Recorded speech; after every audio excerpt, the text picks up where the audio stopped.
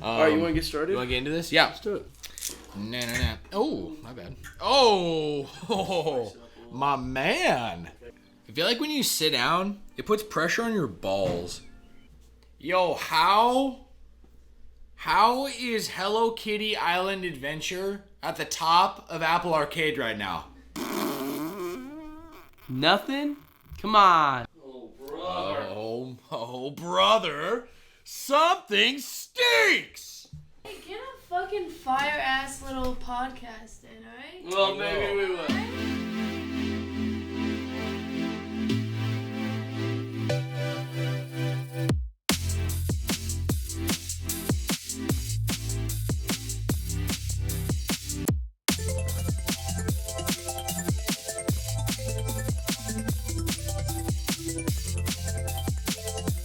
What is good, my friends? Welcome back. This is marking episode 7, Joshimation Station. Yes, it is. We are back.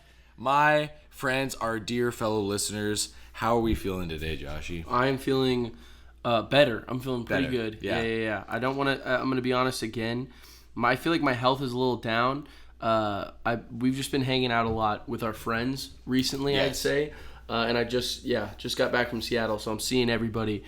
So we just drank again 2 nights ago, and a couple nights. Oh, nights yeah, ago. that was for Dorian's going away, Yes, right? it was. Yeah. Yes, it It was. was 2 nights ago. It was 2 nights Yeah. ago. Yeah. Yep. So once again, I'm not hungover now because I didn't drink last night. I'm totally fine. You didn't last night? No. Oh, okay. Because I had work yesterday, and then I just got off. So maybe I'm just a little tired. Yeah, That's possible. that could be it. Yeah. But I feel like I can hear it in my voice, or maybe that's me being insecure. You sound like a little nasally. A little but nasally? I'll be honest. That's Just what I like thought. a little bit. Yeah, exactly. But, like Josh and I were talking a little bit, like for a couple minutes before we started recording, and honestly, I feel like you sound the same as you did You think last so? week when you were Oh, a little yeah. sloshed, you know. Yeah. But I feel like you sound good. Like, well, at least Yeah. your eyes don't look super droopy. Okay. Yeah, I'll take that. Yeah. That's So- an upper. That's And plus, this is an episode that Josh is taking lead of, my friends, for the main topic. You know, That is true. Um, Joshimation Station. You might as well Joshimation call Station. this the So Joshimation I want to make sure Station. you enjoy this episode, Thanks, my man. man. Yeah, I appreciate of that. course. Yeah, call 'Cause- this the Joshimation Station, and I'm the conductor. You feel me? Yeah, dude. Well, I can be The J train.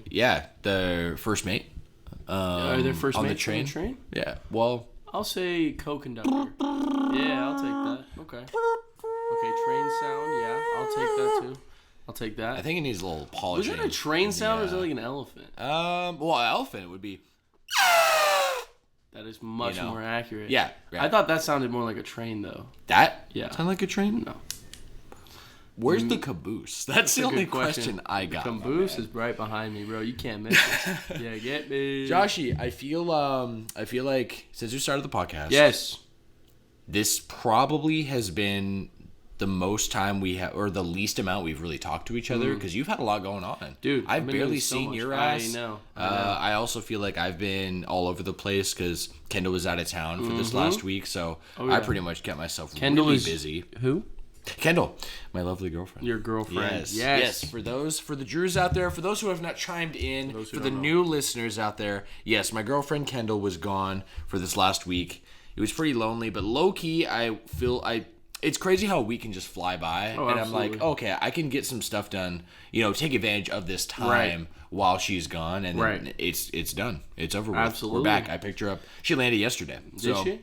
Yeah, What and now time did you pick her she up? is at work. Oh, I picked her up around noon. Her flight got delayed. It was about nice. noon. I picked up her mom and her grandmother. And that was Nice. my first time meeting her grandmother. Really? Yeah. Oh. I've talked to her on FaCetime, but, Yeah. But first not- time seeing yeah, her. meeting. She Yeah, reminds yeah. me a lot of my grandma. Really? Yeah, they kind of Wow. have like a similar kind of like vibe Yeah. and energy, and like this little like bowl cut that's cute, you know? Okay, like, just, like the old lady white cut. hair. Yeah, you know? I like that. I Little like bob. that. It's cute. The bob, the old lady bob. My mom's I- already I going love that it. direction. She's already got her hair like at that Annette? cut. She just needs to white out. One of and our she's already Patreon full grandma. supporters. Yes, Yeah, one of our yeah. Patreon supporters, my very own mother, Annette, we love her. We love her so much. We love Annette. So Well, Josh, yeah. my point though was I want some ketchup, my man. Yeah, man. Yeah, fill me in. Yeah, I mean, I've been mostly. I'm hanging out with my friend Trinity. She was in Alaska for Yes.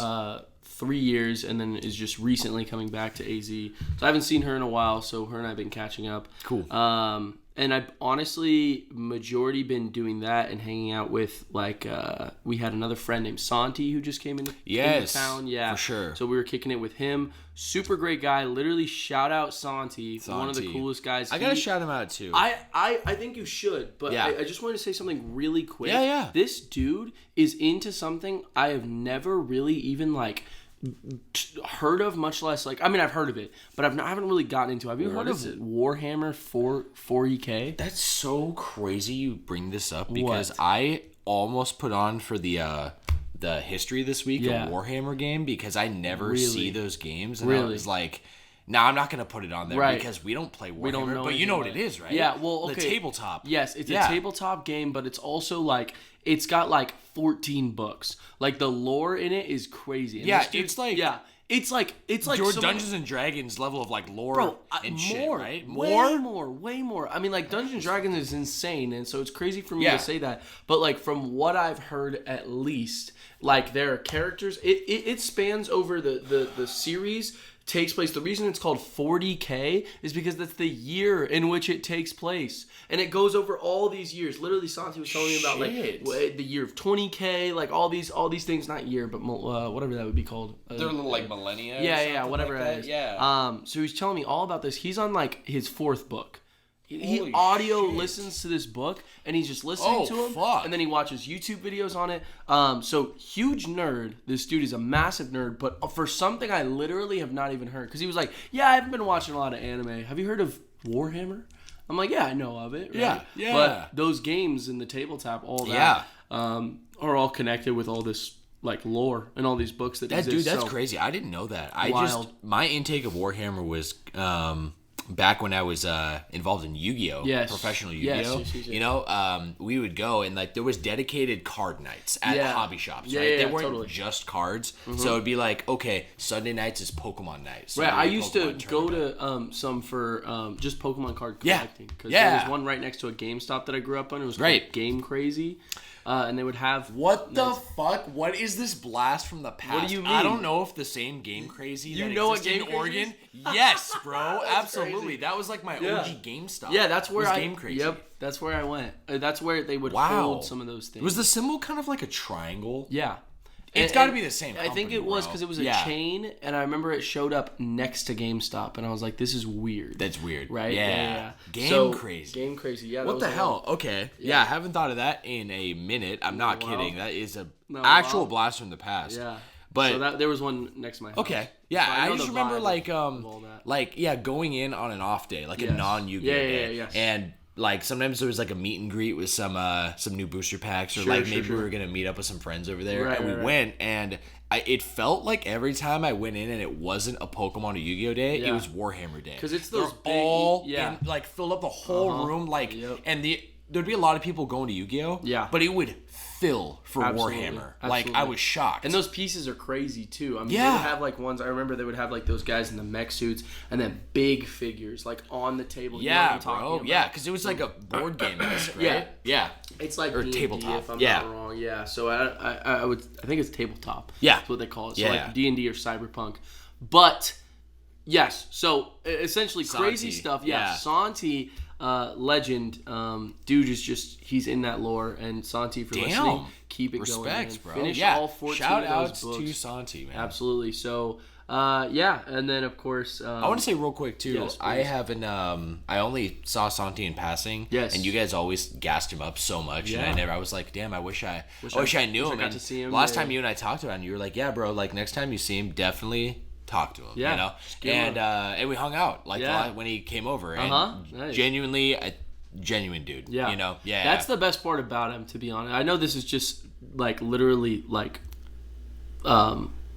what's the word, give me a second. You want me to help with the assist? I know this is just gassing up Santi Gassing right now, up Santi. and that's what the podcast is right now.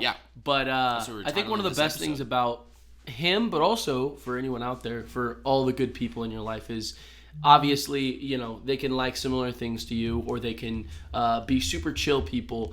But if they're genuine, I think that's the most important thing. And sometimes you can have people who are genuine with a sweet heart, but sometimes that genuineness can mean that they're kind of an asshole sometimes, like Dylan, right? You know what I mean? Love Dylan so much. Love Dylan. But that's just how it goes sometimes. Assholes right now. But that's how it goes. Like we love him for that because it's real. It's not phony and it's not fake shit. No, for sure. You know what I mean? Yeah. So anyway, gassing up Santi, but he deserves it because he's a genuine guy. Yeah, and I think those people deserve the love they get. So anyway, absolutely. That was my week. How was your week? I mean, you talked. That was it. Just Santi.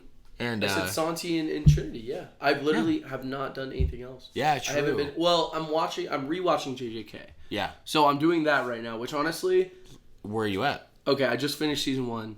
Oh, today. Yeah, shit. But I was rewatching, so I'd seen it all, right? I've seen all of it. Dude, can I talk to you about something? Yeah. Here's the issue. Yeah. I shat on this show so hard. Yeah. Like really hard. Yeah, I know. And it's really good. It's really yes, good. bro. Yeah, I really like it. I can't tell if it's maybe I'm being influenced by the people around me who are really enjoying it. Probably. Which I think that's a part because also I've been confused on a lot of things in the show and they've explained it to me like very hard. Can you give me an example? Like, I don't know. I didn't know how domain expansions work. I didn't really understand the clans in which it worked. Like there's 3 major Jujutsu clans, like the people who exist. I didn't know there's 3. Yeah, there's 3 major ones, but there's a bunch of them. But there's like they talked about it. It's like Maki and her sister are from like something, but then you find out Fujitoro's actually from there as well. Just at the end of season 1, and it's just like interesting. And then the beginning of season 2, which I just started, is a prequel. Like it's a big prequel thing. So it's just like it's got me excited. And I rewatched the movie too. So I rewatched. Okay. Yeah, okay. I guess I did a lot of watching JJK this week. Yeah. So I'm loving it. Cool. Genuinely. Fuck yeah. It's really good. I would say it deserves a lot of the hype that it's getting. Yeah.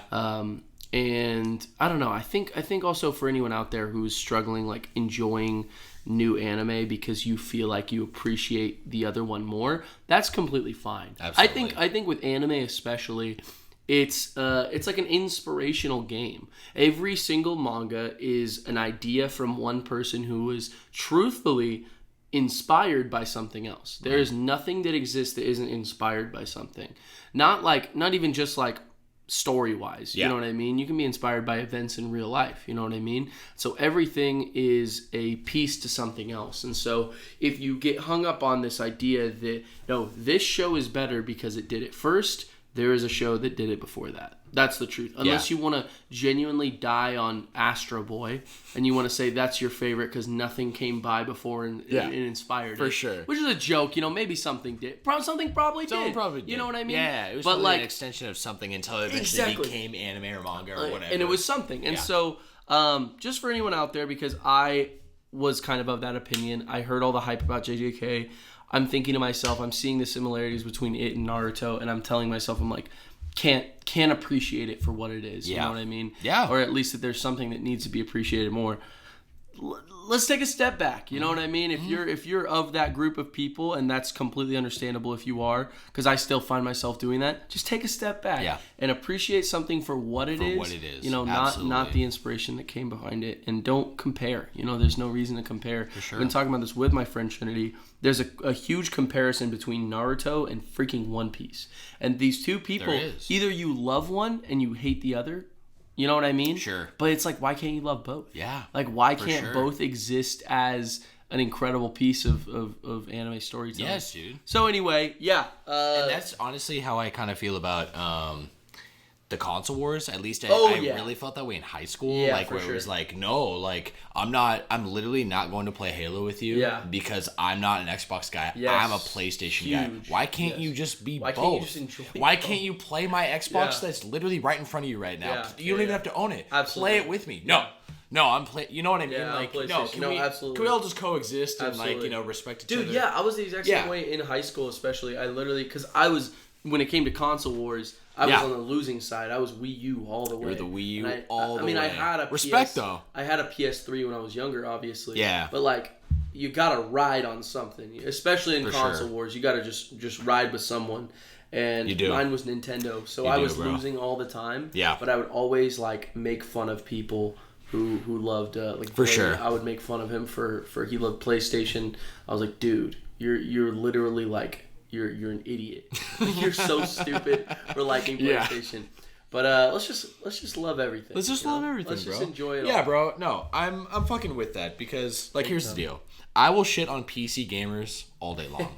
And that is not because I genuinely think that it's inferior in any way. Yeah. I just personally think it's fun. Yeah. And a little bit of rivalry is good. Yeah, you know what I mean? We love because it's so apparent that PC Master Race is real. It is everything will ever forever be on the PC. Yeah. It always has basically the state-of-the-art technology, right? Yeah, Ray tracing originated on the PC. All these experiences. I feel like everything kind of didn't it? Literally everything. Because you go back to like Halo, people were saying, no, you shouldn't put that on Xbox because a good shooter can't be on a console because it belongs on PC. It belongs to the mouse and keyboard. Mouse is better. Yeah, right. So, but it can be fun if it's all in fun and games. You know what I mean? Absolutely. Appreciate the other side. Absolutely. I personally like being a console gamer, and it's for a lot of different reasons. Yeah. You know what I mean? One of those reasons really being because I just know myself, and if I get in the PC race, I'm gonna want the latest and greatest all the time. Absolutely. And that is a never-ending battle. No, of course. You know, from all my friends and nerds who have and all you fuckers out there who are big into PC gaming, you know you want that new graphics card when you just bought an $800 one 2 years ago. Yeah. And you want the $1,600 one now. Absolutely. You know what I'm saying? No, and I'm totally with you on that. So, yeah. Yeah, well, absolutely. It's all for you, my friend? Absolutely. Yeah. Cool. That's all I got going on. Cool. I've actually been really busy myself. Really? Yeah, I don't really have a lot in here as far as what I did this last week. Like, I barely played any games. Yeah, I didn't play a single game. Yeah, actually? Yeah, this whole week. Wow. I mean, I played some Smash. Oh, really? Of course. Yeah, I gotta keep I tell this to our friend Gabe. I say at least get one set in a day. True. That's genuinely what I believe because I think, especially if you're trying to get better.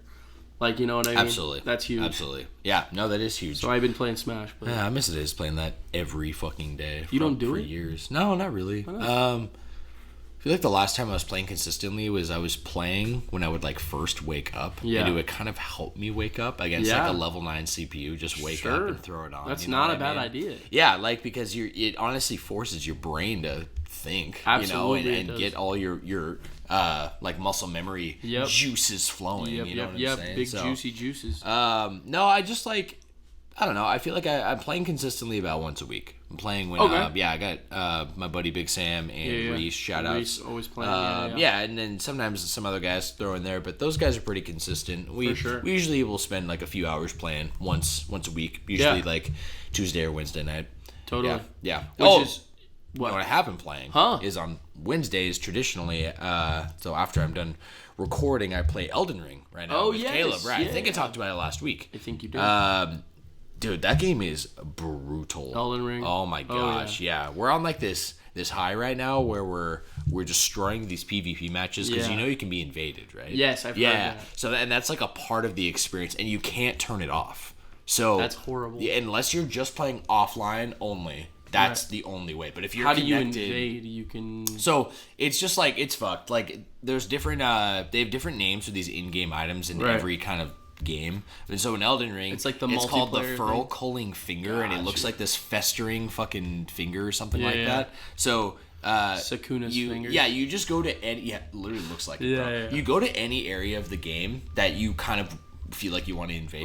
You light this thing up, and the game will start searching for anybody who is online in that area. And then as soon as it's ready, it'll just send you. And so to them directly directly to their world, right? And then the fuck thing about it, really, it's a little better with co-op because that's how I'm playing the game. But for most people, they don't play it cooperatively I am. Like I'm literally playing the whole experience cooperatively. Right.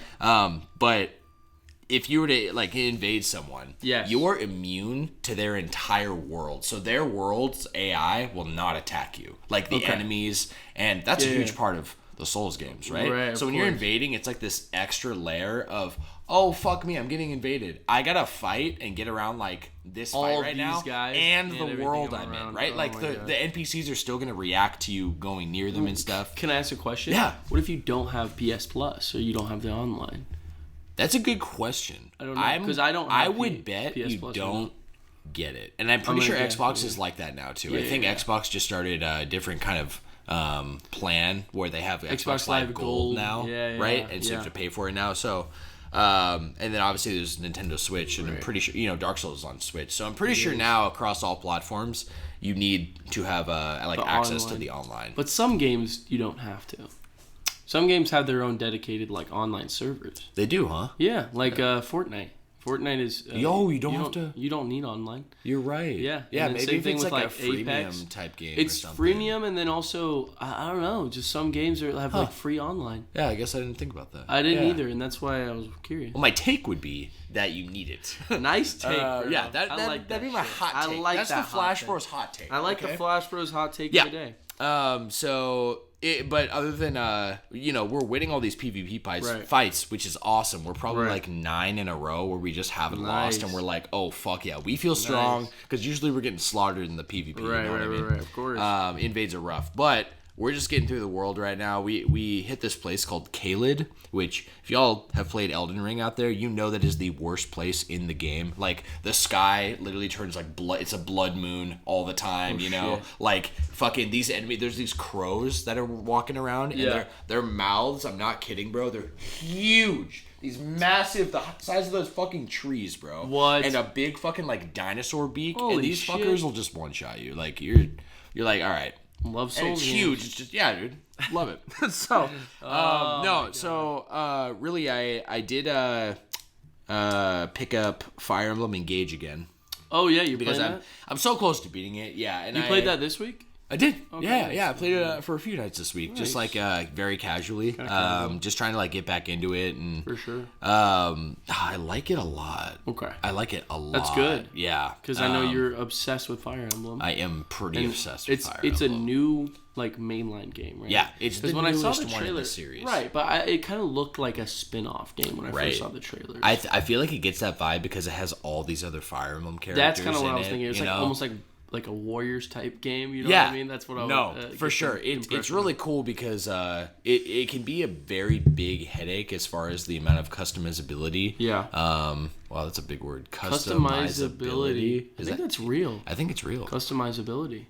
Let us know. If it's not, write us in. Corrections. If it's not, anyways, yes. It's a Flash Bros original word. We'll take it, bro. Right, yeah, trademark. Right. So, honestly, the customization in that game is insane. It's like you already have like all this customization per unit, and that's kind of the whole appeal of Fire Emblem. Is like, you have this army, you got your fighter, you got your archer, you got your Pegasus Knight. Right. Everything has a strength and weakness, and then characters themselves have like set growths and whatever. So then on top of it, to make it even more complex and to make the game experience truly yours, there's no objectively good, like there's always like these like objectively best builds you can look up for like Fire Emblem or something for strategy games. It's like any strategy game. Right. Yeah. But this is so insane because there's all these rings you get, which is the engage rings, hence the title, where you have any party member engage with a classic hero. So like Marth, for example, he speed fixes characters, so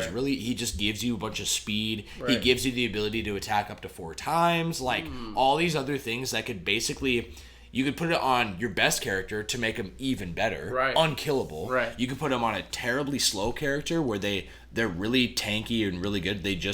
They're just shit on speed. Right. You could speed fix him that way, right? Yeah. So there's all these fucking ways. So is Marth not a playable character? He's only like as a ring. So he's like an add-on character. Okay. You don't play directly as Marth, but you play as somebody connected to Marth. Interesting. Does that make sense? Yeah, it does. And there's I could go super deep into like the battle system and stuff. I don't think I want to until I give a review. Totally. But I'm pretty close to being done. I think I just finished chapter 22 or 23, and I think there's less than 30 in the game. So I'm somewhere around being done. Yeah, I'm loving that. Story's gotten crazy. And I must say that my biggest gripe on the game was its characters and story. Really? Pretty much just the story. I felt like It's hard to explain. I'm still watching the live piece one action. This will be the live congruent. piece one action. Oh, is that what I said? Live piece one action. Yeah. So the live piece Dude, one action. I love that name. Holy shit, let's call it that. Yeah, bro. Live piece one action. Yeah, let's do it. That's badass, dude. So with Holy the live fuck. piece one action. I can't believe you said that. You didn't even mean it. I didn't mean it. That's it amazing. Just came out. Yeah. Bro. Hey, that's called. Hey, another OG. Absolutely. Yeah, baby. Yeah, I like Let's that. go. I like So watching that, Live there's piece one action. there's a small gut feeling I had going into the show. Yeah. I know there's a small tangent, but bear with me. No, I'm with it. Going into it, it was like, oh, am I gonna like this? Because it's kind of cringe. It kind of has these very purposefully cringe shit. And sometimes it's a lot. You know, I just finished the third or fourth episode, the one with finishing up that mansion. Oh, with Claudio. Yeah, Claudio, right. Yeah. So, and just everything, camera angles, what they say, like sometimes it's just really cheesy, and it brings me back to like Spy Kids as a kid. You know, watching that, it's just like it's so cheesy, you know. But there's a certain charm, and sometimes that charm is there or it's not. And I feel like you can tell. It's hard to explain, but you just have this gut feeling of if you're with it or not. Yeah. And Fire Emblem, at least at the beginning, for most of the game, I was not with it because it has like this kind of feeling to it. Yeah. Yeah, it's not very serious like Ike's games, like I've referred to that before. But like these older Fire Emblem games, the ones with Roy, Ike, Marth, Corrin, those are pretty serious toned games. Totally. They're not really quirky. Like there's some, but. I feel like Fire Emblem has evolved to be more anime-like into its current state right now. Yeah. And with that, it's come like more and more quirkiness, more and more... Three Houses, was that like you would say? It's quirky. But it's like serious? It is. It's very serious. Okay. And the story is so fucking good. Because I remember hearing the synopsis on... It was Fire Emblem... No, you know. Persona. Yeah. What do you mean? Well, Fire Emblem Three Houses with like basically all the mechanics added to it, they turned into Persona. That's what I was hearing a lot. Is that what you mean? No, I was saying I was talking about there was one with Camilla. Oh, was a character? Yeah, Camilla. Yeah, that came out when I was in 7th grade. Huge tits. Yeah, massive knockers. Yeah. All of us watched the trailer and we're like, holy shit, this is fire. Yeah. But I don't remember the game that's from. I remember hearing that was a really serious one, too. Yeah, that's Fates, and that's Corrin's game. Yeah, Corrin. Yeah, and Camilla's her sister. Yes. Yeah, or his sister, depending on what gender you play. Yeah. And Camilla's also DLC for this Engage game, so you can get her as a ring. Yeah. Wow. Yeah. Her tits are still there. Massive? So, yeah, absolutely. Awesome. But she's full 3D now. So, Perfect. It's pretty cool, honestly. Yeah. Camilla's a badass character because she's kind of has this trope of like, oh, I'm just this like dumb bimbo. But no, she's strong as shit. Yeah. She's like, ooh, all ditzy. It's kind of going with what I'm talking about. Her personality is kind of like this aloof older sister, but she's strong as shit and she will wreck you. She wields an axe. Like a massive axe. You know what I mean? Yeah. I do. Yeah. So, anyways, I wrap this up by saying basically still continuing to engage and getting back into it. I'm really in it. It was kind of between that and the Xenoblade DLC. Xenoblade 3. Because you never finished that? I didn't finish it. Right. And I kind of feel like I gotta go all in for Xenoblade. For sure. Yeah, because that's how I feel really, right now. Yeah, right. Much like why you didn't finish 3. Yep. Yeah. Exactly the exact reason why I haven't even started it up, because I'm like I'm not half-assing Xenoblade. Dude, you can't. You absolutely literally cannot. Yeah. So absolutely. Anyways, my friend, that's about wrapping up what has been going on this week. Should we kick it off? Let's get right into it. Absolutely. My friends, welcome back to the show. If you are new here, this is a podcast between me. My name is Sam. I'm your host, and my co-host Joshie. That's me. Joshua, whatever you want to call him. Yes, sir. One of my best friends. For real. Me. Yeah, and we started this podcast not too long ago, and it's basically just about us and what we love, which is gaming, anime, and hanging out. You know what I'm saying? Talking. You can check out our website. That's going to be at patreon.com/flashbrospodcast. You can check out basically what we're all about right there. We don't have much yet. We are still building, and we're still fairly new, but we got lots planned on the horizon. Big check plans. out last episode. We voiced some things. I think it was last episode or the episode before. Yeah, about a bunch of ideas we got stirring up in the pot. Yes. But we're going to continue kind of this layout for going through the end of the year here, as we just hit October. Oh, yeah. So expect big things by honestly, I feel like after we move and after we kind of like get our own like studio, we're Josh and I are going to be moving out of this beautiful house that we're in. This gorgeous house we love so much. Yes, because our landlord is selling the house, you know. Shout out Dave. Shout out Dave. We really do love him. Yeah. This ain't a dog at all. No, it's you know, all good things must come to an end, but we feel like for our next chapter, we really want to get a place together that's got a recording studio, and I believe we can upgrade the podcast significantly, beginning with video work. Once we get moved. Yeah, that'd be awesome. So trailing off that, you can also write us in at Patreon or via email. What is it? flashbrospodcast@gmail.com. That's gotta be the one. Yeah, write us in, guys, because we want reader mail on the show. We'd love questions, comments, concerns, anything that we get, especially while we're smaller right now. We will read on the next episode. We will. Absolutely. So, and we appreciate you guys so 100%. much. Yeah, 100%, baby. Josh, I got a little list for you. Would you read it off for me real quick? Absolutely, I will. What is this list, my friend? So right now, I'm just going to shout out the Patreon supporter, the sponsors. The sponsors! Yes, we love you guys so unbelievably much. It's crazy. Getting us started off, we have Austin Bauman, who is an absolute legend. He was the first one, right off the gate. Right off the day one, we had this on Patreon. Shout out Austin, actual day one. Yeah. Then we got Annette Anderson, of course, absolute legend. Let's go. Oh yeah, we love her. And then Donald Duck. You literally can't say enough about Donald Duck. I love Donald Duck. Absolutely, me too. He's an OG at this point. He kind of is an OG. He definitely feels like. Came out of left field, hasn't written in yet, but I'm still looking forward to it. I hope he speaks up someday. The moment he does is the moment that like this shit is just. I'm gonna scream. Crazy. I'm gonna say it right now. I'm gonna actually I'm gonna jump. We got Kendall Sutherland, of course, your lovely girlfriend. My lovely girlfriend. Yes, we love her so much. Adrell Williams, A-Dub's in the building. A-Dubs. He's streaming today? I don't. Yeah, it's Wednesday. Yeah, Sweet A Wednesday, right? Come on now, yeah, we know the vibes. And then Johnny Rao the Fourth. Hey, you pronounced that way better than I did the first time. What did you say? Kidding. Well, first I didn't know it was the fourth, so I did Rao. Oh, I see. Okay, yeah. Johnny Rao. What the and fuck? I didn't know if it was like raw. No. So I think I said Rav. Rav. You know? Yeah. He told me how it's pronounced, and you pronounced it perfect. Yeah. Yep, Johnny Rao. Johnny Rao the Fourth, my man. I think last episode we talked about getting Rao the Third, Second, and First in here. You know what I mean? Are still waiting for them to come in. Yeah. So whenever they're ready. Yeah, Johnny, if you could reach out for us, that'd be great. Let them know we're waiting for them to join the show. Check us out. Joshie. Yes, sir.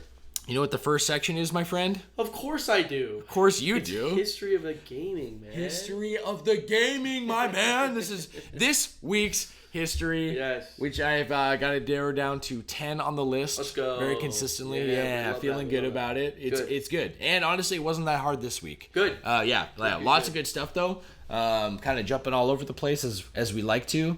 And so for those the Drews out there, all the Drews. Drew himself. Does Drew listen to the show? No, he hasn't.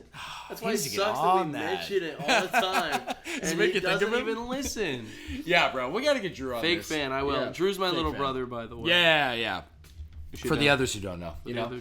So, my friends, for the Drews, this is a list pertaining to this week between October 2nd and October 8th. Today is Wednesday, October 4th, 2023. And I've got a list here of our curated history of games released this week. Josh, you ready to dive to the past? Ready to dive in the past. Ready to dive to the past. Call me Marty McFly, because I'm ready to dive in the past, baby. Let's go, time travel. Yes, sir, the first one I got on the list here, Josh, is Resident Evil 6. Oh, yeah. Which released on PS3 and Xbox 360 October 2nd, 2012. Did you play that?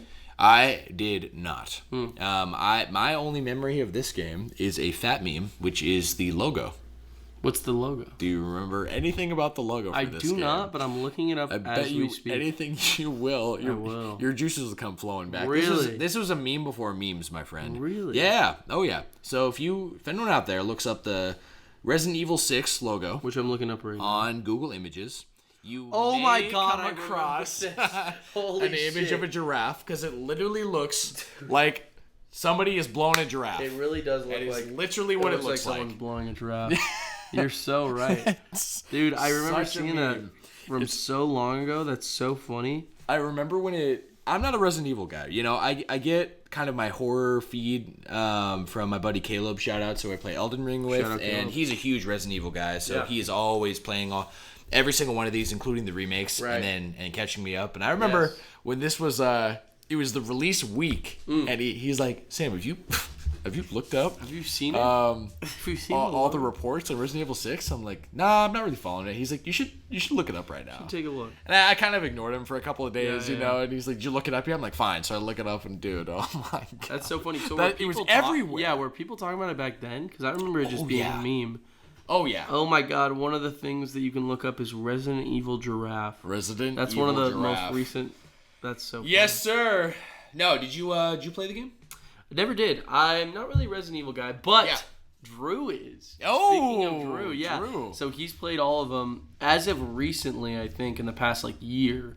Because it started with Resident Evil 2, the remake, obviously. Yeah. Then Resident Evil 3, and then if I'm not mistaken, they just released Resident Evil 4, right? They did. Yeah. They did, yeah. So, in fact, they're about to release that DLC pack, I think. Okay. Yeah, very which cool. Was part of the original, I guess. Yeah. I don't know. I don't know much about it. I'm not really a Resident Evil guy, but he played every single one. He's trying to get me into it. I bought the PS5 version of Resident Evil 2. Oh. I'll see if I enjoy it. Yeah. You know, if I don't, that's okay. But if I do, maybe I love it. Honestly, I would love your feedback because you would be. I feel like we're similar and different in a lot of ways. I agree. And so with gaming and stuff, sounds like we don't like or we don't have a lot of interest in Resident Evil for the same reasons. So. If you decide to play it, please let me know. If I love it. Yeah, I don't know. Especially for being the remake. Oh, Resident Evil 7. Isn't it the village? Biohazard. Or Biohazard. Oh, wait. No.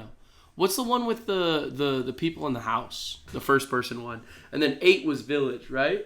And 8 is Village. Yes. Wait, is it? Yeah, I thought it was. Oh, maybe 7's Village and 8 is Biohazard. Maybe because Village had 7 in the title, I thought that's how I remembered it. I don't because it literally was yes. So I'm going to look up. I'm going to find out. Yeah, it's definitely 7. 7? No, you're right. Yeah. Village is 8. No. Yeah. Biohazard 7. Biohazard. Yeah, because that's 8. Yes. Yeah. Yes. Okay. I got it. Yes. 7 then, it was the VR one. Yes, it was on right? VR. And there was that big report of your hand gets cut off in there, your arm, and apparently when you look at it, it's really trippy. It trips you out. Yeah. That's what I've heard. Yeah, okay. Never watched it, have never played it. For sure. But I brought that up because I know that was kind of almost like a cultural reset, I felt like, for Resident Evil. I think you're right. Because it was very cinematic before that, and it was kind of getting a little cheesy. Yeah. If I'm not mistaken, with 5 and 6, with Leon and the way that he was bugging about. And then I know they did Revelations. And then Revelations, and then they brought it back to kind of the root of the I think you're absolutely right. Yeah. I think I remember all that happening. I think I remember Resident Evil 6 specifically scoring terribly, or it just wasn't received well. And people just didn't fuck with it because it was what I mean. The vibe of the original 2, you know what I mean, is completely different than the vibe of 6. And so they tried to bring it back, smaller scale, and then they blew it up like in Village, but kept it that small scale. Kept it that same vibe with a bigger scale. Yeah, okay. That makes sense. Yeah. You know what I mean? Yeah. Okay. Okay. Pretty cool. Resident Evil 6. Wow, there's a little more than I thought we'd talk about it. A little bit more. It's perfect. Well, you definitely know this next game, my friend. Sir. I don't know if you've played it, though, but it is Castlevania Symphony of the Night. Symphony of the Night. On PlayStation 1. It released October 3rd, 1997. Yes. Man. Okay, so I've never played the full thing. Okay, but you've played it? Yes. So Drew had it on his computer when he was at Tooker in ASU. Okay. And so I would just play it if I ever went and visited him. That game is a fucking masterpiece. When it comes to Castlevania, there's probably not one that looks better. Yeah. If not sounds better. I listen to the soundtrack sometimes. There's a couple tracks. It's so dope. It's so good. Yes. It's literally got some of the best music ever. And it's got the best main character. I don't know that. It's Richard, right? No, it's freaking Alucard. Oh my god, I'm stupid, bro. You know what I was thinking of? Which one? The beginning. Remember the very beginning where you're literally fighting Dracula? Yeah. Or is it Alucard? No, it's Dracula, right? Alucard is who you play as.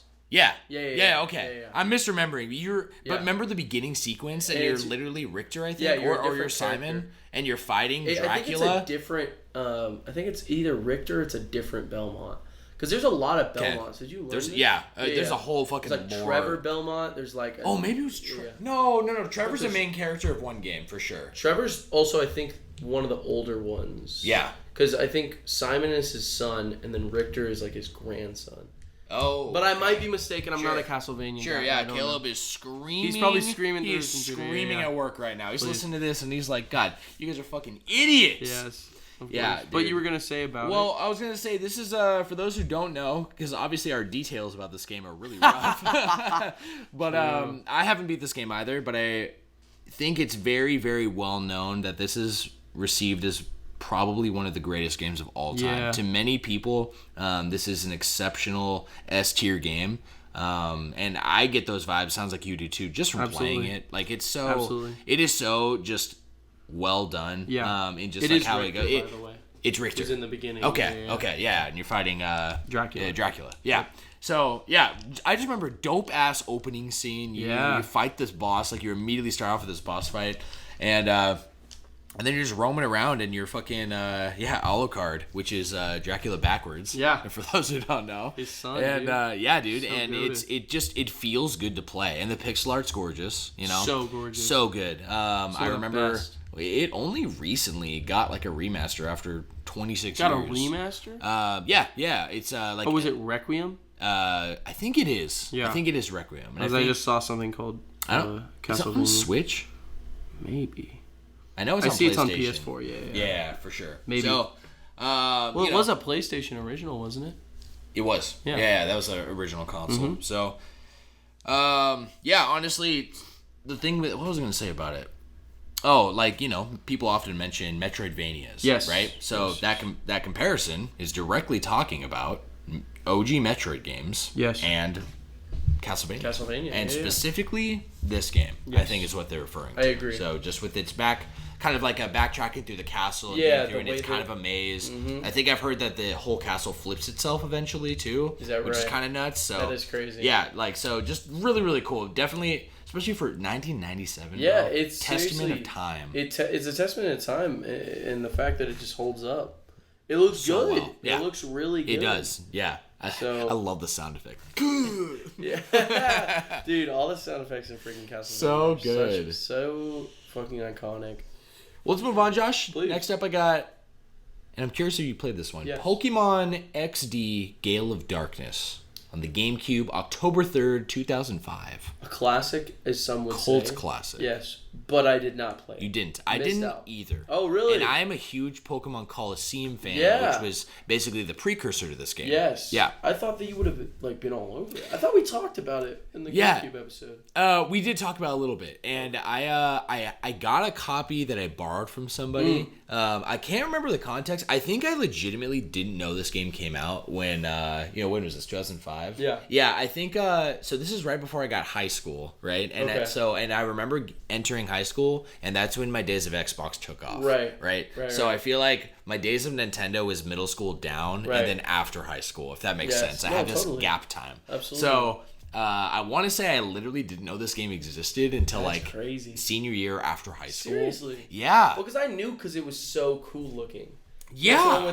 With the dark Lugia. Yeah, bro. Design. It's such an iconic cover. Yeah, it's literally so iconic. Yeah, dude. Yeah, man, I'm with you. Yeah, but so I don't have much to say on Gale of Darkness other than I remember a buddy lending me his copy. Yes. I think it was literally senior year of high school or maybe the next year, and it didn't work. Like, I put it in my GameCube and just legitimately wouldn't load. That sucks. My buddy moved away, so I still had it, and I was like, oh, maybe I can... I think there was a Game Crazy, and they could resurface games, you know? So they resurfaced it, still didn't work. And I was like, fuck. So I never truly got to play it. I don't even really know anything about it other than it was... Like I said, kind of a rehash of Pokemon Coliseum with Shadow Pokemon, all that stuff. So, it's pretty badass. Yeah, dude. Oh, for sure. For a Pokemon concept, come on now. Absolutely. Speaking of badass, and speaking of another revolutionary game for its series, let's hear it. Super Mario World 2. Yoshi's Island. Yoshi's Island. On the Super Nintendo, October 4th, 1995. Which... Yeah, 10 years prior, I was like, did we have another 95 on this list? That's 2 years before Castlevania Symphony of the Night. That's wild. Yeah. Yeah. What's your take here? Yeah, well, first off, it's truthfully barely even a sequel to Super Mario World. It's literally not Super Mario World. They say it's Super Mario World 2, though. Yes. But it's not. It's not. It really isn't. In my opinion. It doesn't take place in the same spot. Doesn't take place in the same time period. It doesn't take place with the same character really at all. Not the same gameplay. Right. But that's awesome. I like that. However, I don't think... I think they only did that because that was like... it was kind of a way to make sure people knew it was Marketing. Mario. Same thing that they did with Wario Land, where it was Super Mario Land 2, right? Yeah. It was Mario Land 2. Yes. Wario Land... And then they had their own Wario Land games that came after that. Yes. And then they did the same thing with Yoshi's Island, because Yoshi's Island then had a couple games. If I'm not mistaken, just one, right? The 3DS one? Or was there a sequel? Was there a Yoshi's Island 2? I don't think there was. I think the sequel was that 3DS. It was the 3DS right? game. Yeah. Yeah. But that didn't have any connection towards Super Mario Land. Like, it was like a Yoshi game. Yeah. You know what I mean? Yeah. Which is No, interesting. for sure. So Yeah, that's happened twice. This is a Baby Mario Yoshi game. Yeah. That's happened twice now, where a Mario character has become its own like thing from being connected to Mario. Wario and Yoshi. And if you think about it, in freaking Smash Bros, Wario and Yoshi aren't Mario characters. They're Yoshi. It's a Yoshi and a Wario character. You're right. Because Wario has the WarioWare right? logo. Yeah. And then Yoshi has his little egg. No, you're right. Because he's Yoshi. He's not from Mario. Yeah. That's interesting, huh? That is interesting. Isn't that pretty crazy? Yeah, I didn't even think about that. Yeah, because they're definitely, I would classify them as the same kingdom. You know, the Mushroom Kingdom. Absolutely. Yeah, Mario, but no, it is interesting. But they're their own game series, apparently. Apparently. Imagine if Waluigi had that. I want that so bad. They're doing it with Peach right now. I know. They're literally doing it with Peach. Yeah, they are. Excuse me. Imagine if they came out with another Smash game. Yeah. Peach would have her own logo. She would have her own logo. That's kind of nuts. And where's Waluigi, huh? Eh. No question. Beats me, my guy. Did you ever beat this game? No. This is one of the few Mario games I played all the way through. Oh, really? Retro Mario games, I'll say. Yeah. I remember not in the Super Nintendo, on the Game Boy Advance. Oh, very cool. Because they had an advanced version? Mm-hmm. Yeah, remember the series that we brought up multiple times? Advance? I think it was the third one? No, the third one was definitely Mario Bros. 3. So this was the fourth one. So it was Mario Advanced 4? 4. Yeah, and there was Yoshi's Island. Yeah, and I beat it on there. And legitimately an incredible game. Really? Yeah. I feel like you got to go into the game with a different mindset than traditional, even especially Super Mario World. Because Super Mario World is so... You don't even have to like gaming, and you will just pick up that game and take off. The sound... Literally, like, think of it like the jumps, like...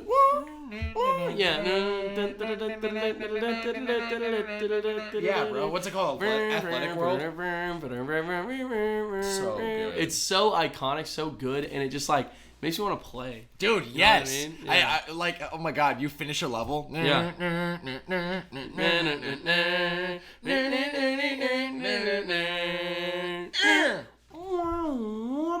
So good, dude.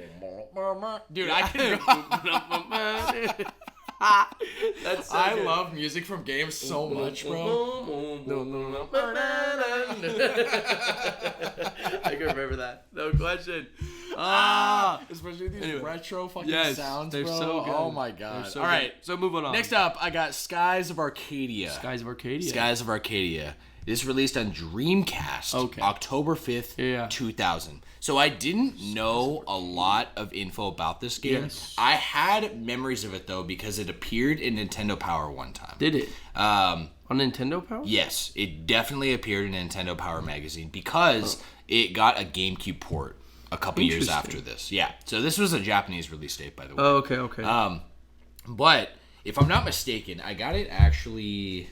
It's a cool looking game, by the way. I just looked up some pictures. Yeah, it looks I wanted to actually have you look it up to look at the cover because it looks like an anime. It really does. Yeah. I also love the design of this main character. Right. I love the and what do you think the theme is? One goggle. You notice that? He just has one side to a goggle. Why do you think he's got one? Because it's like pirates. He's a fucking pirate. It's Sky Pirates, bro. Yes, I love that. So it was released in America? It was eventually, yeah. This is just the original Japanese release date in the Dreamcast. Yes. Pretty sure we got an American release date in the Dreamcast, and then we got a GameCube version. Yeah. Pretty cool though. I looked up gameplay, so it definitely plays like a turn-based RPG. Oh, okay. Just like you know, Final Fantasy. Yeah. But literally one of the first games like that are that old, I want to say, where it actually has like you're traversing on a pirate ship in the sky. Right. Like you're going from island to island. You drive it? You wield the ship. Yeah. And there's a big... I was watching a small amount of gameplay, and there was like a big sheet of clouds coming down, right? Interesting. And you couldn't pass that sheet. Like you hadn't unlocked that area yet. Wow. And you had to go around it, and I was... really impressed, honestly. This is cool. For it coming out in the year 2000, and kind of just the whole concept, it seemed very original. I really like the idea, and I also really like... I was just looking at some screenshots. The graphics don't look like horrible. Yeah. You know what I mean? Like, look, that's pretty good. You know what I mean? That does look really good. Like, it looks pretty darn good. I'm not even kidding. Yeah. There's an HD version just came out. That's probably a screenshot from the HD version, of course, but still, those models are pretty good. No, it looks like it's held up pretty well. Yeah. So, don't think I'll play it. Yeah, I probably never will, but I have respect for also those kind of things. And also, I like designs, and I like seeing, inspiration like that. I love it. Oh, yeah, baby. Oh, yeah. Well, next up, Joshie, I know you played this game. I've got Super Mario Party on the Nintendo Switch, October 5th, 2018. Super Mario Party. We played it together. We did play it together. I own it. You own it? Yes, I do. Me too. No I'm actually, way. I don't know if you know this, but I'm a massive Mario Party fan. Mario Party fan. Who do you think's a bigger Mario Party fan, you or Azzy? Because that dude, Azzy, I don't think he's ever come to our house and not been like, guys, want to play Mario Party? I want to say me, just because I've asked Azzy, and Azzy, please correct me if I'm wrong, but I think I don't think he's played all of them. I don't think he has. And I played them all. I played all of them except for 9. Oh, I also didn't play the Wii U one with Bowser. That's 10, right? Yeah. I haven't played 9 or 10. I have played the rest. So you played the ones even when it went car mode. Car mode? Car mode. What's car mode? Every person moves together. That wasn't that the... That was 9 and 10. Or if I'm not mistaken, 8 too. 8 also had that? Yeah. Where every person moved as a unit. I don't remember. It was a big deal because car mode returned for Mario Party 10, and it was a huge deal, and everyone was really upset. I'm just gonna look it up. Well, real quick. Yeah, and finishing on my point, while you look that up, do a little fact check real quick here, Josh. No, I don't think Azzy's played all of them, and I think when I've asked him, like, I remember us actually playing, and he said he'd never played it before. He just really wanted to play Mario Party. Right. So big respect. But I think one of the biggest Mario Party fans I've ever met in my life. Yes. Hayden. Really? Hayden. Oh, yeah. And Benjamin. Shout out to those boys. Yeah. Seriously, some of the biggest Mario Party nerds I've ever seen. Just specifically for the classics. Yes. But I think my appreciation for Mario Party really, really grew because of them. We had a tradition when I was seeing them very consistently. And back when I lived in Oregon, once a week, we'd have Mario Party. Really? Night. Oh, yeah. Oh, yeah. We'd spend hours. We'd get stoned as shit and play Mario Party. Nice. What a vibe, my God. That sounds like a vibe. Yeah. And 2 of them, I think Mario Party 1 and 2, if not 3, are all on the Nintendo Switch Online. Oh, yeah. They just added them. Huh? Yeah. Yeah. Recently. So I just did some fact checking. By the way. It started in Mario Party 9. It started in 9, okay. It was where every player sat in one car together. That's so silly. And every roll that you did, everyone would move. Okay. And I have a game facts pulled up of how everyone's talking about how much it sucked and how much everyone fucking hated it.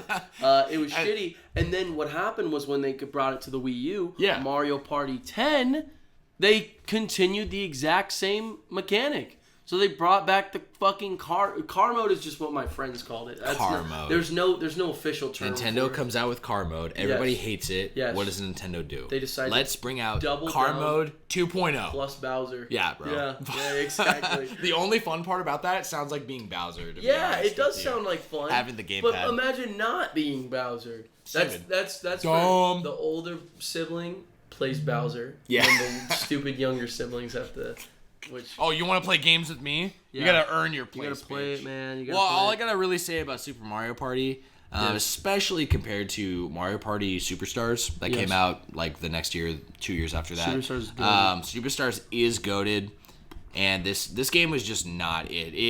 It hit. I gotta play it as an early playthrough of it. A playthrough? No, that's not even the word I'm looking for. I like that word. An early demo. Okay. Of this game at PAX. Yep. Yeah, it was actually Super Smash Brothers. You waited in one line, and you got to play both Super Smash Brothers Ultimate immediately into Super Mario. Nice. Party. Yeah. Nice. And we played like 5 mini games. That's all it was, just back to back. Yeah. And the best part about that game, hands down, is the mini games. Some of the best designed mini games in a long time for the Mario Party series. Nice, man. Just done really, really well. Really fun. Did you ever play? But playing the maps themselves was very mid. Yeah, and then you played a lot of Superstars. Superstars, yeah. Yeah. That one's really good. So good. I think they should have just made that missing more. Yeah, exactly. Yeah, I agree. Yeah, but it's got some of the best like maps. Yes. Like, you don't even. I don't know. Yeah, I almost just wish they would make DLC for it. Do like a DLC, you know, kind of like what they're doing for Mario Kart. Make like a big greatest hits of Mario Party. I would shit myself, bro. I know. That would be crazy. I'd probably shit myself right after you. Well, after the shitting, I've got a hat in time. October 5th, 2017. Oh my god. Which we've talked a little bit about in this show, but yeah, take it away. I fucking love that game, dude. Yeah, that game is fucking goated. Like when it comes to, in my opinion, when it comes to genuinely some of the best 3D platformers that I think about in my head, like there is no other, especially an indie game. There's no other game that is as tightly made as that one is. It's got. You think so? I know so. I have a feeling that like genuinely, if you gave it the budget. With everything with the way that it feels, if you gave it the budget of he's cracking a 4 Loko again. Oh my god, he's getting faded. Get ready. He's about to get fucked up.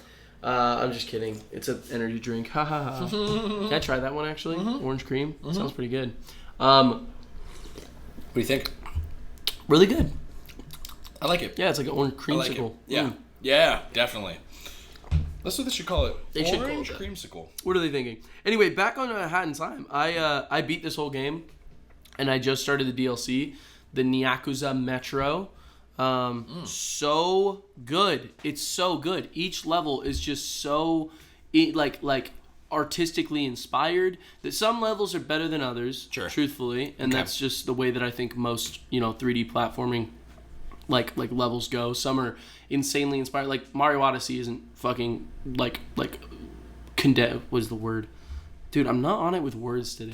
Me neither. It isn't alone in that sense. Okay. Because think about like remember the Steam Gardens? Yeah. Such a fucking creative like all the that music mixed with the fact that it was exactly. It had this massive it was like its own garden in the middle of nowhere, and then all the residents were old like AI watering can robots. They were supposed to water them, but clearly they like have become like social, and they all like walk around and they're like citizens now. Yeah. But it was like I'm like, what an interesting idea. And then you go over and there's a lake. You remember that one? It's just like a lake. It's just a lake. It's just like I mean like it's like a traditional Mario lake, and I'm like You talk about like the big one, like the big lake. Which one are you thinking of? I'm thinking of one probably later in the game. I'm thinking of like you literally can go to Steam Gardens or the lake. And it's called the Lake Kingdom or something. Yeah. It's got little mermaid people. Yeah. And it's like one is very clearly has an idea, vision, and inspiration, and then the other one is like they made an idea. Yeah, exactly. Yeah, exactly. It's an idea. Yeah. But it doesn't mean it's a bad one. You know what I mean? For sure. But that's just how it goes with 3D platforms. So I would say Hat in Time definitely up there with some of my favorites that I played, and it kind of reminds me how, which is really funny. It's the only 3D platformer I ever played on a mouse and keyboard. Oh, true. But it felt amazing. Actually? Yeah, it felt so good. They just, the way that it works with the keys, they just made these perfect, because you have like this dash that makes you bounce. But if you jump right when you bounce, you get kind of a boost, and you can just keep going forever. Yeah. And so it's almost like these little Mario mechanics where it's like, I've heard the movement is very tight. The best part of the game, I think. Which makes the level exploration that much more than fun. For sure. Because the character is that much fun to play. Yeah. So I would give it a solid 8.7 out of 1,000. Wow. Weren't you shitting on me for 0.5s last week? Nah, I said 0.5s, not 0.7s. You're right. You're right. Think about that. No, I think that, just on the real quick on the subject of tight controls, I feel like that is makes or breaks games for me. Absolutely. Like hands down. It's like a reason I feel like you're not a Dark Souls guy. No. Would you say that a big reason for that is because the movement is terrible? Yes, because those movements are dog shit. Yeah. Check this out. If I could move like I moved, or if I could move like fucking Link in Breath of the Wild in a Dark Souls game, I think it'd be pretty fun. Yeah. To be honest, if you had the ability to like run quickly, like the dodging, locking on mechanics like that, maybe I could like still parry. Yeah. And then I could also, what if I could Flurry Rush is what I meant to say. Flurry Rush, that's what it's called, right? Rush, yeah. Right? Yeah, I messed it up. I thought it was Fury Rush. Yeah, I thought right when I said it, but I was like, that's not right. That is absolutely the reason I do not like Dark Souls games. Yeah. I think the movement. Yeah, dude, I think that is a reason I don't like honestly, now that I think about it, a lot of like modern platformers. Like I just feel like the movement sometimes just doesn't yeah, dude. Yeah. How are they nailing movement on like Banjo-Kazooie from 20, 30 years ago? Saying. And the movement on like modern games is like it's pretty and shit, but actually playing it is like this is dog. I agree. You know? And honestly, I think that's one of the hardest parts about even like realistic games. The movement gets more and more difficult because you cannot move a character as well as Banjo or Mario from 64 100% if they look realistic, you know. Yeah. However, I think it can work well. Like Last of Us Part 2, the character is clunky, big, moves like a natural human would. Yeah. The aiming is dog shit. You're looking over his shoulder and all that. But it works for the game because that's how you're supposed to feel. You're not supposed to. It's very immersive. Yeah, you're not supposed to feel like a god. You're supposed to feel like a person. Yeah. You know what I mean? Like Call of Duty. Yeah, exactly. Yeah. Fucking CS:GO. Have you seen the people they could literally jump off ledges and just grind off the side? That's what realistic and there's movement. always they're always doing this, switching their weapons. Switching their weapons around. Dude, So that's what Apex. I love watching people play Apex. Yeah, Apex is fucking crazy. Nuts too. Fortnite.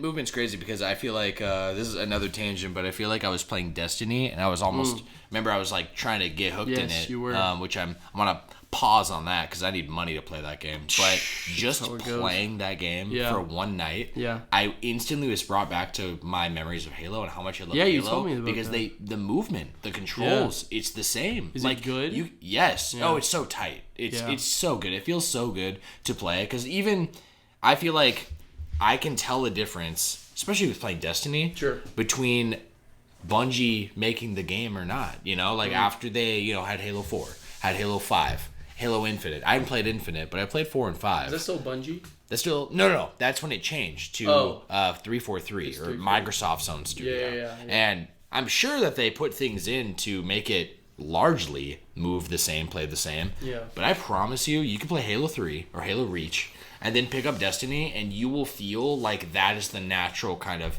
evolution of the movement, of the controls. Yeah, Halo? Yes. Yeah. Yes, absolutely. Yeah. It felt more like Halo to me than I've felt in fucking years. Interesting. So, yeah. Well, movement, bro. Important. Huge. Controls. That's why Hat in Time is good. The end. Yeah, the end. Moving on, I've got Fire Emblem, The Sacred Stones on the Game Boy Advance, October 7th, 2004. This is a Japanese release date. Josh, this was my first Fire Emblem game. Was it really? It was, yeah. The Secret Stones? The Sacred Stones. The Sacred Stones. This has two twins for a main character. It's Ephraim, I think he's pronounced, and Erica. Is that the red-haired ones? No, they're called the Azure Twins because they both have greenish blue hair. Oh, okay. Yeah. I thought there was maybe I am thinking of that one. Didn't they make a remake? Recently? On Sacred Stone? No, but it's on the 3DS? Store. It's on the store. Oh, okay. Yeah, it's on, I think they released it on the 3DS as a downloadable game. Or they just gave it to you with the Ambassador program. Right. But they definitely just re-released it on the Nintendo Switch Online. Oh, wow. Yeah. Nice. Yeah. So Sacred Stones. Sacred Stones, yeah. One of the shortest Fire Emblem games, I'm pretty sure. And this was the first ever... No, I'm sorry. This is the second Fire Emblem game that we got in the United States. Okay. Yeah, ever. The second ever? Yeah. What was the first one? So the first one was with Roy's dad. That's just called Fire Emblem. With Leaf. Not Leaf. I know these guys. They're spirits in Super Smash Brothers. Hey, I thought you would know. Yeah, I do. Yeah. Yeah. I know every Fire Emblem character ever. No, I'm just kidding. Ever. I know any. Dude. But there was a remake of a Fire Emblem game with two siblings that was on the 3DS. They're not siblings. Oh, okay. They're like childhood friends. Yeah.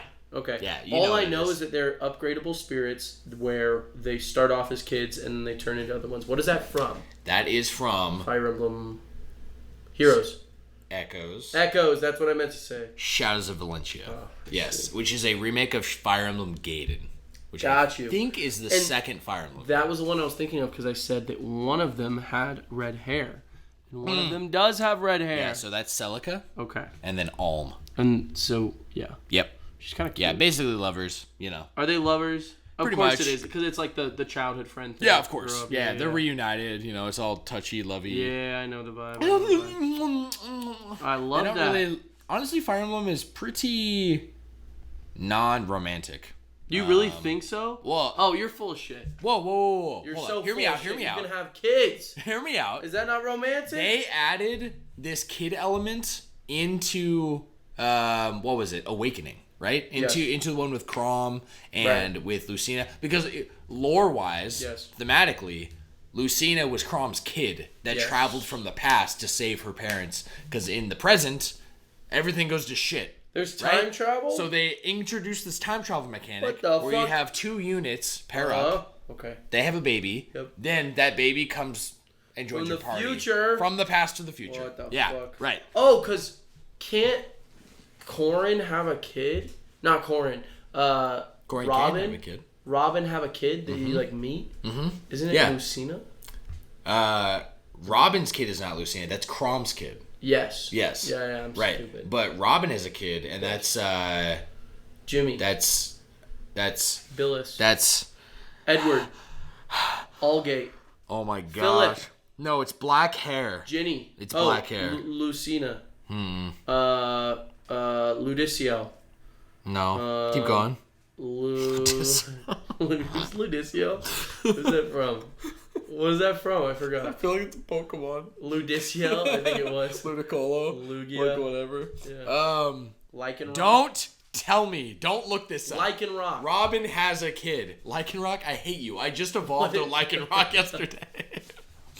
It's gotta be a Lycanroc. Right? No, it's fucking... Oh, I know. Morgan.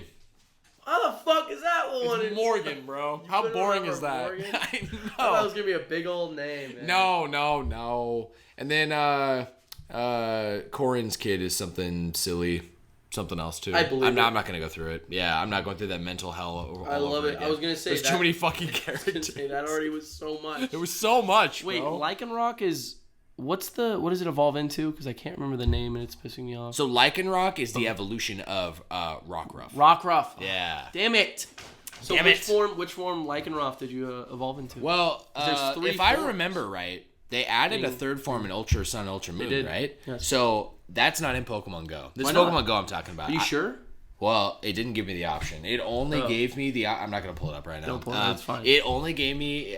It kind of has weird things in Pokemon Go that are in, like, the main line. For sure. That are, like unique. Pokemon candies. Yeah. Those are weird. Very weird, unique, you know? Because guess what? Wait, can I say a really funny story? Yeah. So you use Pokemon candies to evolve Pokemon, right? Yes. So I will constantly because I'm always working on my Pokédex, I will look up how do you evolve blank. So I remember I recently looked up how do you evolve, it was like Chansey or something like that. Sure. Something like that, right? And the first thing that comes up, the biggest thing on Google is like, it was like, feed her 30 Chansey fucking candies. Yep. I remember reading that and being like, where the fuck do I get Chansey candies? I've never seen a single Chansey candy in this whole game.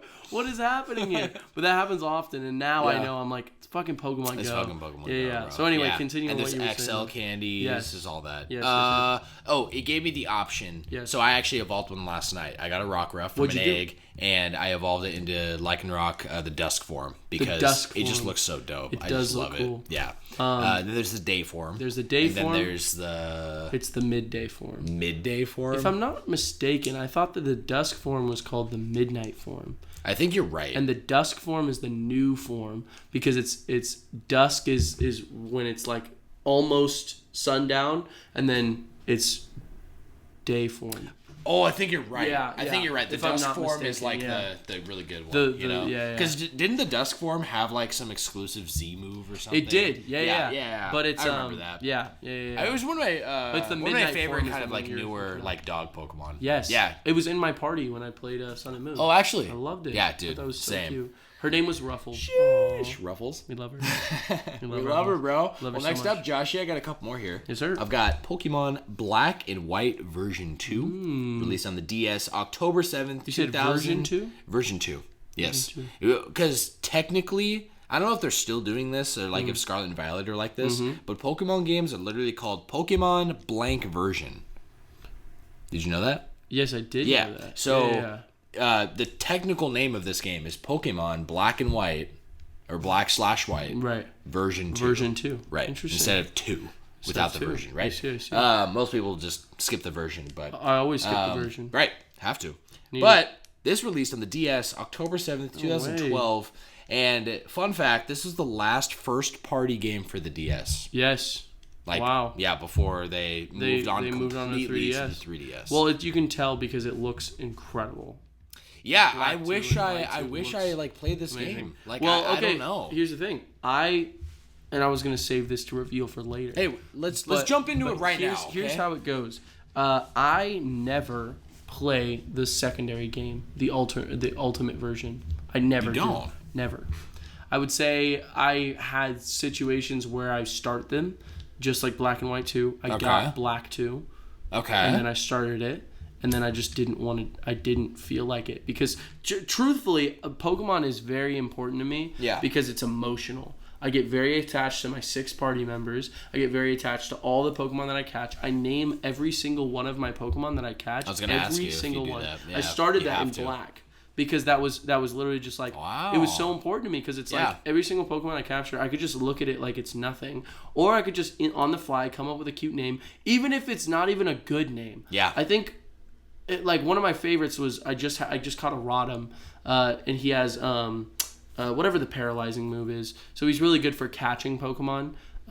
It's like electrical something. I don't care. Like what the fuck? You know how it paralyzes them? Yeah, you know that bro. move? I don't know what it's called. I don't know. But I named him TV. And I thought that was a really TV? funny... Yeah, just TV. And I thought that was a cool name. And I'm like, I love that. I'm so glad that I just named him something. Yeah. Because it gives almost like this emotion towards it. So when I look at something like Black and White 2, I'm like, I don't know if I'm ready to go through all that again. Because it's only been a little bit since I just played that game. You know what I mean? Yeah. And I put my heart into each Pokemon game. So usually I skip them.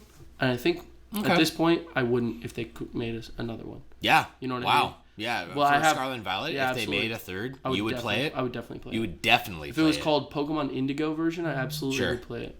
Absolutely. But, You're here first, folks. you know, hey. And also, the move's called Thunderwave. I just remembered. Thank you! You're welcome. Thunderwave. You're welcome, I bro. literally use Thunderwave, literally, because it's so good for catching Pokemon. Oh, yeah. Because paralyze easy. them, Yeah. and then I literally could catch them with anything. I For usually sure. go Ultra Ball. No, Thunderwave is like Thunderwave's go. incredible, even in PvP, because unless they're ground type or they have levitate, they're fucked because there's no items unless you have a held item for PvP. So you paralyze someone, their speed is like halved, okay, and then there's a 1 in 3rd chance they just don't move. Yes, that's fucked. It is fucked. Genuinely, it's so fucked. It's stupid. But it's great. Shout out TV, my boy TV. Shout out TV. TV. Rotom, Yes. which we love Rotom, by the way. Why do you say Rotom? I don't know. Rotom. I've always said Rotom. Pokédex. Is it actually Rotom? Phone. Yes. I've always said Rotom. Rotom. Yeah, Rotom. I don't know. It's just how I read it and how I saw it. I used Rotom in Arceus, like extensively. Yeah. It's just funny that you say it. I don't know. And you're like, I use Rotom. Yeah, it's Rotom. It sounds like an alien coming down and like trying to pronounce something. You know what I mean? I am Rotom. Is this a Rotom? No, it's a Rotom. You ever had a Rotom? No, a Rotom. Rotom. Oh, yeah, we're from the Rotom Club. The Rotom people. Anyway, so Black and White 2, goated, but I did not play it. Neither did I. Unfortunate, but it was beautiful. It's fantastic, and Black and White is my favorite. Do you know if it was received good or anything? I think it was, yeah. Yeah? I think it had really good reviews. The issue was there were obviously the complaints from Black and White. A lot of people did not like, actually, that they were all new, exclusively new Pokemon. Some people found it really annoying, and they also felt that I don't feel this way, to be completely honest. I'm on with the you. complete I'm on the opposite exact wave. opposite wave. Yeah. However, I can see what people are saying, because what they were saying is that Game Freak and Pokemon Company kind of rushed some of the designs to make 150 new Pokemon. So people say that about like what's the trash Pokemon called? Do you remember that one? Yeah, it's like it. I can't remember. I think it evolves into Garbodor. Garbodor, yeah. But I don't remember the original one. And then there's obviously... Yeah. That's what it is. It's Garbodor. Garbodor, I always say Garbodor. Garbodor. But then like Vanillux and stuff like that, people are like, it's an ice cream. It's a trash can. And I'm like, no, I love those fucking designs. I love Vanillux. Vanillux shut the is fuck like, up. I used it on my team. Yes. I don't know if I would have, but I found a shiny in my original playthrough. I never done that as a kid, and I used it on my final party. No way. Yeah, his name was Ice Cream. Hold up. While we're on the subject, Yes. what was your first ever legitimate, you found this shiny randomly? Vanillux. It was Vanillux. Well, it wasn't Vanillux. It was, what was the Vanillux is the final evolution, right? But and it's the pre. Yeah. And that's also something I love. So I am obsessed with 3. I usually have 3 evolution design Pokemons on for your 6. Yeah, for my 6. That's usually what I do, unless there's like a special example, like Charcadet has only 2 forms. I don't know what that is. It's the red one I showed you on the TV the other day. Had the big armor, and then it also has the alternate design Cyrilege. Which is the blue one. The blue one, yeah. But those designs are so cool. I'm absolutely making exceptions. They have the icons on Switch, right? Yeah, they do. Yeah, I used to have a. Yours was one. Yeah, it was for a minute. But So your first shiny. My first ever was one of those ice creams. Whatever the original. Will you look it up? I will. I'm curious now. Will. I felt like I feel like in the Black and White, or maybe it was X and Y. So at the time of X and Y, which is probably when I went the most ham into Pokemon X and Y, ever. like competitive, like not just competitive, just everything, yeah. right? And with that competitive nature, it's Vanillite, by the way. Vanillite, and I found it. I feel like I knew every fucking Pokemon and every fucking type. Yes. You know, like if you just show me a picture and I can tell you the name and the type instantly. Now I feel like a piece of shit. I can't remember. Hey, that's okay. Because honestly, like for me, sometimes I play the shit out of these games, and someone would be like, "What is this Pokemon's name?" I'm like, I wish I could tell you. I have no fucking clue. So Shiny Vanillux doesn't look much different from the original, which is unfortunate, but you can see it's got that blue hue, and then the shiny has like this almost like a purplish hue. Yeah. And it does the shiny logo. Yeah. I shit my pants when I found it. I literally because as a kid I knew about shinies. My friends and I would talk about shinies, but you didn't. It felt like you just couldn't find them. You know what I mean? Oh, yeah. As a kid, because especially me, I didn't know that there was like a percentage-wise. I didn't know what the fuck it was all about. For sure. And so finding one in my game while I was like, I was pretty early in the level, I just shit my pants. Yeah, and bro. It was Ice Cream was, unbelievable. Was his name. He was a legend. No, that's some of the Nintendo does such a good job with so many things, and I think emotion is such a perfect way to describe Pokemon because the emotional impact a shiny has on you when you're into Pokemon is actually nuts. Like it feels. I agree. And for those who don't know, the original odds for finding a shiny Pokemon was, so you walk in the grass, you walk into a cave, Pokemon appears. There's a 1 in 8,000 chance for that to be shiny. Crazy. 8,000. And to put that into perspective, I have literally put thousands of hours into Pokemon across the series. Absolutely. I have only ever encountered a shiny naturally during my playthrough of the game, not post story. Right. So like all the way up to Elite Four, yes. I probably have found 2 shinies amongst every Pokemon game, amongst playing every Pokemon game multiple times. Yep. It's so rare, it's unreal. It's way better odds now. It is better odds. And also Scarlet and Violet, once you complete the Pokédex, you get something called a shiny charm. Right. So have you heard about that at all? Yeah, because Arceus has the shiny charm. Yes, it does have the shiny charm. And I'm pretty sure shiny charm goes back to black and white. I'm pretty sure you got a shiny charm for completing the Pokédex as early as that game. Did. Yeah, the shiny charm was like a thing for completing the Pokédex as a big incentive. Yes. And it does go way back. Does? Yeah. Okay, well, shout out to that. What's the odds then for Scarlet and Violet? It probably goes down to around 500. It ups your likelihood, I think, by like 15%. And I think it doubles it. Does it double it? Yeah, and that would be crazy. But also, I did find a shiny randomly while I was playing the DLC. Did you? Yeah, it was a nose pass. There you go. Nose pass. Yeah, and it was so crazy because it was like I turned, and obviously they're free roaming. Yeah. And so I turned like my camera and everything, and I was staring right at it, and I literally like my brain was trying to comprehend. I was like, what the fuck is wrong with that nose pass? I was like right next to it, and it's cool too because it's got like this gold design. I was like, oh, what is that's up with sick. That? Well, I was like, what is up with that? Oh my god, it's shiny! And I caught it. Yeah. I love that. I kind of love when it's a Pokemon that you're not expecting. That's you're not how trying for. I've always found them. Really? And that's why I'm so happy that I found that Vanillite because it was like I love that design, I love that Pokemon, and yet I found it. I never did in Diamond and Pearl. I never did in X and Y. I remember I found what are those little rat guys from Sun and Moon? The Yungoos. Yungoos. Yeah, Yungoos. I found a shiny one of him. Wow. In Sun and Moon, that was the only one I found. Shit. And then Sword and Shield, I don't think I ever found a shiny. I don't think I did either. And then Scarlet and Violet, I found a. Do you know that string spider? He just got released in Pokemon Go. No. You don't know the one? I don't. Okay. Yeah. So string spider. Yeah. Oh yeah, I don't think they released him. But I found a shiny of him. Okay. And then that was the only one I had. Yeah, pull it up. I do remember my first shiny ever. Yes. It was in Pokemon Silver. And it was before Pokemon Silver? Yeah. That was... I'm sorry. It was Pokemon Ruby. Ruby? It was Ruby. Okay. It was before I even really knew what shinies were. Like, I didn't remember... Oh, what the fuck? Is he not in Pokemon Go? Tarantula. Yeah. No, I've never seen that before. Also, his shiny looks like that. So he looks like a ball of yarn. A ball of yarn, yeah. Oh, that's cute. Oh, like that is such a cool shiny. Well, I remember my first shiny ever. It was in Pokemon Ruby, and I was in a cave, and I happened upon a shiny Slugma. Really? My first ever shiny. Slugma's a cool design. Right, and it's silver. Is it? So when you find it, it's a silver Slugma, and I remember seeing the animation, I'm staring at it, and I'm like, what the fuck is this? Yeah. And I think even as a kid, I was probably like 8 or 9. And you killed it. I was about to like run away. Because I was just trying to go from point A to point B, right? Right. But I caught it, of course. What does it evolve into? What's the name of its evolution? I think it's Mascargo. Mascargo? Mascargo. Yeah. You got it. Mascargo. Mascargo. I'm gonna look up the shiny form.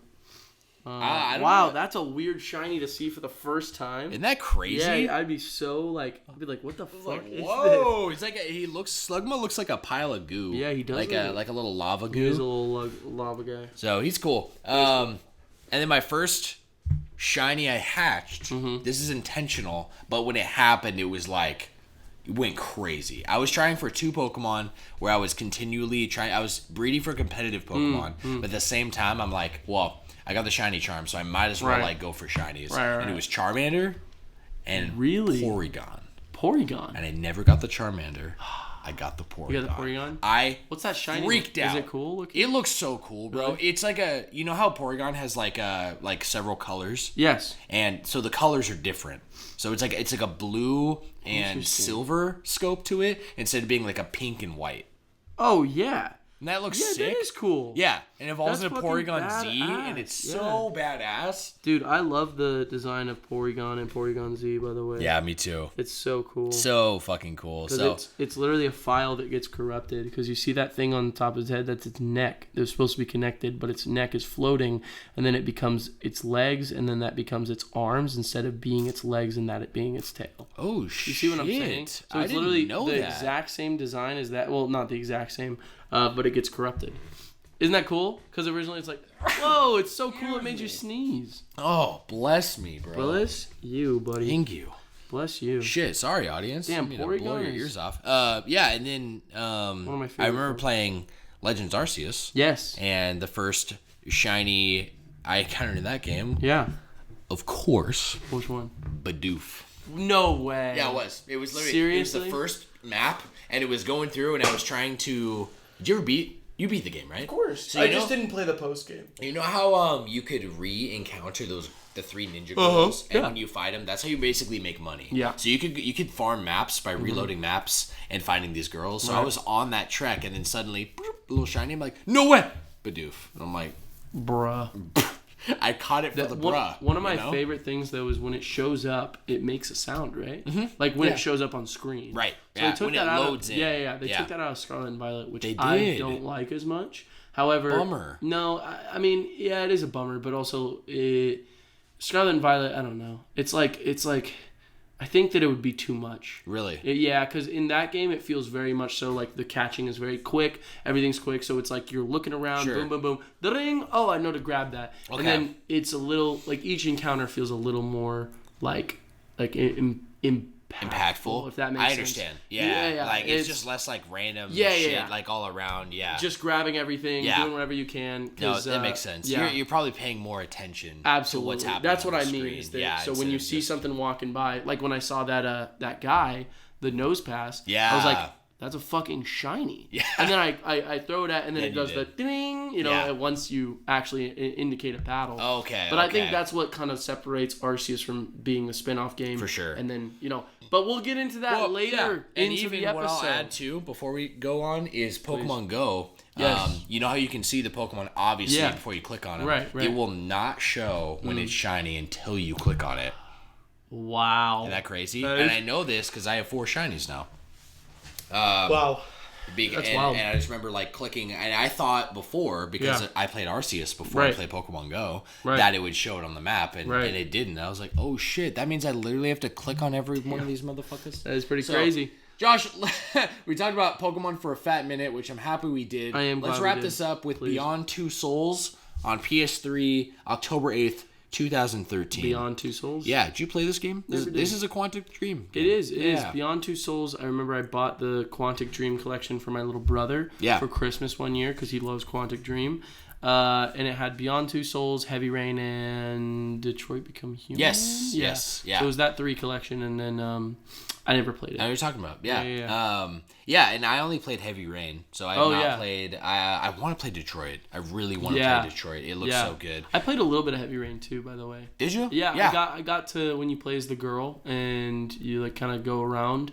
I don't remember anything. I don't remember a lot of the gameplay. I remember how it ended though, and kind of crazy. Insane ending. Really, really good. But what I do remember about Beyond Two Souls was I remember liking Heavy Rain, and some of my buddies were into that too. Yeah. And so there was a little bit of a hype train forming around this game, and then also The Last of Us by this time had a lot of traction, and there was a lot of traction that came with The Last of Us, which was the Ellen Page comparisons. Right? Oh, yeah. And then, didn't they hire Ellen Page literally for Beyond Two Souls? They might have. I'm pretty sure it is Ellen Page. Is it? And if not, then there was a big controversy about getting the character to not look like Ellen Page. Something like hilarious. that. I remember Ellen Page being involved, and there was a lot happening at the time. Oh, yeah, she was in it. She was in Beyond Two Souls. Right. Was Ellen Page in Last of Us? No, but she was compared to Ellie a lot. They look really similar. They do. And apparently she came public and said she was pissed about that. So. She was pissed about looking like Ellie? Right. And being compared to as a character or whatever. Why does Ellie look so much like her then? Isn't that crazy? Because I'm pretty sure the face model doesn't look like her. They just accidentally made her look like it. I thought when I was younger. I have no idea. Yeah. That's so interesting. Love it. Love it. We Joshie. love it. Yes, sir. You mind if we take a little break before we move on to the next section? Perfect. Please. Yeah. All right, my friend. Joshie. Yes. You know what time it is. I do know the time. It's my favorite hour. Is this your favorite? I think it is. Okay. Yeah, I think it is. That's good. As far as like sections go, of course, when you lead a topic, that is also one of my favorite times. Oh. And trivia might be there too. But honestly news is king. News. We have the news today, Yes, we do. Yes, we do. Yes, we do. What's your favorite? I think it might be trivia. Yeah. I think it might be. Yeah, just because so fun. I love either giving the trivia or receiving it. Yes. So I don't think there's one but news is a close second. Yeah. If it's not the topic, because I always love just the topic. Fuck yeah. Yeah, bro. I know. I'm in the same boat. I love the whole show. I love the show. You know, I love how it's structured. Yeah. But the news is fun because I always honestly look forward to what you got to say. Really? Yeah. Because I know, like, I don't know, of all the episodes we've done, you've always given me news that I didn't know about, you know, so... Dude, I was yawning. I'm so sorry. I was not just leaving you. He's pointing at me. Yeah. Yes, I agree because it's honestly crazy because I feel like I'm kind of updated in the gaming scene because I remember after you reported on that one what was that one Unity, was it? That's so funny. We talked about that. We're on the same right? wavelength. I was Yeah. like, Unity? Is he Unity, talking about that? Yep. Unity. And I remember like Moist Critical, he was like talking about it just for like a second. But I wasn't even like, what is he talking about? I was just like, yeah. I know what's going on. Yeah. So same to you, brother. Hey, same to you. Thank you, bro. No, I love it. It's like, as he said, the legitimate news source, and we like that a lot. We love to keep it going too. Because we're just as interested as you guys are, Absolutely to be honest with you. Absolutely But I do want to, I take pride, and I want to educate the public on kind of like just maybe your average person on what is happening, you know, in the gaming world, and that there is a lot more than meets the eye, especially on a weekly basis. I agree. Know? I got some pretty big news this week, my friend, but before we jump into that, I have last week's poll, a little pre-section over here. So this is on our Spotify account. Yes. On this last episode, it asked, what did you think of this episode? To which Johnny wrote in and said, which you can view this publicly now. He said, looked forward to this every Friday. Great structure of the show. You guys hook me in all the way through. Hey! Yeah, bro. We'll take that. Really Thank appreciate you, Johnny. the feedback. Thank you. We really appreciate that. Yeah, dude. And honestly, man, I'm hooked in just knowing that you're listening. Yeah. Hope you know that. Absolutely. We're hooked just knowing that you're, we're talking to you as well. You're a part of the conversation. That's right. So never forget that, Johnny. Yes, sir. And Lene. Yeah, everyone who's like really just writing us and shouting out and letting us know. Did anyone else write in? Or? No one else wrote in this week. Nice. Yeah, but just from personal conversations I've had, we have a few people who literally listen to every episode and are hooked all the way through. Yeah, we love them. Appreciate all you guys. Caleb, I know you're one of those motherfuckers. Yes, sir. Lene, like we said, Johnny, we love you guys. Love them. Thanks for being here with us. Yes, we are. Yes, we are. I have one correction this week, Josh, which was there was a leak of the PlayStation Plus October lineup last week. Yes. So the actual official list dropped, and it did have Callisto Protocol and Farming Simulator 22. Okay. However, it also had Weird West. I have no idea what that is, but I thought I would shout that out. There's 3 games this month. Okay. Yep. Weird West. Cool. Yeah. As long as we get the truth out there and everything is being reported on. That's what I'm all about, bro. That's what we're all about. Too many misconceptions going on, you know what I mean? No. Fuck so, Josh, as always, yes. Why don't you start us off, my friend? All right. So this first article got me pretty excited. Yeah? It's got me pretty darn excited. Okay, I'm good for some excitement to start off. All right, I want you to listen to this and we'll talk about it as soon as I just tell you what's going on. Yes, sir. Pre-production has officially begun for a brand new Berserk adaptation by Studio Eclipse. It sounds pretty hype. Very, very cool stuff. Studio Eclipse is an independent studio with over 100 people and animators working and voice acting people from around the world working under it. So technically this is a fan project, but it is not what's the word? It has a lot of real talent behind it. Yeah. So it's got so we're talking like a we're talking like a really they have a very, very, very impressive the things that they've done. They worked on something called Attack on Titan Requiem, which was the original Requiem was a kind of like a fan-made manga story, which was its own adaptation of the ending of Attack on Titan. And then they did a bunch of key visualizers. They did a bunch of teaser trailers. If I'm mistaken, I don't know if they've released the full episodes yet, but they're working on them. So pre-production, they released a little teaser for this Berserk series that they're doing. Truth be told, I don't think there would be anything more perfect than like this kind of like an independent studio like this. Working on this? Yeah. Because when you get big money involved on an adaptation of Berserk, there's censorships that have to happen. You know what I mean? For sure. And so that's always the issue when it comes to it. However, it is still an independent thing, but the key visualizer that they showed, very impressive looking stuff. Yeah, like they do genuine animations. You're on board. I am on board. And honestly, more Berserk is always good for me. Yes, bro. Maybe this won't be the ultimate in like literal like pinnacle perfect animated version of Berserk that it could possibly be, but I think that it is absolutely like there's nothing more you could ask for when it comes to like a fan animated studio. So I got a question then. Yes, so sir. It's fan animated or fan. This is a fan production. It is. Is there? It's an independent studio. Yeah. But like, do they have permission from Berserk to do this? From what is there a risk? Yeah. From what I've learned. Yeah. As long as it's non-profit, there are laws that say that you can do this. Oh. If I'm not mistaken. Because the same thing is said with things like Spider-Man Lotus, which was a really huge fan production that happened. It was it has a lot of controversy behind it for good reason. Okay. But I've never heard of it. You never heard of Spider-Man Lotus? No. So it was a Spider-Man fan film that came out, like a feature-length film. And it ended up being pretty shit, but it looks really good. But like especially the Spider-Man swinging scenes look amazing. Wow! But they were legally allowed to completely do it because of the fact that it wasn't for a profit, so they made no money off of it. Interesting. So I think I really don't know the laws that well, to be completely honest with you, when it comes to that. Me neither. So I couldn't tell you exactly why, but however, I believe they have the ability to. Okay. As long as it's not monetized. Yeah, because I remember there's many instances in gaming history where that's not the case with games. Yeah, where they'll see a fan project happening. Right. This has happened with Pokemon fan projects. This has happened Project M. Yeah, anything Nintendo based.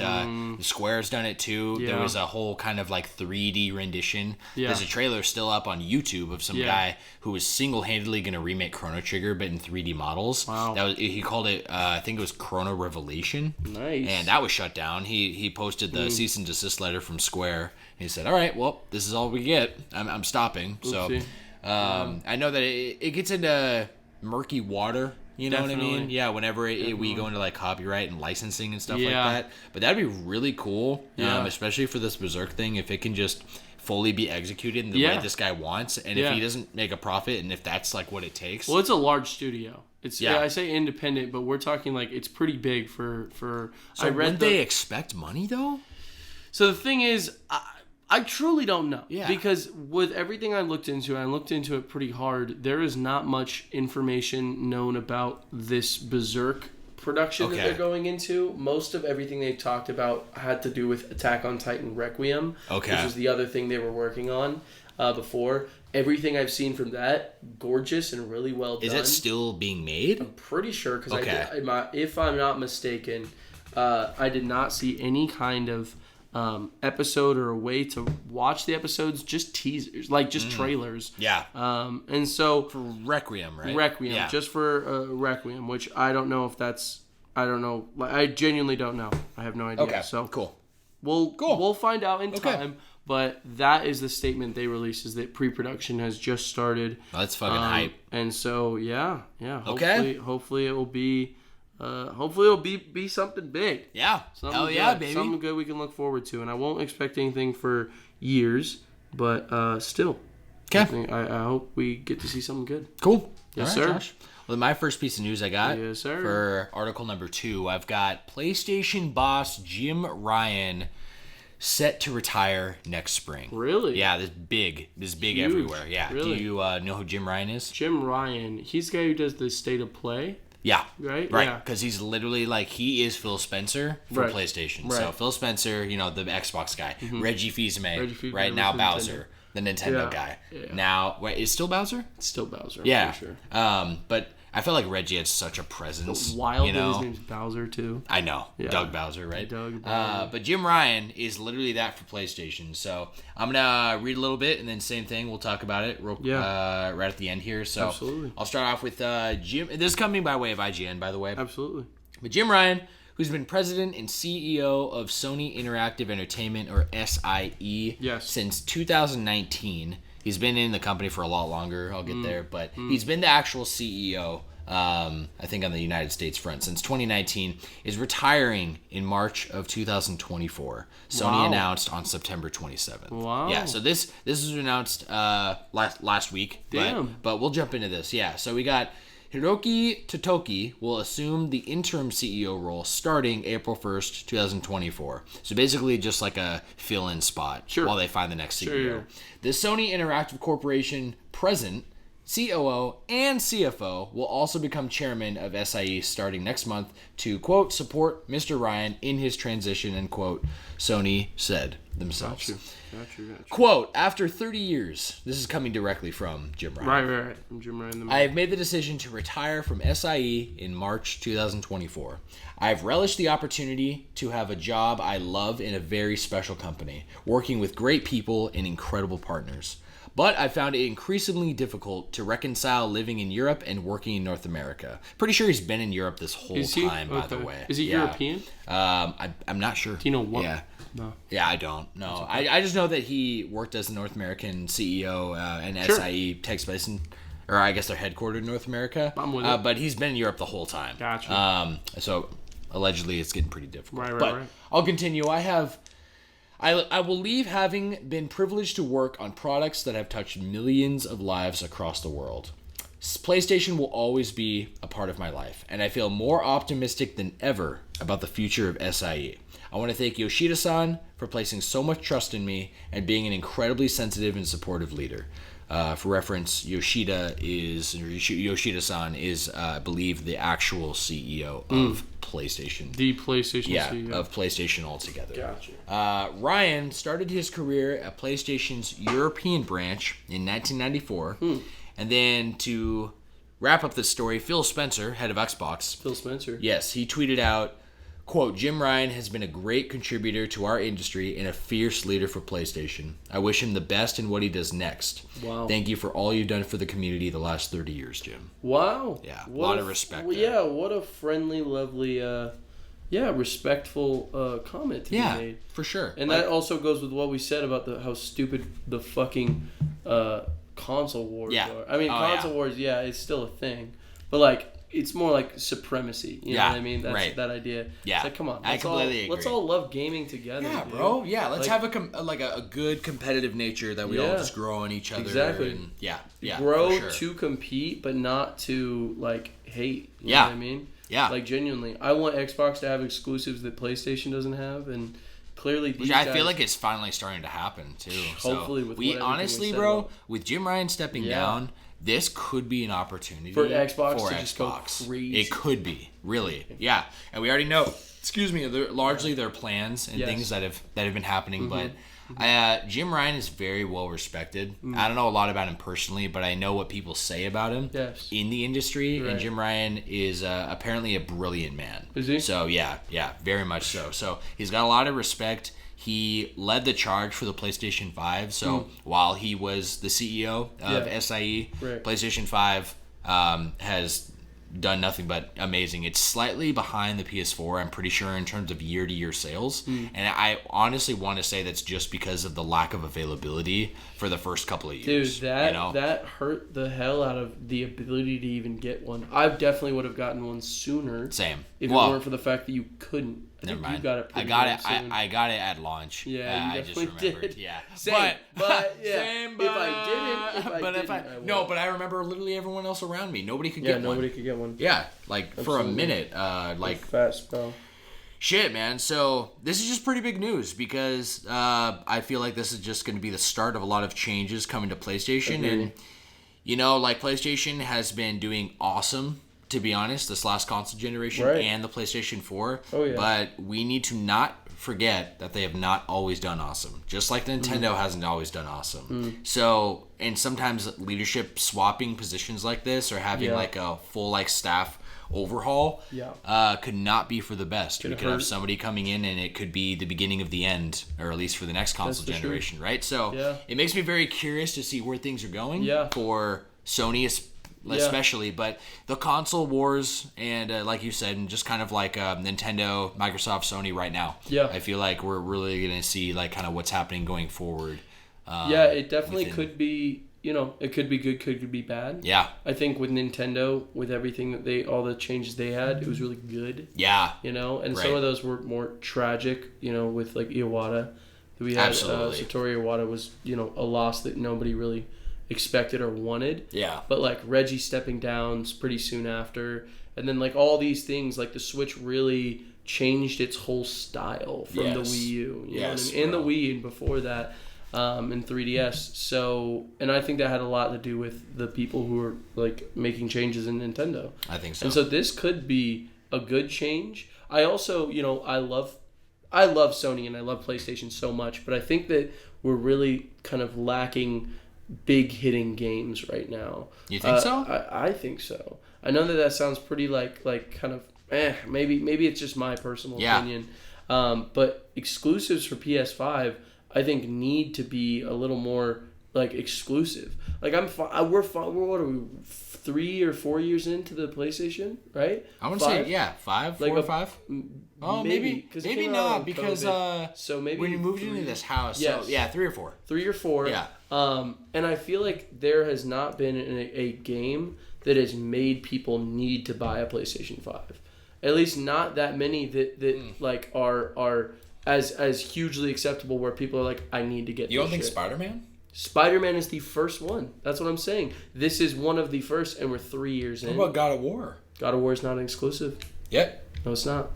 Nope. Well, God of War Ragnarok is on PS4. I played it on my PS4. Oh, you mean a PS5 exclusive? PS5 exclusive. I see. That's what I'm saying. I see what you're saying. There's no reason to upgrade beyond you want something kind of pretty. Sure. You know what I mean? Yeah. And so I mean, Spider-Man 2 is the only thing I can think Spider-Man of. Spider-Man 2 is PS5 only, right? PS5 only. Yeah. But this is the first time I'm having friends who are like, where I'm seeing memes where it's like, I have to buy a PS5 now. Yeah. You know what I mean? And so Final Fantasy VII Remake and now Rebirth were both PlayStation firsts, so they already have announced this for Rebirth, and I think that's going to be a pretty big deal. Rebirth is an exclusive? It's a timed exclusive. So what do you mean? They are like basically it's only going to be available on PlayStation for like the first like 3 months or something like that, or at least that's when they're allowed to then put it on another. But I'm gonna need more. Yeah. I'm gonna need a little bit more. Yeah. I'm gonna need some couple more PS5 exclusives that use the technology for what it was. For sure. You know what I mean? Yeah, for sure. So, because I feel like largely the best experiences I've had, I could have gotten on PC or on Xbox. Absolutely. And granted, I haven't played my PS5 as much as I played my PS4, to be honest, just because I've been playing my Switch so damn much. Switch is a one. But yeah, I'm with you. I feel like there's a lot happening, and I honestly feel like we're kind of at the pinnacle of a lot of change right now because, we just looked at those Xbox documents and everything that, like, basically unveiling their plans, what they got going forward. And if they got a portable kind of being worked on, if they got all these, like, these new things, Starfield being the first major exclusive that has happened in a long time for Xbox, things could really change. Things could look very different in a year or two, and PlayStation might not be sitting so pretty on top. Absolutely. As much as I don't want that, I do want a nice, healthy ecosystem, though. I need that for all gamers. Absolutely. I want Xbox to be better, and so maybe this is kind of a segue into that. Maybe that's why Phil Spencer's so damn excited. You know what I'm saying? Could be. So, Joshie, what do you got for number 3, my friend, for the news article number 3? Number 3, let's see what we're rocking. This is pretty cool. This is some pretty cool advance. So, everything we're going to say is slightly, I'd say speculation. However, it is still something to report on. Okay. So, the Hunter x Hunter manga is soon to resume after almost a year on hiatus. So it just came back, and then it just left again. Shit. But it has a lot to do with the actual guy. His name is Yoshihiro Togashi. He has like chronic back problems. And so drawing is not that good for that, to be completely honest. No, it sounds terrible. He quit. There was like a 7-year hiatus, and he didn't draw at all for that whole time. Then Hunter x Hunter made a return, had a couple chapters drop, and then it's been gone for almost a year. Wow. So 7 months. So is how long it's been now. Wow. So yeah, but he just posted on Twitter a picture of his work desk with the caption "Start over." So I don't know what we're looking at, but a lot of people are genuinely thinking it's going to be the Hunter x Hunter returning to finally finish. Yeah. Because the whole thing with the story is it's just not done yet, you know. Okay. And so kind of like Berserk. Just like Berserk. Yeah. But this guy, it's like he's a seasoned veteran. This guy did Yu Yu Hakusho. Oh, shit. Hunter. Yeah, he is a genuine veteran. This has been Hunter x Hunter's been around for a long time. This is the mangaka? Yeah, the mangaka is. Yes, sir. Nice work on that word. Yeah, buddy. I actually had I saw a word that I'd never seen before. Which one? This week it was Munhwa. Munhwa? For what? So that's a South Korean manga, and it's called Munhwa. Okay. Did you know that? I did not know that. Okay. A Korean manga. Yeah, so manga is Japanese origin. Yeah. Manhwa, so Manua. Interesting. That's South Korean origin. Interesting. And then there's Maniwa or something very close, like with an I instead of, right? Yeah. And that's Chinese origin. Interesting. Yeah, I had no idea. I just discovered this recently. I haven't read a lot of non-Japanese manga. Right. Well, something that I did see that was a manhwa, because I happened upon a list of like top 10 manhwa you've probably sort of never heard of. I think that was the title. Something silly. One of them was God of High School.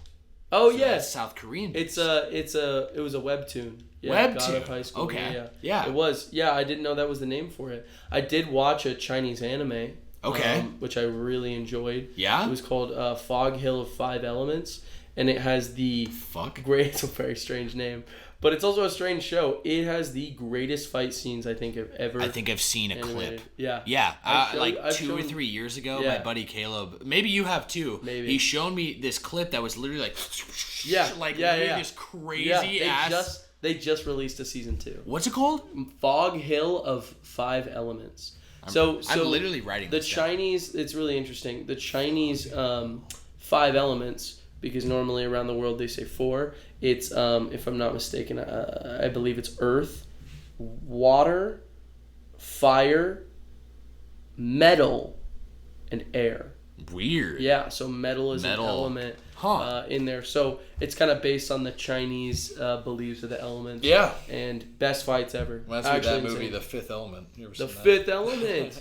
Yes, sir. That's a good one. So, yeah, also, I hope that Togashi is able to work on That'd be sick. Hunter x Hunter, keep his health up too, and hopefully this story he's been working on for so long will have a grand ending with sick. An incredible adaptation of the anime one day. Yeah, that'd be really cool. Have you awesome. Are you caught up in Hunter x Hunter? I am not, actually. Okay. I think Dorian is caught up on the manga. Okay. If I'm not mistaken. My friend Ben is, though. Not Ben Handorf. Okay. I have another different friend named Ben. Yeah, different Ben. Shout outs to both Bens. Shout out to both Bens. Both Benny boys. Kobe and Ben Handorf. Love them both. But yeah, man. Yeah. Okay, sweet. So I'm excited, though. Yeah, hell yeah, bro. Keep me updated. I want to know. We will. I love these updates. The Flash Bros will keep everyone updated. Good. On the latest and greatest manga and anime. For you listeners out there. That's the truth. All right, Joshie, for news article number 4, I've got Unity.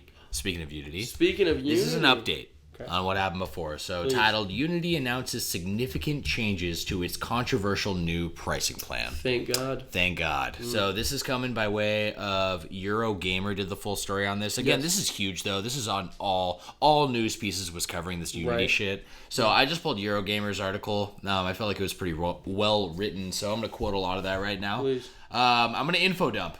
So are you ready or not? Here I come.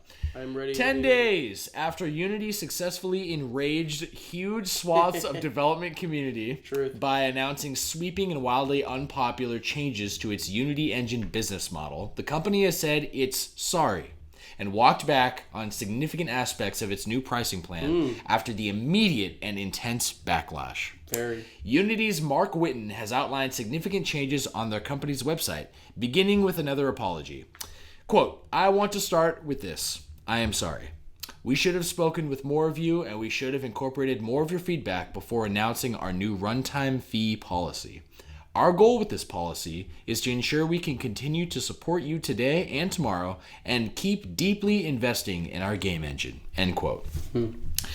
Sounds like a lot of hoopla. I was literally about to say that's such bullshit, bro. Unity announced it will no longer be charging per install runtime fees for any developer using Unity Personal or Unity Plus. It's also dropping the requirement that Unity Personal games must include the Unity startup screen, meaning like when you start up a game, it says Unity. It says Unity, right?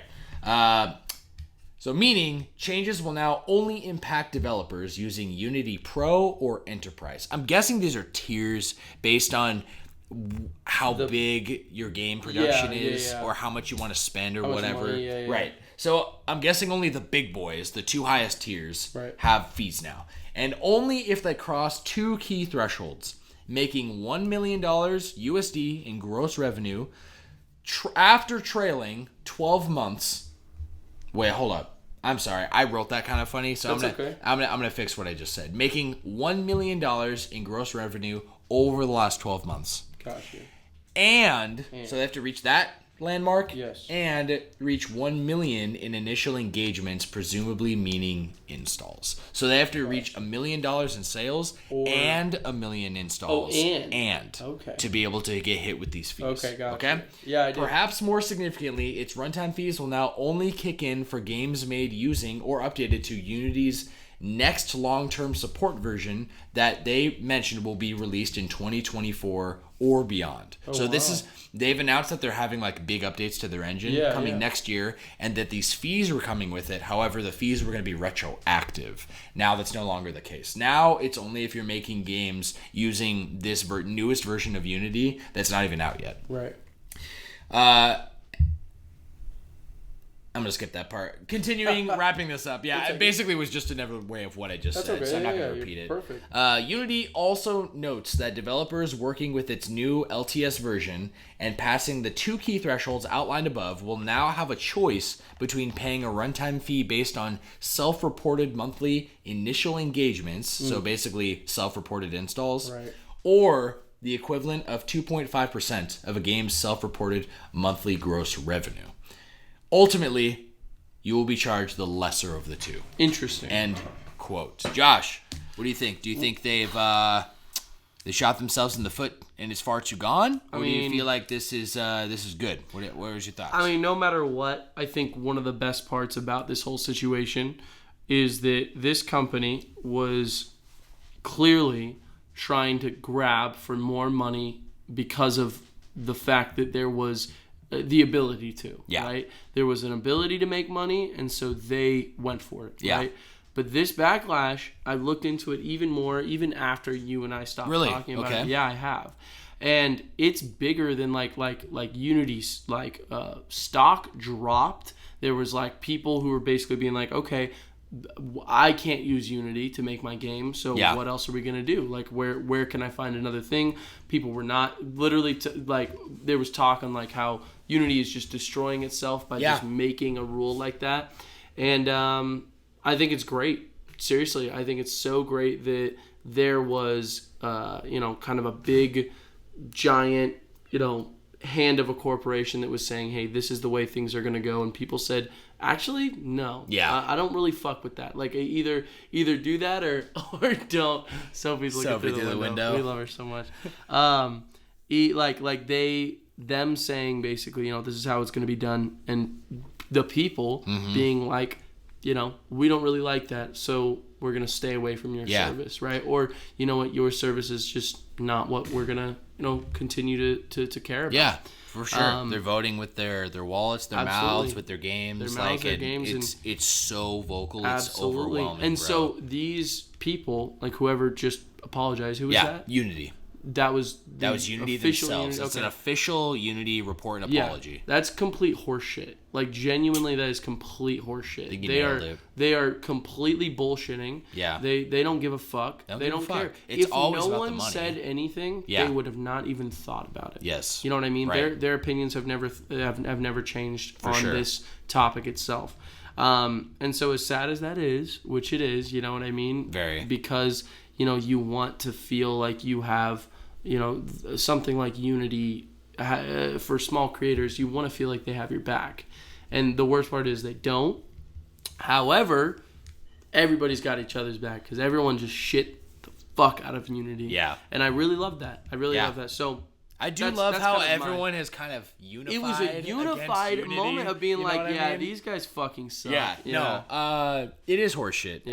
I've talked with my buddy Caleb a little bit about this, and he's of the mind, honestly, that they shot themselves and they're never going to recover. I don't think they'll completely he thinks that the apologies are all horseshit, just like what you said. And I kind of was like, I'm always on the side of grace, I feel. Like, I feel like their PR, what they've said about it, what I quoted here, it was very well written. And I feel like what they did revise the fees to. Okay, that makes a lot of sense. But it sounds like you and him and many other people are kind of thinking it's just too far too late. Because if you were really just willing to come out of the gate before inquiring from your studios, like if you feel so bad, right? Why didn't it happen? What was the decision here? The decision here was money driven, and if you've just shown your true colors that money is going to drive your company more than people, who wants to support that? Who the fuck is behind that? Yeah, and I guarantee you showed your true colors. You said it perfectly. For sure. Just now. Yeah, they showed their true colors, man. Because what I've found, my understanding from these indie studios and gaming and the community of gaming and developers is that, to be honest with you, aside from the big AAA games like we talked about last week, indie devs give a shit. They do. The smaller the studio, the more passion, we talked about and the that. more it's gamers making games, right? So that's most of game developers nowadays that aren't in the big leagues, right? And with the amount of games that are actually out right now, with the games that we're talking about, that we're enjoying, games I'm personally enjoying, these are a lot of these smaller studios. And I'm talking like not even AA games. I'm talking like a lot of indie games and a lot of these very personalized studios, even under Nintendo sometimes, that they don't care about the money. Absolutely. They care about the game. Fire Emblem's a great example of this, and Nintendo may care about the money. But that franchise was going to die. Yeah. And they put a lot of love back into that franchise, and the team itself has come forth many times saying how much they're behind it and they're passionate behind what they're putting out. But also you can feel that, can't you, Sam? Yes. And everyone is where you are at. If you are playing something that feels soulless, you feel it. Yes. And that's just the way that it goes. Yeah. And I said that last episode, and it's true. Yeah. You know what I mean? If you can recognize you're smart enough, and the people around you and gamers are smart enough to know when something is genuinely either full of it or full of it. Yeah. Full of love. You know what I mean? Yes, bro. You know what I'm saying? Yes, bro. And honestly, you know what? That was kind of a bar right there. Did you? That was kind of perfect. I'm not even going to fucking cap, bro. That's pretty nice. Full of it, baby. Either you're full of it or you're full. Or you're full of it, baby. Yeah, no, I do love that. I feel like a big this is like another subject here, but I feel like, you can really a big way you can feel that is with when it comes to how the game itself is asking the player for money. And when it comes to like these microtransactions or these like big things where, you're locked out of a lot of content, like literally locked out. Yeah, like the content is there and you literally can't access it unless you pay real money. Yep. That's a lot of money driven decisions. And I know that money is needed to make these games. There's no question about that. That'll never be questioned. Yeah. But really just going back to Unity, like, did they need to do this? No. They were on the up. If you look at like this the Unity, and they've had year after year growth, they have started to become one of the biggest game engines there was, rivaling with first party engines and with Unreal Engine. Yep. And this might put them at the drawing board. I think this might fuck them over completely. I think it will, and even the saddest part is, kind of kind of good. You know, we don't need in a situation where gaming and creating video games is already so expensive and takes a lot of work. We don't need more big companies that are going to try and suck more money out of independent developers. Yeah. We don't need that. Right, bro. That deserves a hit at the chopping block. Yeah. Out of here, bro. Go to the chopping block. 100%. Not the Joshimation station. Not the Joshimation station. And you know what? I hope it sends a message to other people who are directly working with developers, whether it be other engines like, Unreal, whether it be other big AAA publishers, right? And trying to have influence over these developers. I really appreciate and like that the community has stood up so much. Yes, I agree. Do you know who the president of Unity is? Well, I just read his name. Yeah. It's Mark Whitten. Mark Whitten. Yeah. If I'm not mistaken, he used to work for EA. Didn't you say this? Didn't you say that he had some like crazy quote where he was trying to charge for a save slot or some bullshit? Yeah. He said that if he could make it so that in a FPS shooter, he would make it so that it would be a small charge to reload your gun, dude. Because gamers wouldn't, in a moment of like in the heat of the moment, you're not gonna like think about how much money it costs, right? And so this guy is one of the and I'm gonna make sure that it is this guy, so I don't just start slandering somebody else's name, because it's either the president or the CEO. Okay, and I don't know exactly. So one of these guys, yes, a money grubbing, a scumbag. Seriously, he worked for EA, and literally because of creative differences, he was too fucking money grubbing that he left EA, and now he's working for Unity, and once again he's about to get fired again and run this company into the dirt because he is looking for too much money. Yeah. He is literally trying to find any way to make a profit. Right. This guy also was on record saying that video games hold no importance beyond the amount of money that they can bring in. There you go. There you go. Do you want to support somebody like that? Yep. Right? In an industry that is driven on passion. On passion, love, and the way that it makes you feel. Yes. And that's what indie developers understand. That's what people, and so everything I said last episode was State of AA. The State of AAA. AAA. Yeah. And so I think the episode before that we had the Unity story. Yes. Yeah. But I mean, I talked a lot about how independent studios will hopefully be in rivalry with large, for sure, because that's the way that it needs to go. Yeah, you know what I mean? Absolutely, bro. That's how it goes. Yeah. If you're shooting for too much money, people will see and they don't want to pay your shit. And you know what? Something I didn't even think about last week too, just on that subject that I think you just reminded me of is if you look at gaming. Yep. Way back, we look at the history of gaming every week. Yep. If you go back 30 years ago, 20 years ago, indie teams nowadays are bigger than the AAA teams used to be. Yeah. And I know that we have different tech, right? And we're just in a very different world. Mm-hmm. But if you really think about that, we have the grounds now for games aren't going anywhere. And the passion for games isn't going anywhere. Yep. Absolutely, man. Being too big might not be a good thing. No, it won't. Yeah. It won't, because then that's also more money you got to spend.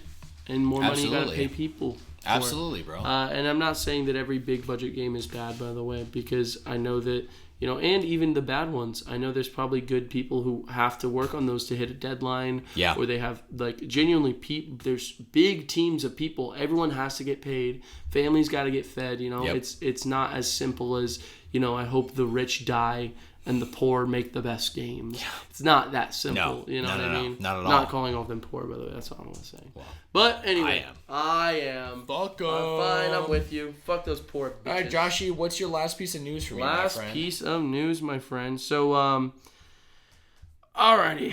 Well, this one I kind of just wanted to talk a little bit about because it's more of an... It's this happens a lot in anime news. Okay. I've reported on this kind of stuff multiple times, but have you heard of Dun-da-dun? Dun-da-dun. No. Popular manga? Dun-da-dun? Doesn't have an anime adaptation. No. I definitely have not heard Yes. So Dun-da-dun, actually, Dorian put me on Dun-da-dun, and I bought the physical manga. Even look like? It's like that. I bought in the manga. I have them on my shelf. I don't know if you've seen them. It looks like Dun-da-dan if you were to look at the... Dun-da-dan. Yeah. So it looks like Dan-da-dan. But it's Dun-da-dan. Dan-da-dan. That's how it's pronounced. So this happens all the time. Very, very popular manga. created by Yukinobu Tatsu. Very, very talented artist, by the way. Okay.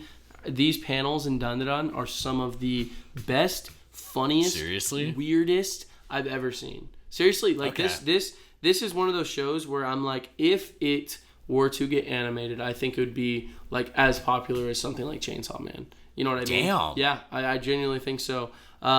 Because these panels are great, these characters are funny, the artwork is incredible. But anyway, getting to the real news piece. Yeah.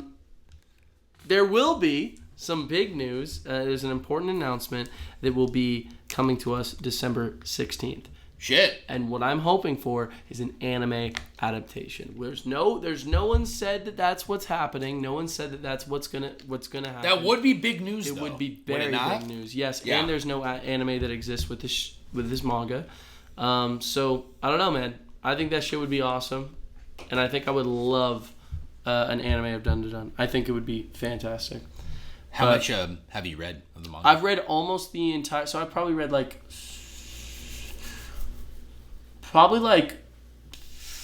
I'm almost done with the first volume. Wow. So there's probably 25 chapters. Oh, okay. Yeah. So, pretty good chunk. Yeah, a pretty good chunk.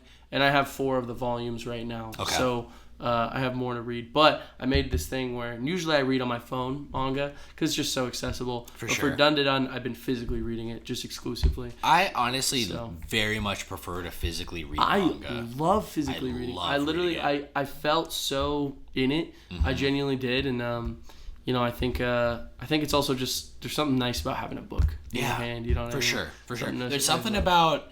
I don't know if you get nerdy with this type of thing. Yeah. I'm very texture. Sure. And I'm very like sensory as a person. Absolutely. And I feel like it's like there's something about smelling and feeling the texture of a page, a high quality page of a book that I almost can smell the manga as I'm before I've even read it. I'm looking forward to this fresh smell of these pages and the art. Absolutely. I know what the font looks like. Yeah. I mean, there's something really special about it. I love it. Yeah. So.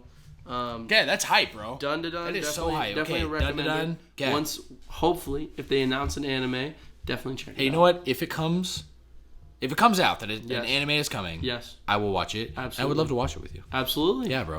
Yeah. I'm down. Fuck yeah. I'm down as a clown. All right, Joshie. Well, yes, sir. I got the wrap. I got the wrap right here, my friend. News article number 6. Please. I feel like how I've been kind of structuring these news articles is kind of 3 different areas of gaming news. Okay. So, you know what I mean? Kind of like the corporate side, the what do you mean? Yeah, I don't know. I feel like it's unique to each episode, but I kind of don't cover the same type. And sure, I'll show you why. Because this is titled "Nintendo is still working on Switch games for 2025." So it's kind of I feel like I like to talk about a little bit of controversial shit. Sure. What's happening in the peak of politics of gaming right now. I talk about some big news that just happened that we don't know what it means. Right. And then talking about things we're excited for. Yes, I totally see what you mean. Does that make sense? Oh, absolutely. Yeah, okay. Yeah. So this is, of course, if you know Josh and I, for all the Drews out there, I feel like we're big Nintendo boys at heart. And I feel like nothing will ever change that. I think that's almost at the core. That is the core of who we are as gamers. Yeah, yes, exactly. bro. And it always will be. Yes, no matter where we go out in life, if we go on gaming breaks, doesn't matter. We're Nintendo boys at heart. This is exciting because this news article is talking about kind of the successor to the Switch. So, the story comes from IGN, and again, the title is Nintendo still working on Switch games for 2025. So, I'm going to begin here. Nintendo is expected to launch its next generation console at some point in 2024. So next year. Okay. Who knows? Could be a year from right now, right? Yeah. But that doesn't mean it will stop releasing games for the 6.5-year-old Switch anytime soon. Can't believe the Switch is 6.5 years. 6.5, gotta be 7 Kinda years nuts. old. That's yeah, bro. Wild. So, speaking to Japanese publication Nikkei, translated by VGC, Nintendo president Shintaro Furukawa pledged support for the aging Switch with games through the end of the 2025 financial year. Wow. That means Switch owners can expect new first-party games until at least the end of March 2025. So that's not this next March. That's the March after that. Okay. What are you thinking? I'll let you know. Okay, I'll continue first. Okay, yeah. Please, I got a couple more things. I got Nintendo is reportedly set to release its next-gen console during the second half of 2024. Okay. With development kits now in partner studios' hands. Where's this coming from? This is coming from IGN. And we have a lot of info. Like, we have basically, I listened to another podcast called Sacred Symbols. Shout out to Trader. Yeah, my boy. Colin Moriarty. No, I get a lot of like info coming from like them, from YouTube, from other sources, from other friends too. Oh yeah. And Nintendo has other smaller development studios have come forth. And remember there was the leak too, that Activision got a development kind of like briefing, and now they've got a kit. So it's pretty public knowledge now. Like all this is pretty public, but for sure. I'll move on. Apparently this new next gen console can be used in portable. Okay, so this is info about the successor. Yeah. Okay, so I want to let you think about all this, and we'll talk about this. So apparently, this new next gen console can be used in portable mode, like the Nintendo Switch. Has an LCD screen as opposed to an OLED. So it's not OLED. In order to keep costs down. However, it also comes with a cartridge slot for physical games. Okay. We don't know anything else about it. So not even the crucial question of backwards compatibility with Nintendo Switch games remains unclear. Damn. In May, Nintendo said its Switch successor wouldn't release until April 2024 at the earliest during an investor presentation. So Furukawa explained during the presentation that the company isn't considering any new hardware in 2023 or 24 financial year, which the financial year of 2024 actually ends March 31st, 2024. So he's not talking about the wintertime. It's the fiscal year. Right. So like game companies and a lot of just businesses and corporations, they work on fiscal years, which is not January to January. Right. It is like March to March. Right. Because of how viable like December and January and all those absolutely are. Absolutely. Yeah. With especially with like what we have is basically the biggest corporate holiday ever, which is Christmas. Like every one of their mother does Black Friday sales. It's the time, bro. Yeah. So it doesn't, and a lot of them have extended sales, like Cyber Monday, all this stuff, and then stuff like the post Christmas sale, and then they have like extended return periods. So they basically gather all of their sales data up until March, and then in February really, and then they report it in March, and that's the end of the fiscal year. Gotcha. So with that being said, firstly, I want to touch on games are still coming for the Switch sure. That's very, very, very interesting. Yeah. Do you think it's interesting? I do. I think are you surprised? Yeah. You are. I'll tell you why. Okay. Or do you want to say? I am curious. Yeah. Okay. So my initial thought right now is, like, truthfully, what else could be coming? Like Metroid Prime 4. But you think in the next 2 years they're gonna have a trailer and then announcement and then all these things for sure in 2 years? I think Prime 4 is coming next year. That's my actual. You heard it here first prediction. That's crazy. And I think they've been silent about it the whole time because Retro still hasn't said jack shit. No, they haven't said anything. So my point is we just got Pikmin 4. Yeah. There was a Yoshi game. Yeah. There's new WarioWare. What was the Yoshi game? I'm sorry. A new Yoshi game. What was that? Wasn't there a new Yoshi game? I don't think so. Dude, I'm pretty sure there was a new Yoshi game. Am I tripping? Yoshi Crafted World. Oh. Didn't that come out the year before, though? Yeah. Yeah, okay. No, it came a couple years ago. Okay. But what I'm saying is that we have mainline games that I don't know what are they going to do. We have two Kirby games in this. We have Mario games. Like, what are we going to receive? Okay. We're not getting another Zelda. Maybe. What if, though, hear me out, for the next, what if we don't have another, like, what if we kind of talked about this a little bit, but they came out with Breath of the Wild and Tears of the Kingdom as the Switch games. For sure. And Breath of the Wild was half Wii U, half Switch, but really it was a Switch game, and Tears of the Kingdom, Switch exclusive, right? So Wii U's out, right? That's right. So they have these from the ground up made for the console Zelda games already, right? Right. Could we get another HD remake or two since they're already done. Right. But if we got Skyward Sword and Twilight Princess, technically those would still fall under the first party category. Skyward Sword is on Switch. Skyward Sword is. Sorry. I meant Wind Waker. I meant Wind Waker. Yeah, that's okay. Wind Waker and Twilight Princess. Yes. Yeah. Thank you, Josh. You're welcome, buddy. God, I can't believe I said that. That's okay. My words aren't working today. No, me neither, my buddy. Brain just that's okay. Yeah, but okay, so we could still get Zelda games in terms of remakes or remasters of some kind, right? We could. Metroid Prime 4, I feel so good that it's still coming to Switch. Why? Here's what I think. I feel like it's coming to the next gen. Well, I think that people are not really giving a lot of valid arguments for why the Switch 2. Let's call it the Switch 2. Okay? Switch 2. People are saying the Switch 2 is not going to be backwards compatible. And the reasoning is because Nintendo doesn't do that. That's pretty much their only reasoning. But tech has changed so much. We're in an ever-changing industry, and with where we're at now, and the fact that it was concerned... Nintendo doesn't do that? Pretty much the whole community consensus. GameCube was... hold up. GameCube wasn't backwards compatible. No. I meant Wii was backwards compatible with GameCube. Wii U was backwards compatible with Wii. And then it was like 3 generations in right?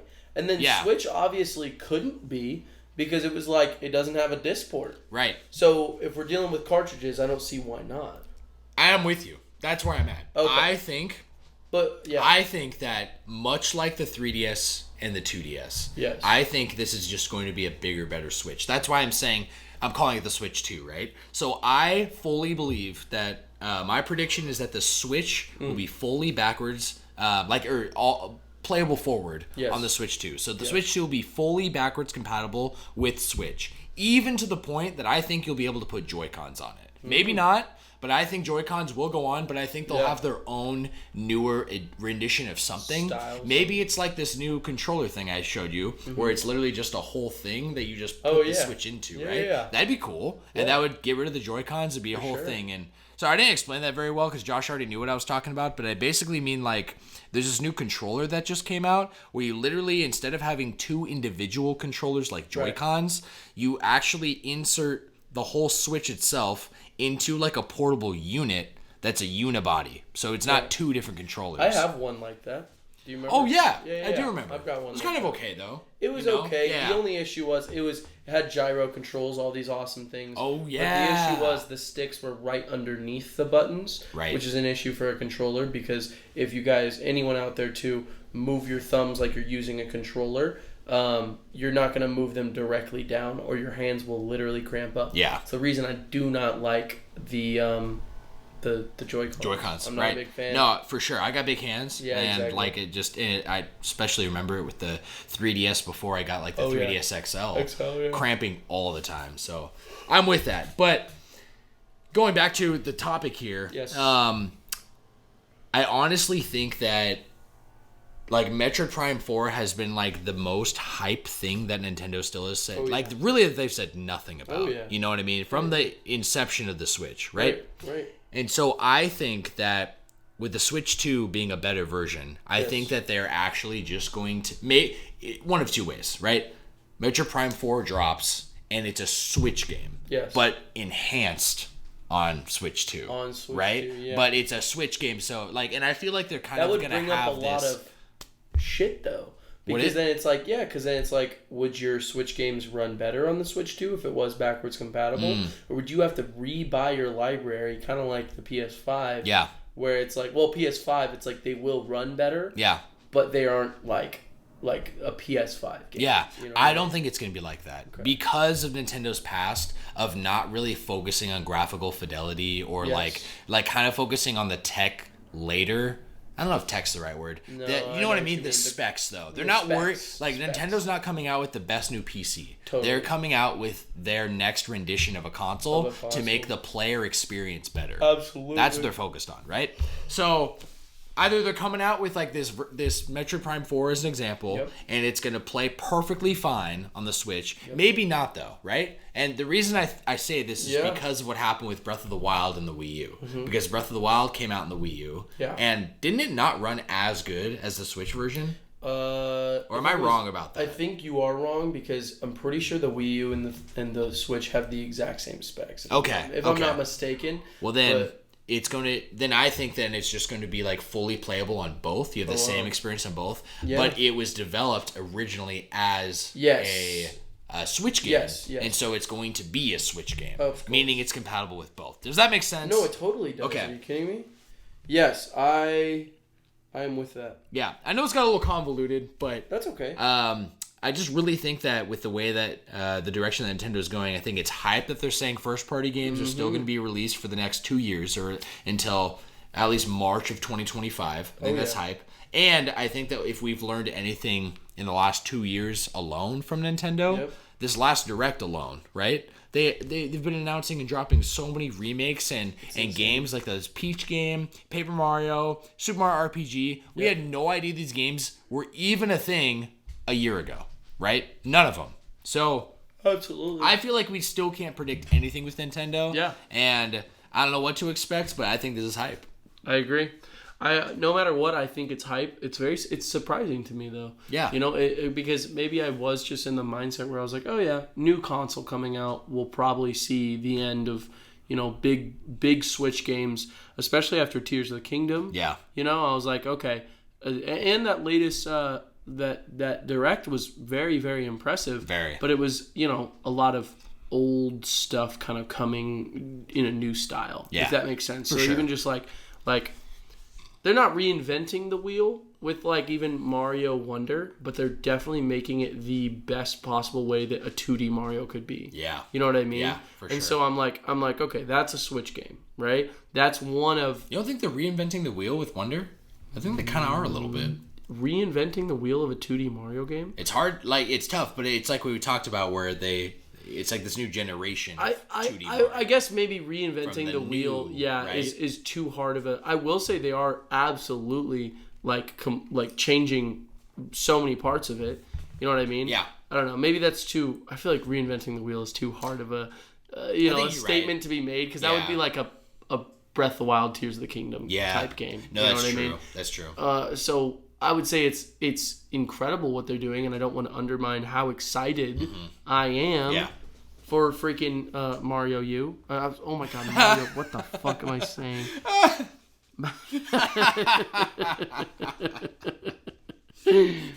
I was gonna say Mario Wonder, but for some reason Mario U. Dude, my words—they're not working. We're brain dead today, bro. I don't know what happened today. Josh, let me wrap up the news right now. I have some tail end news today. Oh. These are just a couple of things that I considered having a whole article about. Please do. I just thought I would announce it because these are kind of hype. So I'll just read the list real quick. I'm with that. Okay? Let me know if you got thoughts, and we'll move on. Final Fantasy XIV Story, this is the online MMO Final Fantasy game, can now be played entirely solo. So that's a new update that they came out with. So it was originally an MMO? It's still an MMO. Oh, okay. You still need...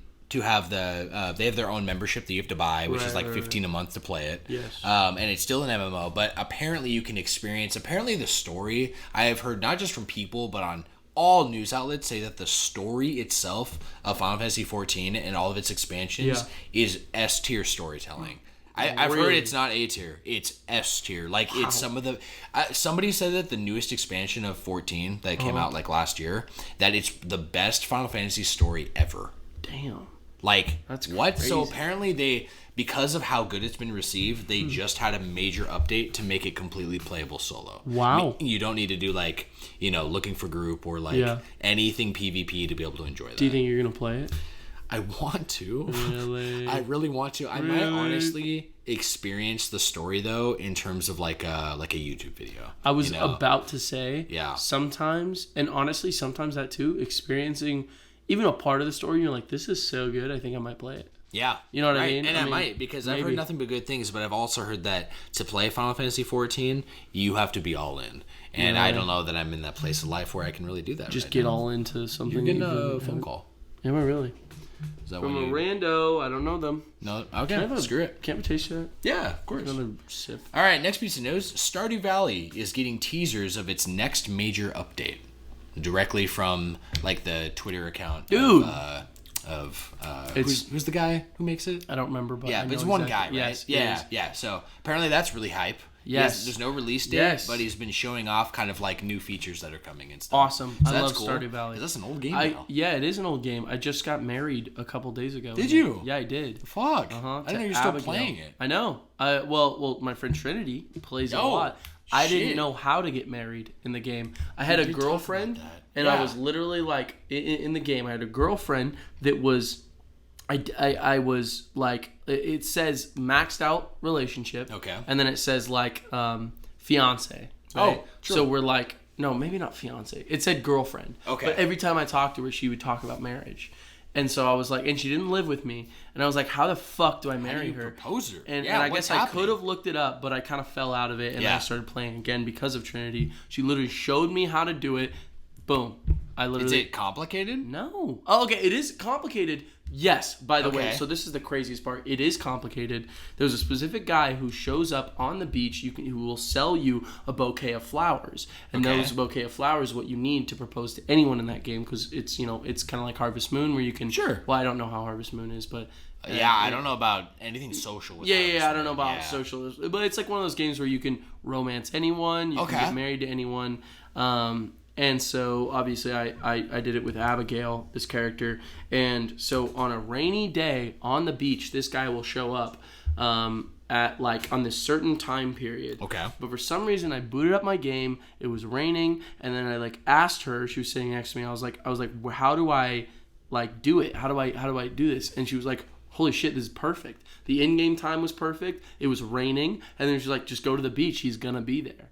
And then he was there. He's literally fucking there. there. So it is complicated, but for some reason for me it wasn't. It just worked out, bro. It just workt out. It was literally crazy. I love that, bro. I love that. Yeah, I'm a married man. Cool. Yeah, he's a married man. I'm a married man. Congratulations. Next piece of news, the Meta Quest 3 was just announced. What? Yes. What's the price point? Looks hype.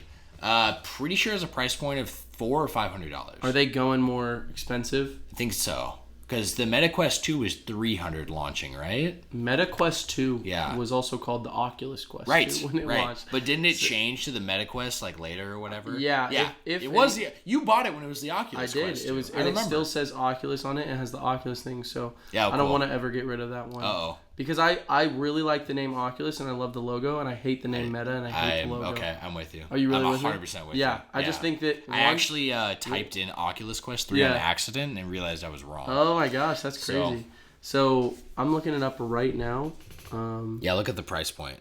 Because this looks cool. Whoa. Yeah, doesn't it? It's got better cameras, and apparently they took the circle away from the controller, that little ring around it. They don't need a circle anymore? Yeah, apparently the tech is just way better now. I'm going to keep it a buck. I kind of like the circle because I will constantly hit my hands on things.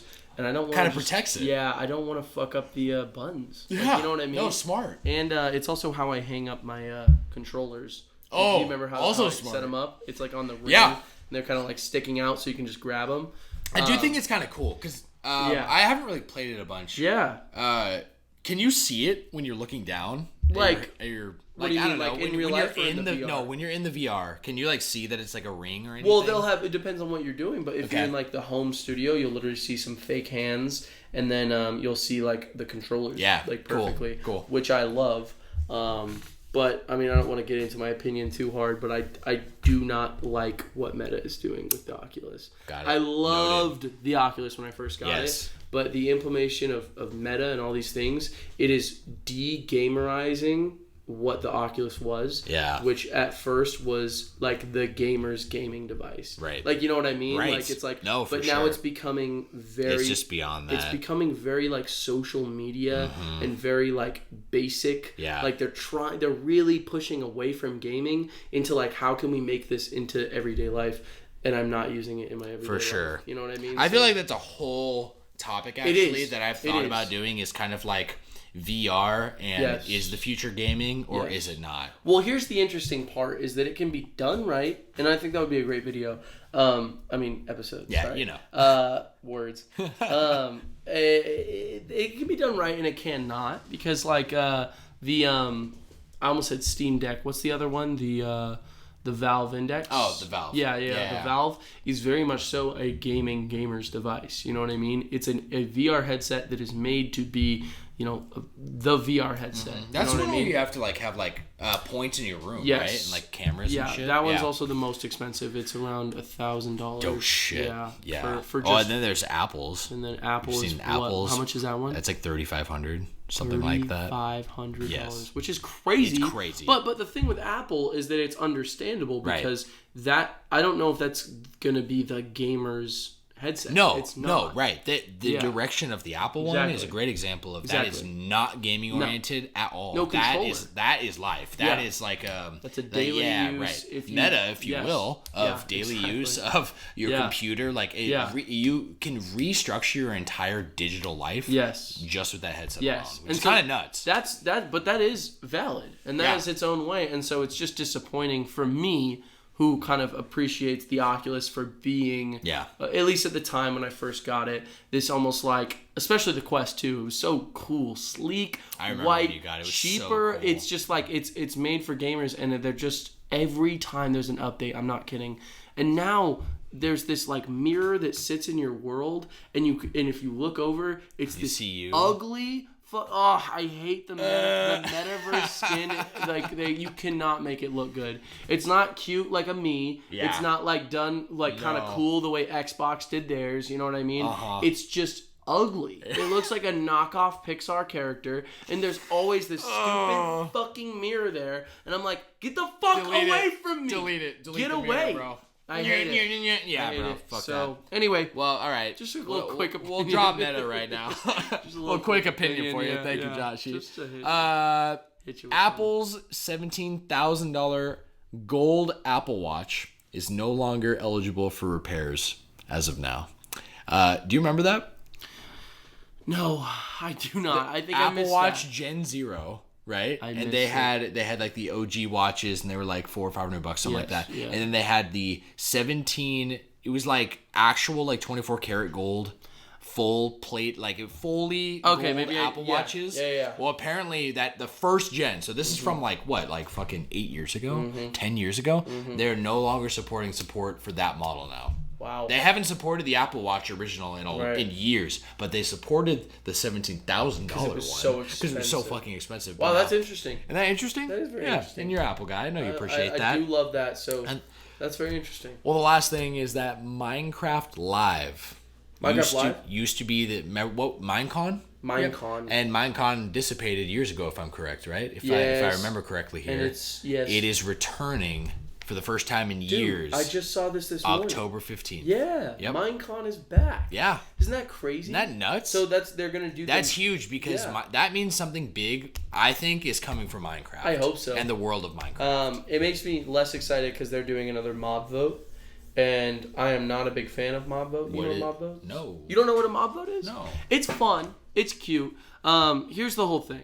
In my opinion, Mojang, I don't know what it's like to run a game as big as Minecraft is, and have a studio that is as big as they are now. Yeah. But they have been doing updates.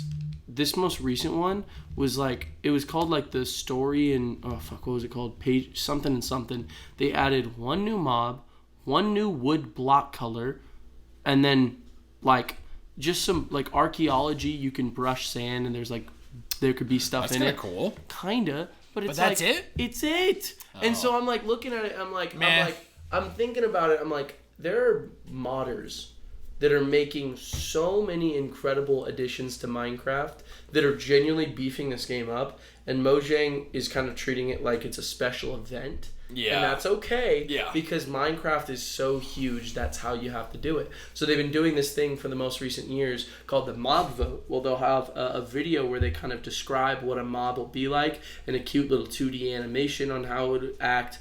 So I only saw one of the mobs, and the new one is an armadillo. Okay. But back then there was I think last year, no. It was a year before that they did. And this could be a dangerous mob, or it could be something else. So that's how the goat got in through mob vote. The most recent mob was called the Sniffer. It sniffs out things. Yeah, literally, it does that. It'll sniff around. That was a mob vote, and then the glow squid just recently as well. Oh yeah. Do you know that? I think it's in Minecraft Dungeons. Dungeons. Yes, yeah. So that was via mob vote. Okay. So they've been doing this for like 5 years now. Mob vote? Mob vote. Vote. So the thing is, they'll show off 3 mobs. Yeah. And then the people get to players. vote on what they that's cool. want on there. Yeah, so Can you vote for all of them? No. Like you can only vote for one. You showed 3. You obviously been thinking about it. Just give me all of them. They have brought... Sam, you have just said exactly what I'm feeling. Because it's like... It's fucking dumb. I get it. They want it to be an event. They want it to be big because Minecraft is huge. They want fan interaction. But just put shit in the game. Yeah. Like, you're doing this where it's 1 mob a year. Oh my god. That's silly. In 10 years, we're going to have 10 new mobs, 10 new ore, 10 new fucking wood palette colors. There does not need to be another wood palette color. There's enough fucking wood in the game for there to be They added bamboo. Oh my gosh, they added bamboo. That's great. Add something. Add something big. And they keep adding things like if you need to have a duster in order to do archaeology, my hotbar is already way too fucking cluttered. I have too much shit. And they keep adding things too. Totem of Undying. Thank you for giving me a left hand. I'm really happy that they did because then you could hold something in your left hand. Oh, you can? Yeah, that was from a little bit ago. Okay. I didn't know about that. That's cool. So that's really cool. However, you know what? It's getting you can. Yeah. It's getting complicated and it's getting to a point ridiculous. Yeah, it's just a little too much. But Let's make a Minecraft 2 already. What? You think they should? I think they should. Minecraft 2 would be kind of lit. Yeah, you know what I mean? And not in the way Overwatch did. Actually do it right. You know? They do a battle pass Minecraft. I kind of like that. Out of the gate, $100. Yeah, $100 right off the gate just to play the game. Joshie. Yes, sir. That is the end of our tail end news. Woo! My friend, let's move on to new releases. Yes. Do you mind real quick? Yeah. If I grab some water. Oh, let's do it. If we're moving on. I'll piss. Because I forgot to grab water earlier. No. If that's cool with you. That is perfectly fine, my man. All right, we're back. We're back, baby. Joshie. Yes. I've got this next section here, new releases. Are you ready? Yes. Yes. So games are starting to come out. Believe it or not, it's already happening. Are you serious? Yes, my guy. I thought it was a joke. No, it's not a joke. What the hell? So what I'm going to do is I'm going to skim this list real quick. Okay. So this is still curated. This is not all the games that have come out. However, I have included, I think, every Switch game. So every game that's new on Switch, because I figured because you and I are both big Switch guys. Yes. Throwing all these games on there, plus a couple others that I think are notable for their consoles. Okay. So I will begin. This is within this week, my friends, between October 2nd through the 8th, 2023. Yes. I'm going to start with October 2nd. I got one game. It is Bilkin's Folly for PC, Nintendo Switch, PS5, PS4. Very cool. Okay. Then we've got October 3rd. Quite a few number of games on here. Really? I've got Disgaea 7, Vows of the Virtueless on PS5, PS4, PC, and Nintendo Switch. Looks good. You've heard of this guy. We talked about it a little bit. Oh, did we? Yeah, it's like that weird... NIS is the developer, and it's like a Fire Emblem-esque game, and a penguin is the mascot. The Prinnies are what they're called. Maybe I remember. And it's like a tile-based strategy game, just like Fire Emblem. Yeah. I don't care for it as much, to be I remember. honest. I said this guy or that guy. Yes. Yeah, I did say that. Right, because it's spelled funny. I like the name, Disgaea. Disgaea. But it's just okay to me. So, moving on. Pictopole on Nintendo Switch. Very cool. We have Pixel Ripped 1995 on PS5. So, I wanted to talk about this for a second. Pixel Ripped 1995. I'm pretty sure that it's either the same title or it's 1985. That was the PSVR game that I talked to you about when we first moved in together. And you had like a Game Boy in class. Yeah. And you're balancing between playing the game and saving the world because the world's in trouble on it, right? Right. And then your teacher is trying to, you're in a class, you're in grade school. You're not allowed to play your Game Boy at class. Of course not. So it's kind of like that game Gamer from WarioWare. It's just like Gamer in where WarioWare. if she catches you, you're fucked. Yeah. You lose, right? Absolutely. So this is a non-VR one is coming, and I couldn't remember if the one on PSVR was 1985. So this is either a direct sequel or it's the same game but not in VR. Okay. That's coming to PS5. Yeah, I'm so with that. I thought that's kind of cool. That is pretty cool. I don't know how well the concept would work without VR because it's honestly very immersive that you're literally playing your Game Boy and it's very visible. It's not...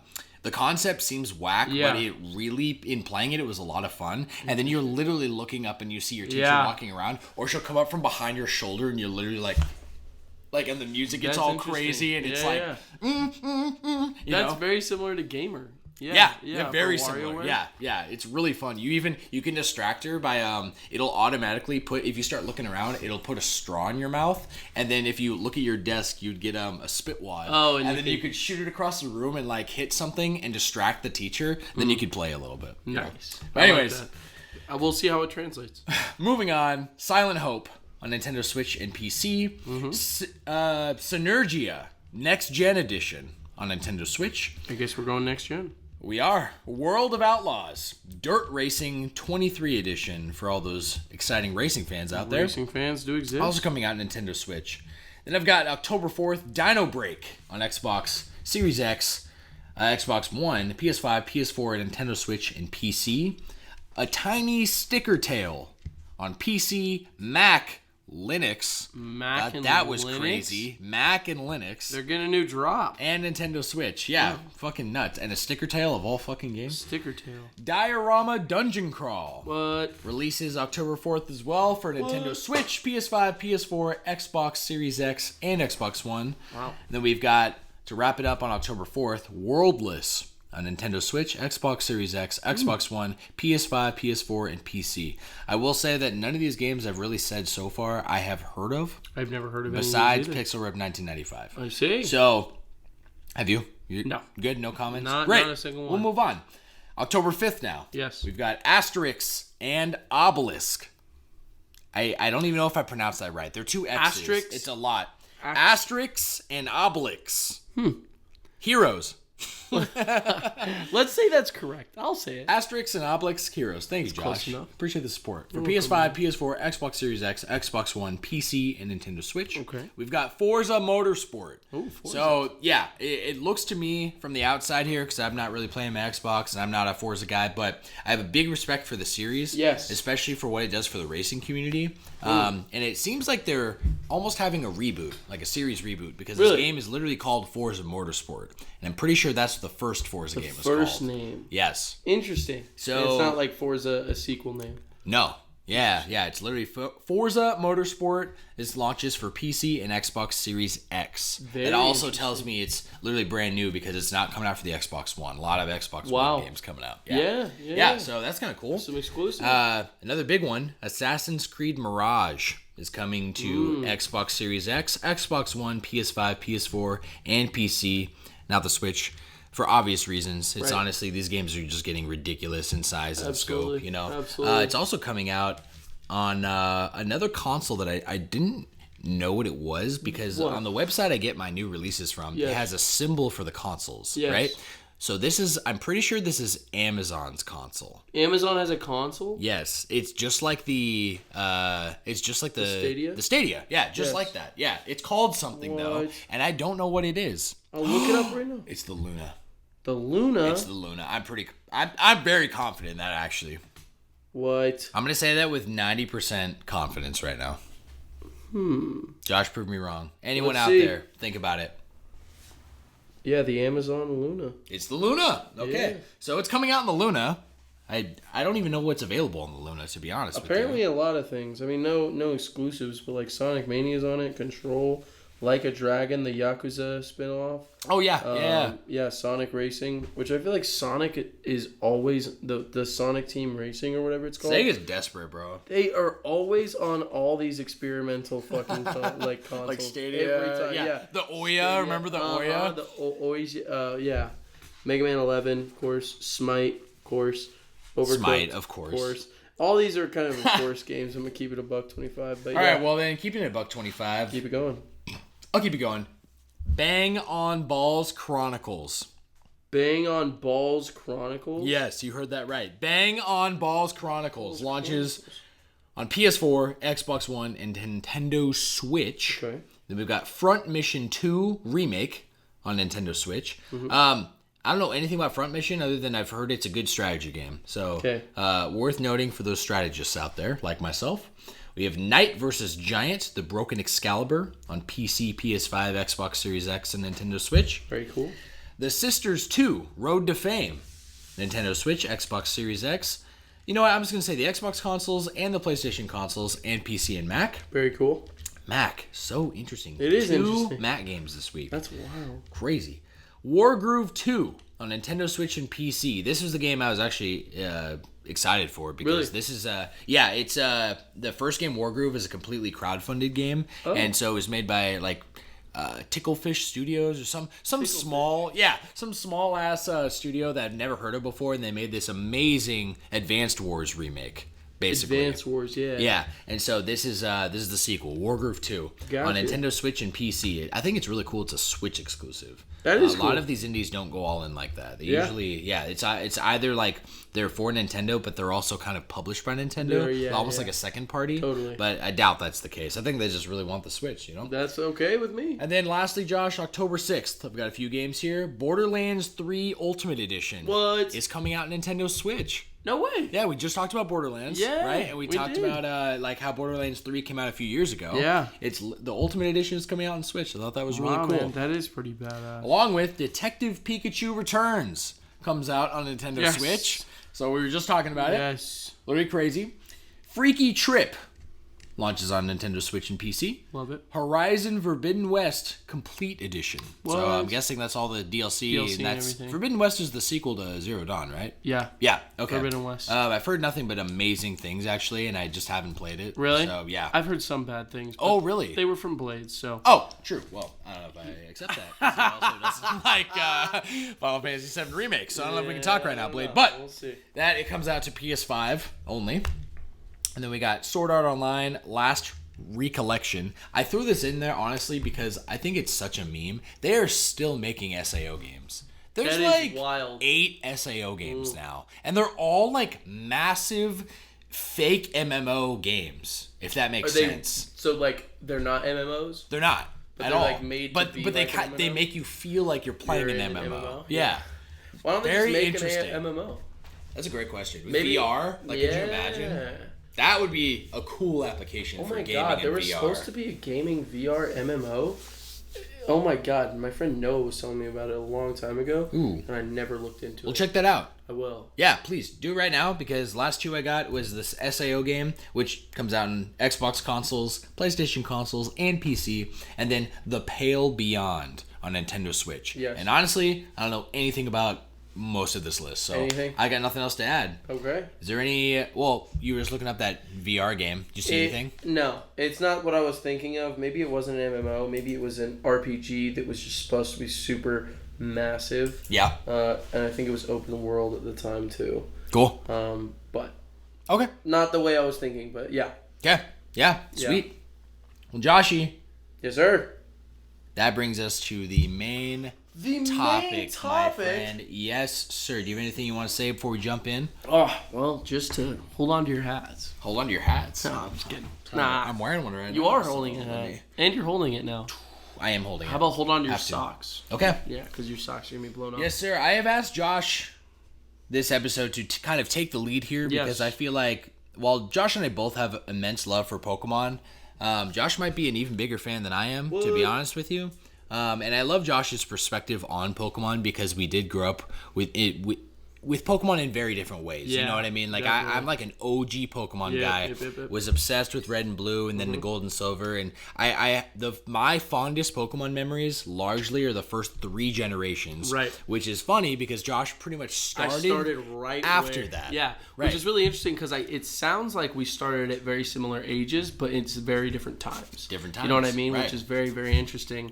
So yeah. Yeah, man. So I have asked Josh to run the episode this week for the main topic about Pokemon. Yeah. So especially with the new DLC that just came out for Scarlet and Violet, which I haven't even played Scarlet and Violet at all. That is true. So that being said, Josh, I'm going to hand it over to you. Give it to me.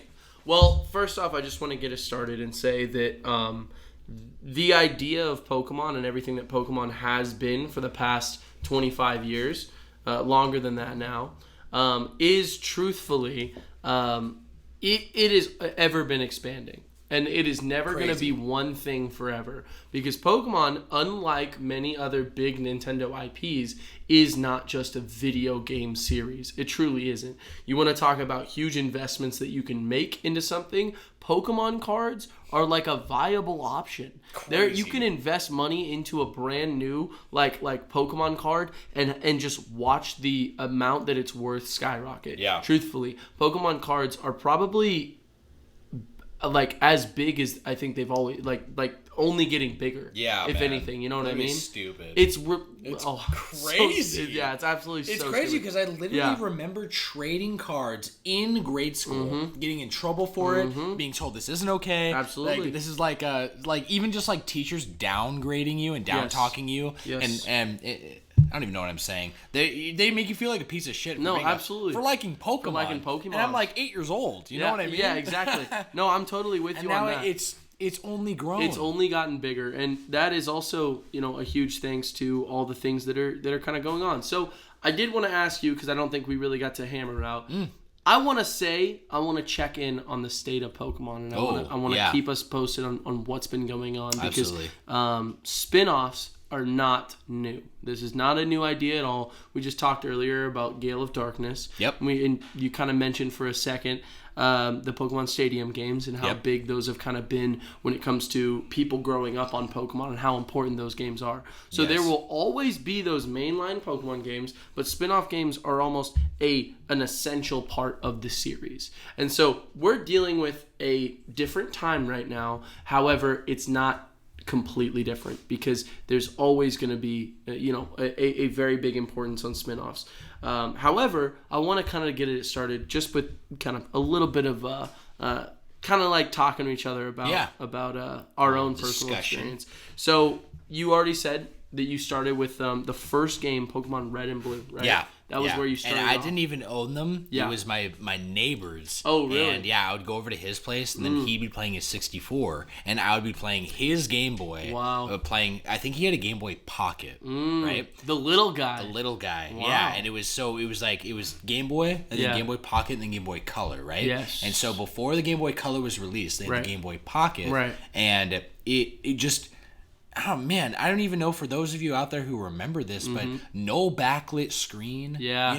Like it was like you had to literally be outside or point it towards the window to be able to see your damn game. Right. Absolutely. What a different... Yeah. I remember doing that. Yeah, that's so crazy too. I had one. An original Game Boy growing up. Yeah. But it was more kind of novel than anything, you know what I mean? Like kind of like because my first console, my first handheld ever, I didn't even own it myself. I shared it with my siblings, which is hilarious, was a Game Boy Advanced. It was literally a Game Boy Advance. It was the Game Boy Advance SP, open closer. SP, yeah. Kirby and the Amazing Mirror. Yep. First game we had on there. Hell yeah, baby. Best freaking game ever, and it's coming to Nintendo Switch pretty soon. It's already here. But because oh my god, did it come out?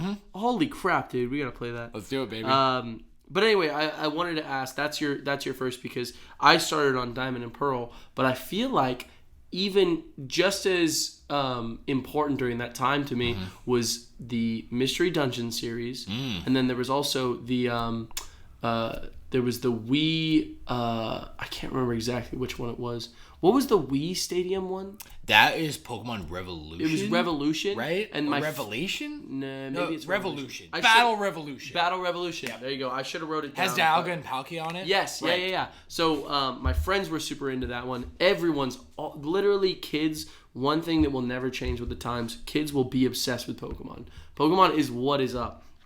And I wanted to talk about you and I's different experiences, but we kind of got that knocked out of the way. Yeah, well, let me also say I have a very, I don't know if I've said this on the episode before, but I feel like it's appropriate, so I'll just add this in. Please. I have such a vivid memory of getting Pokemon for the first time. Oh, yeah? Yeah, which was that I did some chore work, and my family just moved from Washington to Oregon, and so I was literally 8 years old, and Christmas was coming up, and I didn't own anything. Ever?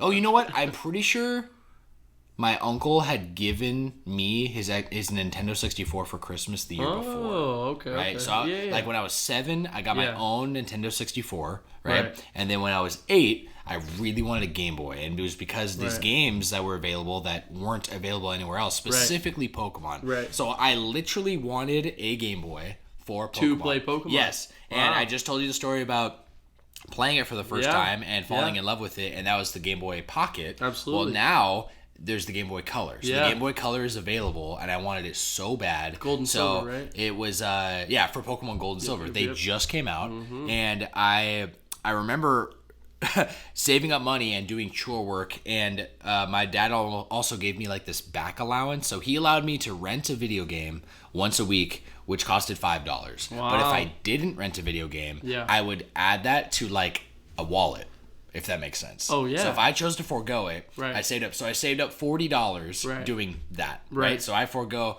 I think I mowed the lawn one time too. So I got there you go. $40. Right. And I was saving up for Pokemon. I didn't even know how much games were. You know what I mean? No concept. Of course. I wanted Pokemon. I wanted Game Boy Color. Yeah. But then my grandma, who I was really close with my grandma. Yes. And I was at the Oregon coast one day with my family, walking around, and we see like this little like crystal hedgehog in like a crystal shop.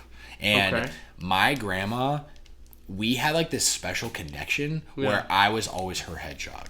Right? She literally like she called you your hedgehog? Yeah, like not really. She always got me these stuffed hedgehogs when I was little, and just like hedgehogs was like this special kind of connection thing between us. I just always remember that, right? Yeah. And I remember being literally 8 years old and walking into this crystal shop, seeing it and being like, "Mom, I want to spend all my money on that hedgehog." Damn. And it was $40. And my mom is like, "Are you sure you want to do that? That's your Pokemon money." Yeah. And I'm like, I know, but I just really feel like this is what I need to do. Damn. And I did that. And my mom was so moved that I did that that she told my grandma. And then her and my grandma came together and for Christmas that year bought me a Game Boy Color and Pokemon, man. Wow. Yeah, Pokemon. That's a sick story, too. Dude, right? Thank you, man. What a great way to get that. And I'll always remember that because to me, like, my grandma's still alive, and my grandma is still like the part of my extended family, I would say, that I'm closest to. Absolutely. Right? Very tight-knit family. And my grandma, I have very precious memories growing up with my grandma, and time with my grandma was always so special. How old is she?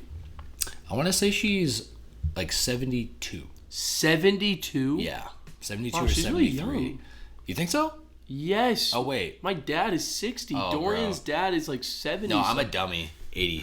82. Jesus. Yeah, I was about to be 82. like, dude, that's the youngest grandma out there. Yeah, no. Like, my dad's 60. She's How the big fuck chillin'. Is that possible? Yeah, and there's like a bunch of family stuff that have happened, and she's honestly probably nearing the end of her life, unfortunately. You think so? Yeah, for sure. Like that, and I think like there's some like early onset dementias happening too. She's starting to like really just kind of lose it as far as. A little bit. Yeah, man, and you know it's really sad. And I really feel like I've never personally small tangent, but I've never lost anyone really close to me. Really? You know, I've had my dad's grandparents, or my dad's parents have passed, and I didn't really just have the connection with them that I have with my mom's. Absolutely. Right? Yeah. My mom's mom. And so that's always going to be an extremely special memory for me. Absolutely. That ties in my first Game Boy. That ties in Pokemon. Absolutely. With my grandmother. But isn't it incredible? And I kind of want, this is really interesting. I want this entire segment to be us also reminiscing. Yeah. Because this is exactly what I want to talk about. Cool. Pokemon is, truthfully, you know, it's so many things, it takes so many forms, but look at it throughout your life. It is so special, and it has held a special moment for you. You have this massive like memory tied to this that I don't have and no one else will share, but it's special to you. And it's special to maybe you, your mom, and your grandmother, you know what I mean? Me and my older sibling are literally like I feel like forever gonna be connected through Pokemon. Yes. And I think that that's one of the most incredible things, and it's one of the reasons why no matter what anyone says about what a video game can be, or even a trading card game, whatever teachers said about, you know, trading those cards, or even like for me also, I have another really fun story about Pokemon, because the way that I see it, I want to call this the state of Pokemon, at least this segment. Yeah. We can call the episode whatever we want. Cool. The state of Pokemon. The state of Pokemon as itself, because it's something more, and I know it always will be. Because when I was a kid, very, very young, like super, super young. Do you remember when the original anime came out? Indigo League, right? Mm-hmm. If I'm not wrong. Mm-hmm. And then they had those little figures that dropped with them. Okay. They weren't. Do you remember that at all? They weren't posable. Right. They were literally just like rocks of the figures. Yeah. You know what I'm talking about? Yeah, it was like the original 150. Yeah. It was all of them? All 150 were dropped, and it was they were all like painted. They had like do you know what I'm talking about? They were like this big. Yep. Yeah. Little guys. Yeah. I have a giant and like the toy section of the store. Filled with them. Yes. Yeah. Yes. Little guys. My mother, this was more than the original 150, but she ordered a massive box from eBay of just like hundreds of Pokemon, like a bunch of, there were some Digimon in there, like figures, but majority Pokemon. And every time me and my older sibling did something good, or were in like got rewarded for something, or we did a chore around the house and made something, she would give us one Pokemon from that box each. And that is one of the most amazing feelings. That's so dope. As a child. Yeah. I'm not kidding. I remember I was in the laundry room of my old house, and I remember just like standing there like this, like just literally like fist up, pumped, so excited. Like, and my mom, she was reaching and grabbing this box, and it was just the most beautiful, like incredible, like moment, because she would reach down and I didn't get to choose, so she just picked a Pokemon. Yeah. From the box. That almost makes it better. Yes. Yeah. And so I remember there was this one time I got sometimes you'd get a Pokemon, you're like, I don't really care for this one. But I remember I got an Arbok, I think. Yeah. And I remember being like, oh, this Arbok's so lit. But my sibling got a Weezing. And I remember we were like, holy crap, this is so cool, because Jesse and James had an Arbok and a Weezing, and the Weezing figure was so cool. I still have it, actually, and the Arbok. Cover. Weezing. I remember that so well, because we would quote that. Anyway, so we would watch the anime. I experienced this love through the figures and toys and all those things, and kind of merchandise too, because my cousin Connor, who lived in Louisiana, he's probably around your age. Okay. So he was, at the time when I was like a little kid, he was probably around like 13 or 14. I think you guys are actually either he's a little bit older than you, or you guys are around the same age. Yeah. But he was super into it. He played the Game Boy game, so he knew the game. He knew the anime. He was like more into it and he also did Pokemon trading cards. For sure. But me and my sibling were more cards, anime. We were really young, so we weren't like too into it yet. But I remember I would always like ask him questions about it, and obviously I'm like his little cousin, so he was always annoyed by me, which was so funny, because I'd be like, is Mewtwo real? Like, is that a real Pokemon you can find in the game? He's like, no, it's not. He would just like say shit to me. I remember how funny he was. But he had an entire like Pokemon pillowcase. I remember my Aunt Donna, who was his mother, still is. I don't know why I said was. She would always like tell me, she was like, Connor loves you so much because you guys both love Pokemon. I was like, Connor loves me? And I remember she gave me this little Bulbasaur toy that he had once, and he was like, yeah, he wants you to have it. Still love my cousin Connor, but he never told me he loved me. I'm just kidding. That was shit, I know. That was a joke. So very important. Yeah. Pokemon has always been very important, and I think it always will be. I kind of want to switch a little bit towards the idea of the literal state of the Pokemon games, what they have been and what they are. Well, I got one more small story for you. Please tell me. Down. Oh my God, I'm sorry. I have such fond memories of the games, and I think that's my best story of the games. And truthfully, playing Gold and Silver and playing Ruby and Sapphire really, like those first 3 gens, honestly. That was like my love for Pokemon as a child. Yeah. But I also had an immense love for the card game. I remember going back and forth kind of between like, it wasn't allowed at school. Yeah. And I didn't really have friends to trade with other than that. But I remember moving to Oregon then. So around the same time, I got the Game Boy game. Right. And the card game was going like in and out of popularity constantly. It would be like they come out with a new expansion, everyone's all about it. You know what I mean? And then kind of forget about it. Yeah. Oh, new expansion. Okay. Everyone's about Pokemon. When I was going into junior high, I had a binder. And in that binder was one of those like small binders that has 4 instead of the big binders that has 9. Absolutely. You know? Absolutely. And my first page, I had 3 Charizards and Charizard EX. Okay. Wow. The original Charizards though. So I threw trades because this is before like I ever had my own money. Right. This is way before any of that, right? So from just trading and just from existing in the Pokemon kind of card game world as a kid, I happened upon 3 Charizards. Yeah. 2 of them were first edition. Imagine what that's worth now, bro.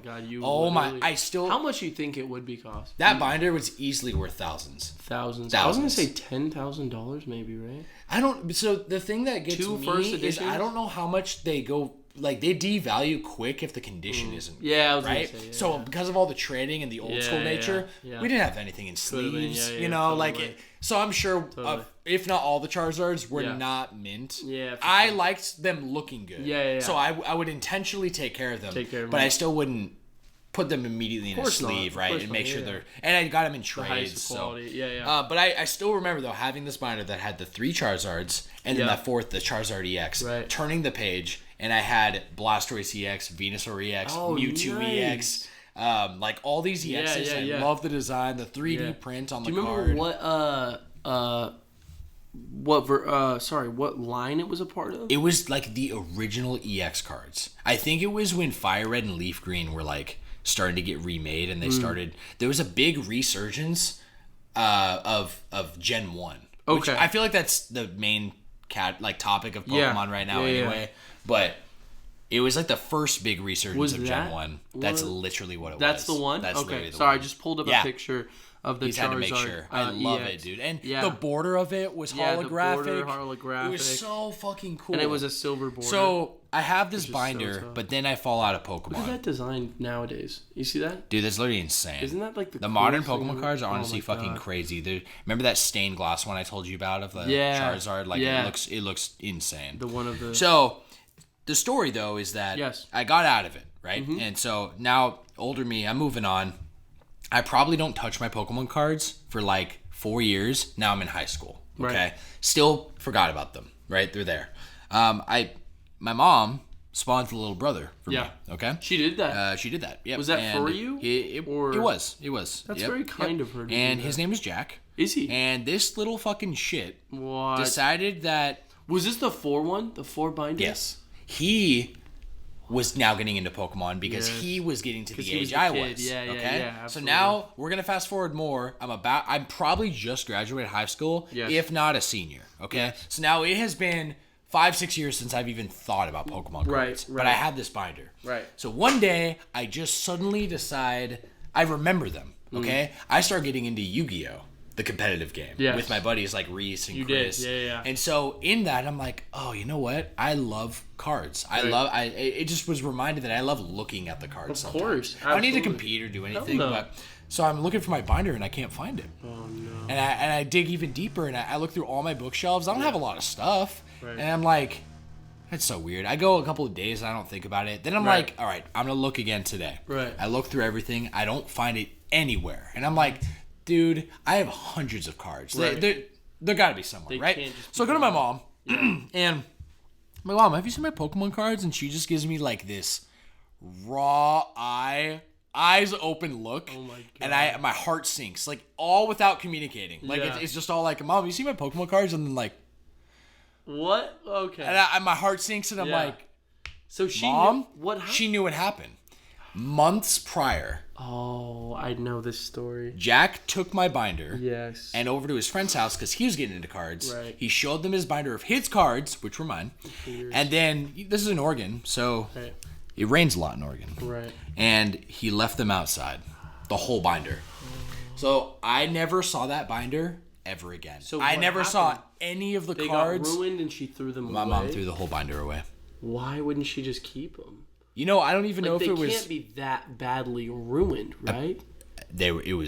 She said it was completely ruined. Like it poured rain in that binder, bro. Damn. Yeah, and have you seen Pokemon cards like get all bent and kind of like get warped and shit? Yeah. So yeah, I'm sure even if I got it back, it would only make me sad, right? Mm-hmm. So I never saw that binder again. I never saw those cards again. Did you like beat up Jack? I wanted to kill that motherfucker. Did you like fight him? No. You didn't? I didn't. Why not? I screamed at him. You yelled at him? I yelled at him. Like how bad? Sure. I made him cry. You were like, "Fuck you." No, we didn't talk like that in my house growing up. Yeah. No, it was like I think if we were in why? Yeah. Like why would you know what I mean? Just full like fucking like. And he cried? Yeah. Oh, he cried. He cried big.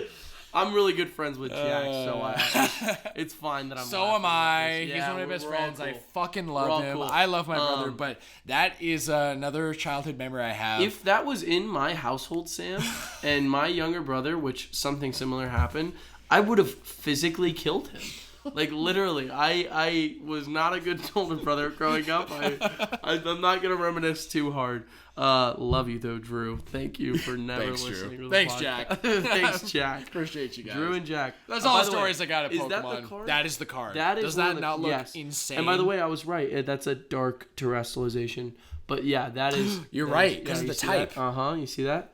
Crazy, right? That is crazy. Yep. Yeah, but it looks literally just like it's a stained glass window. Like, I want that in my church. So beautiful. Love it, love it, love it, love it a million times. I love it. So what do you got next, Josh? I just want to talk. I kind of want to run through the games and the main line. Yeah. In which they were released. Okay. I'm not really going to worry about the dates much. So okay. I'm more going to focus on the tradition on how these mainline games went down. So obviously, a great example is the way that it started, which actually it is a little weird. So this first one, the reason I want to bring this up and I want to run through everything that's happened is because I think we're at a very, very strange point in Pokemon's time. Yeah? I do. I very much think so. I think anything is possible. And we kind of there's a couple moments where many years will pass and we will, we'll assume that we get what's going on with Pokemon. You know what I mean? Yeah. And we don't. We really don't. We assume that's how it's gonna go, and that's just not the case. Oh, so the original games that came out were Red and Green in Japan. If you know, that was the original release. Right. I kind of want a copy of like sealed green version, on my wall, like the Japanese text and everything. Yeah, that'd be badass. It was called Pocket Monsters too. Right. Yeah. Yes, so that's what it says on the front. And then in the U.S., Pokemon Red and Blue, and that was the two games that came out. And then later is when Pokemon Yellow came out. Yes. And so people usually treat Pokemon Yellow like that third definitive game. Right. You know that's what I mean? Still Gen 1, right? Which is still Gen 1, absolutely. Yeah. Excuse me, I'm so sorry. No, it's all good. Didn't mean to burp in that shit. It's all good, homie. And then I'm also going to gust of wind. Absolutely. I'm also going to be mentioning the remakes and what gen they're a part of as well. Sure. So that was Gen 1. Okay. Obviously no remakes because there's no remake to be made. And then actually the next ones to come out were Pokemon Gold and Pokemon Silver to come out. Yes, you have a lot of strong opinions on those ones, huh? Oh man, especially because it's like it not only was it like my first Pokemon game that I owned, my own Game Boy, that was Pokemon Silver, right? But also going through and beating the game, and it's so awesome. All these new Pokemon and just like how everything is, and it honestly was rated much easier. The original Red and Blue is very difficult. So you beat the game and you're like, that wasn't too bad. Yeah, well, not too bad. That's half the game. Oh god. You have 8 more badges, my man. You know that's in Kanto, right? Right. So you go back to the original region from Red and Blue, which is so cool. It's so cool. That's one of the coolest honestly, like the fact that for how old of a game that was so revolutionary. Absolutely. And it's not even the same game. You're not going into Pallet Town and starting over that way. Right. No, you're jumping into like the later part of the game, right? Yeah. I can't even remember. Oh, you start in like Vermilion City. Because you take the SS Anne. All the way over. It's that ship. I'm pretty sure. Yeah. You take the SS Anne all the way to Vermilion, which is where it was ported in Red and Blue. Right. But you start in Vermilion, and it's actually in the future. So all the gym leaders and all the characters. Misty has a different design, doesn't she? Yeah. Yeah. And they're doing different shit. Yeah. Oh, right. Yeah. Yeah. So like it's the same but different, right? Even Koga. Yeah. Koga was the was it Poison gym leader? I think so. Yeah. Right. It was the I don't even remember. It's Fuchsia. The Fuchsia gym leader was Koga. Yeah. Fuchsia, right? Fuchsia? That's where the Safari Zone was. Okay. Right before you go to Cinnabar Island and fight Blaine, right? Yes. In the original Red and Blue. I believe so. So Koga then, because this is in the future, right. he is now a part of the Elite Four, and I think it's his daughter, or he gets a replacement to be the gym leader, and I think it's Janine. Very interesting. Yeah, right? I love that kind of stuff. Different kind of like lore stuff that's really dope, and I love it. has an explanation. I love it so much. Plus, you fucking fight Red as a final boss. On the top of the mountain, right? On the top of Mount Silver, overviewing everything. Like it's... Did you ever hear why the lore and why he's there? No. Because Red, which is you, that is the original player, that's how you play the game, he became so strong that he literally fought every person that there was to be fought in that game, and then there's nothing else for him to do. Nothing else to do. And so he literally waits for the person who can beat him, which is Gold, who is you playing the second game. Oh, that's who fucking shows sick. up to beat him, and then you beat him. I like that. Yeah, isn't that cool? I could kind of infer, but it's cool that that's actually real. That's literally like the that's what's written about him in the original text of the book. It's canon. So and then after Gold and Silver, they released Pokemon Crystal, which I believe you played, if I'm not mistaken. Bro. I loved Pokemon Crystal. So Pokemon Crystal was so badass. It was the first time they introduced moving sprites. So I remember you first enter that first patch of grass, and you'll see a Pidgey, and the Pidgey will come in, flap its wings, and then it will go back to a stagnant image, right? And it's like, well, what the fuck did I just see? Yeah, which is how it was literally set up until Gen 5, where they had the moving sprites. But we'll get into that. So Pokemon Gold and Silver, Pokemon Crystal. That's kind of the way we're setting it up at this point. We have 2 games released at the same time, and then a kind of an officialized, I don't want to say officialized, what's the right terminology? Almost like an ultimate version? Like a definitive edition. Definitive, thank you. Yeah. Like the definitive version released months later. And then, moving on, Generation 3, Pokemon Ruby and Pokemon Sapphire. Did you play those games much at all? Or? Oh, yeah. Pokemon Ruby, I got... How old were you when these came out, too? So, I want to say that I was in middle school about when... Oh, yeah, because it was right when I first moved to Oregon. Yes. I fucking remember because... I actually remember that it was for my sister's birthday. I begged my grandma... Grace, because she had the first birthday... What's your other sister's name? Mary. That's what I thought, Mary and Grace. So... Because they're from the Bible, right? From why they were named that? Grace and Mary? From the Bible? Aren't those 2 pretty sure. people in the Bible? Bible? I'm pretty sure that all of our names are from the Bible. Samuel. All 4 of us. Jackson. But Jack's middle name is Michael too, and I'm pretty sure Michael. Oh yeah, Michael's very religious, but my full name is very religious. I'm Joshua Michael. Oh yeah, Joshua Michael Sims. That's very religious. That is a very religious name. I remember getting a Game Boy Advance, which, by the way, I didn't even say it. The Game Boy Color I got, that was the purple translucent Game Boy Color. Oh, yeah, you told me that, yeah. And I loved it. They picked the color for me. I had no influence. They just got it for But then the Game Boy Advance was coming out, and I wanted that glacier blue one so bad. Yeah. Wasn't that released with Sapphire? The glacier blue? It was a launch one. Or maybe I'm mistaken.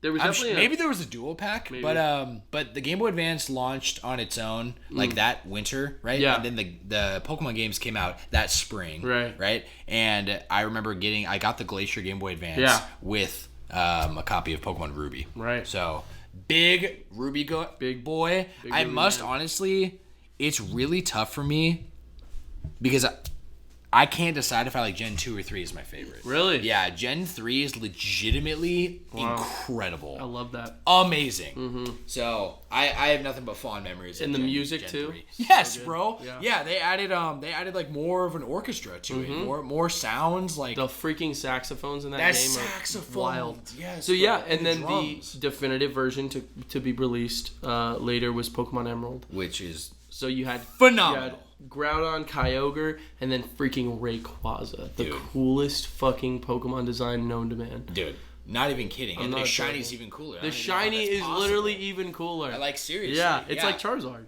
Yeah. The shiny literally. Is cooler. Love that. So that was also the beginning of the first remake, which they did. In Gen 3, they released, it was Pokemon Fire Red and Leaf Green. Yeah. So they finally released a version of Green to the U.S. And that was Gen 3, technically? That was technically Gen 3. Okay. Yeah. I do want to add real quick. Have you seen the memes of Rayquaza and fucking Groudon and Kyogre? And just like them talking to each other. Yeah. It's like, I'm gonna beat your ass, bitch. Hey, I'm gonna come down there. Everybody shut the fuck up. Shut the fuck up. Yeah, it's so funny. It's also really funny because in the game, like, clearly if they were to fight in the situation they were in, dude, fucking Kyogre would whip Groudon's ass because Groudon's on a tiny little island and Kyogre's just surrounded by water. Dog, what are you going to do on that island? What are you talking about? Try to move. Yes. You're not going to, unless he can control the land. No, bro. No, and plus, ground and fire, which is Groudon's type, are weak to water. Yes, bro. Kyogre would destroy Groudon. Absolutely. But, you know, lore aside. Lore aside, that's not what it's about. So Fire Red and Leaf Green. Yeah. Definitely came out. Did you play one of those? I played Fire Red on my Game Boy Advance, but I didn't get far enough to like actually truly like experience it. Yeah. I'd say my first time really experiencing it was actually Let's Go. I feel like was for sure. kind of getting my foot in there. I think Let's Go is superior to Fire Red and Leaf Green. Really? For sure. Wow. Because I honestly feel like I like playing Red and Blue more than I liked playing Fire Red and Leaf Green. Really? Yeah. Well, why was that? Was it the time that it came out? Or? A lot of reasons. To be honest, there's something super charming, extremely charming. Seriously, for anyone, look up old sprite work. Just try playing the original Pokemon Red and Blue. It is so... It's just a masterpiece in its own right, and there's something... It's missing a level of charm that the remakes don't have. Replayed it recently? No, I haven't. But I remember playing it. They released it on Leaf 3DS too. Yeah. They what? No, the original Fire Red and I mean the original Red and Blue. They released on 3DS. I forgot that they. You remember did. That was a big deal. Huge. That was huge. Yeah. That was the first time they ever re-released those games. I had a bunch of friends that just completely replayed it. Isn't that cool? Yeah. Yeah. Yeah. Damn, you're Good right. stuff, wow. right? I forgot. So yeah. Anyways, so you last said Gen 3. Yes. So Gen 3 wraps up with 3 mainline titles and 2 remakes. So they had the 2 remakes that came out after that. Then on to Gen 4. This is when Joshie enters the building. Hey. Because Joshie was just a young little buck, but actually got his hand on Pokemon Diamond. What we're dealing with is Pokemon Diamond and Pokemon Pearl. Yes, sir. 2 of my favorite generations. Yeah. I think 2 generations that really just kicked off what I think is some of the best eras of Pokemon in general. For sure. I think Gen 4 seriously was like Pokemon getting everything that made it amazing and just being pushed off with the technology they had. The DS I loved. I don't know if they did everything they could have done with it, you know what I mean? They could have done party management a little bit better, but I like that little watch. I like being able to have a little mini map on the screen, and the stylus was always fun. Making puffins was so much fun as well. Cute little things like cool. that. Yeah, I like mechanics in those games, and I like having that's the first time they had 3D buildings. I just felt like the music was so encapsulating. Yeah. The place, Sinnoh itself, was like so, it felt so, you know, and every Pokemon game is, but it feels iconic. Having that mountain off in the distance, really building up Team Galactic for what they are.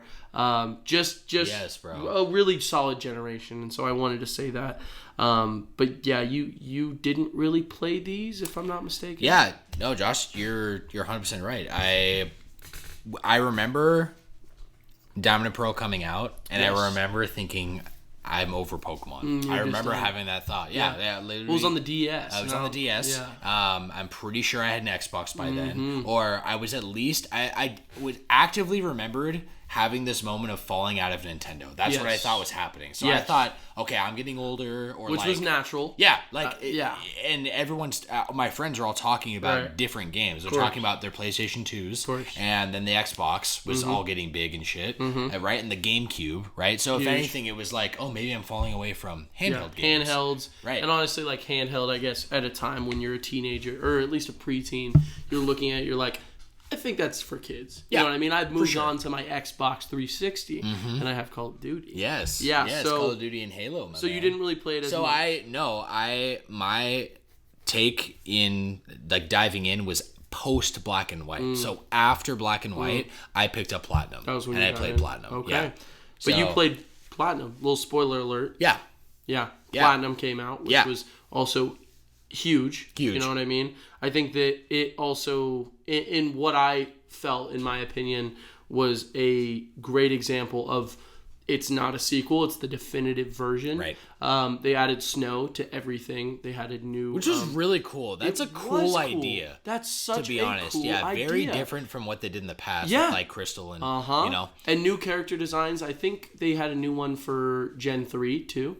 If I'm not mistaken, they had a new scarf. Or... It was the headband. The headband, yeah. It was green. Yeah. Yeah, and like the item bag too. Yep. Like they added like a green tint. Always, yeah. And I don't know if they did that for Crystal or Yellow. Well, Crystal, they added a female. So you could choose between the male and female. Yes. Yeah, and the female, if you chose her, she was at a blue tint. Okay. Whereas like Gold, the original guy, he had like kind of like an orangish tint already. So, cool. Yeah. It's gold and silver.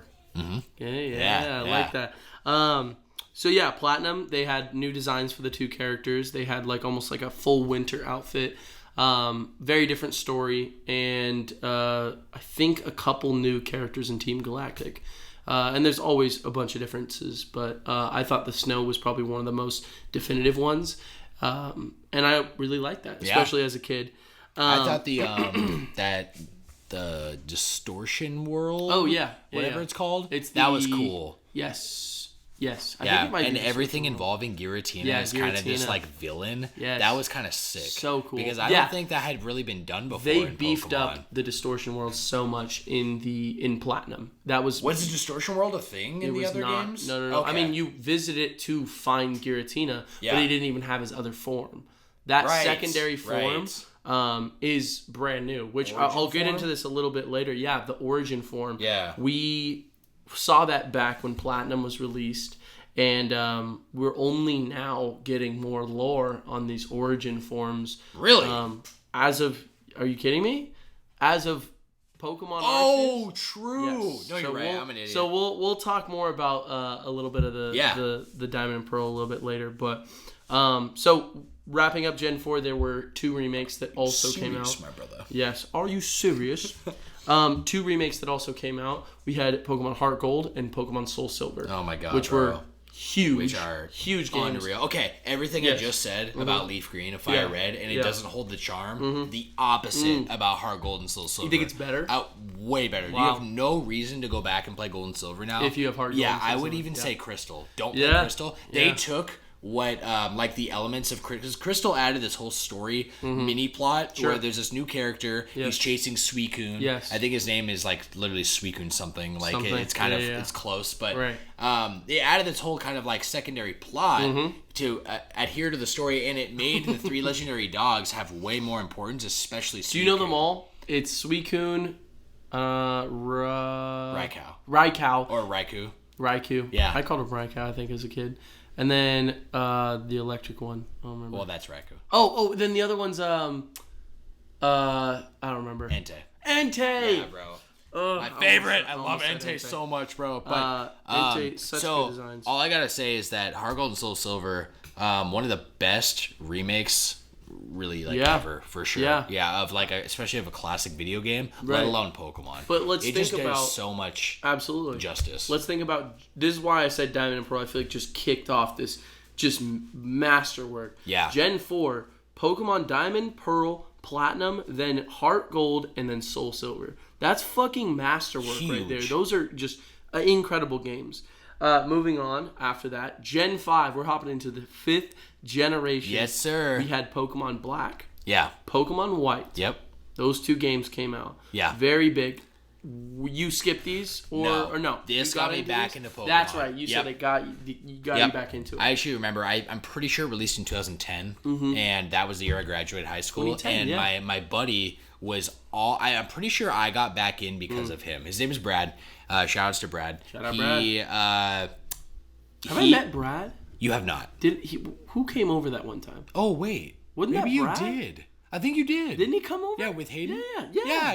Like, that was Brad. Stop by on surprise, right?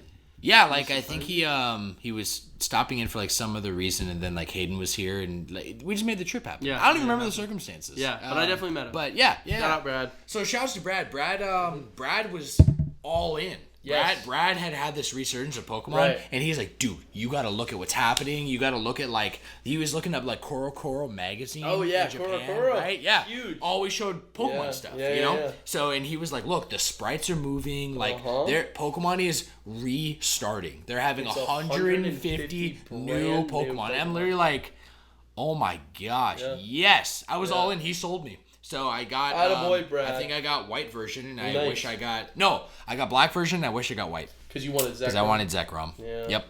Zekrom's still tough. Oh, still tough. And honestly, the game was actually incredible. There's a lot of really, really good moments I got from that game. Hydreigon being super sick. I love that design and the name. Oh I loved Volcarona, one of my favorites. We talked about Volcarona. Yeah, and, super recently. What was the pre-evolution? It's... Larvastar. Yeah. What are the starters? Can you remind me? Oh, absolutely. It's Tepig, Snivy, and Oshawott. I love those starters so much. It's crazy. Yeah, bro. Truthfully, and you know, I don't want to go into no, but we can talk about it. We talked about it a little bit earlier. Gen 5 did get a lot of backlash. But to be honest, I think it's a lot of those. You know, it's not classic, and so I don't like it. Yeah. Tepig got a lot of hate because he was the third firefighting in a row. Embor, that was the one, and he. But I love that design. The third in a row, really? Yeah. It was Blaziken, then Infernape, and then Tepig. Right. Or Blaziken, Infernape, and then Embor. Yeah. And so it was like we're just gonna have firefighting every single time, which I agree is dumb, but I love all three of those designs. Tepig is so cute. And then it's just like, and then he just gets he gets bigger and stronger. Embor is such a tough design. Yeah. Snivy, I love so Superior, much. bro. Yeah. Loved Superior. Right? It's Superior? It's not just Superior. It's Superior? Superior. Yeah. There you go. Yeah. Yeah, like a serpent. Agree. Superior. Yeah, that's who I chose because I remember. Did you Superior, really? Yes, Superior was such a dope, and how it moved on the screen too, and stuff, and just with the design. Yes, yeah, that it was fast. Yes, right, like so. Servine, cool. It was Snivy, Servine, and then Superior. Yeah. I don't remember Tepig's middle evolution, but I for sure remember Oshawott. Oshawott was my fucking boy, dude. So check us out. If you want to put it into perspective, this was my second generation of Pokemon. Okay. So I played Diamond and Pearl. True. You know, I played all this spin-offs. I was super into it. But when Black and White was coming out, it was my first time being hyped. Because Diamond and Pearl, I was excited for, but I didn't really know what I was getting into. Yeah. But I built my party. I found all this love. And like I said before, I get emotionally attached to my Pokemon. I create kind of personalities for them in my head. My whole family, well, at least me and my older sibling, always have done this. We kind of create characters out of our Pokemon where we know their personality types, how they would act, how they interact with the other Pokemon. So it's very emotional for me. When I found out that there were 150 new fucking Pokemon that I could play, oh my god, this was hype. I remember I got it for Christmas too. I was very, very excited. I think it was Christmas 2011 actually, because I think I got it a year after it dropped. Okay. Or did it release around December? Do you remember when? I don't remember. I should have done the dates. I didn't really want to focus on those because I feel like that's just information, but oh, you have Black 2 on there, don't you? Yeah, I do. Yeah. Black 2. That was 2012. Yes. So, and Black and White came out in 2010. There you go. Yeah. Got you. This totally makes sense, bro, because also I'm looking at these years, the dates. My high school years was 2006 to 2010. There you go. Look at that. Diamond and Pearl came out in 2006. And you were like, Heart Gold and Soul Silver I'm came out playing in 2010. Halo, and then later Brad said, get on that shit. Get on that shit. Yes, yeah. Sir. Then I saw that there was a remake for Gold and Silver, and I got on board for that. Yes, too. as well. Anyways. So, Black and White. Yeah. Love those guys. Oshawott was my starter. Yeah. I remember, remember? Duat. It's Duat and then Oshawott, Duat, and Samurai. Yeah. So I did this funny thing where I always name all my Pokemon, and I started this rule in Black and White because I was like, oh my god, because I love naming Pokemon in Diamond and Pearl. Yeah. But I was like, dude, I'm gonna go ham on this shit. I'm literally gonna put all my effort into this. So I named Oshawott. At the time, I named him Oshie. Okay. And then when he evolved, I went to the Name Raider, who was in not Vermilion City.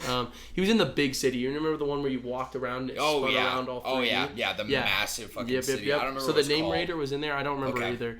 But he, I would change his name every time he evolved. So it was Duat, and so I renamed him Dewey. And then it ended up as Samurai, and I renamed him Sammy. And so it was like he always was. So it's really funny because I think about you. I think about that Pokemon whenever I think about you. Or if I say Sammy, I picture the Samurott in my face. I remind you of your favorite gen of Pokemon, my guy. Absolutely, you do. Sammy, bro. Awesome. So Gen 5. Also, we were accompanied with 2 very interesting definitive editions, and I'm using air quotes because this is kind of one of the first beginnings of a huge change that started to happen in the Pokemon. What's the word? The Pokemon formula. I would say, or the traditions in which they were released. The blueprint. Yeah, the blueprint switched it up a little bit, which is cool with me because you know what, Pokemon is Pokemon, and I want that to be known by the end of this segment. So instead of releasing a definitive edition, because we got black and white, right? What would be perfect? We have a third Pokemon, Kyurem, right? We could release Pokemon Gray, right? Be perfect. Pokemon we had Gray. Emerald, Platinum, all these games.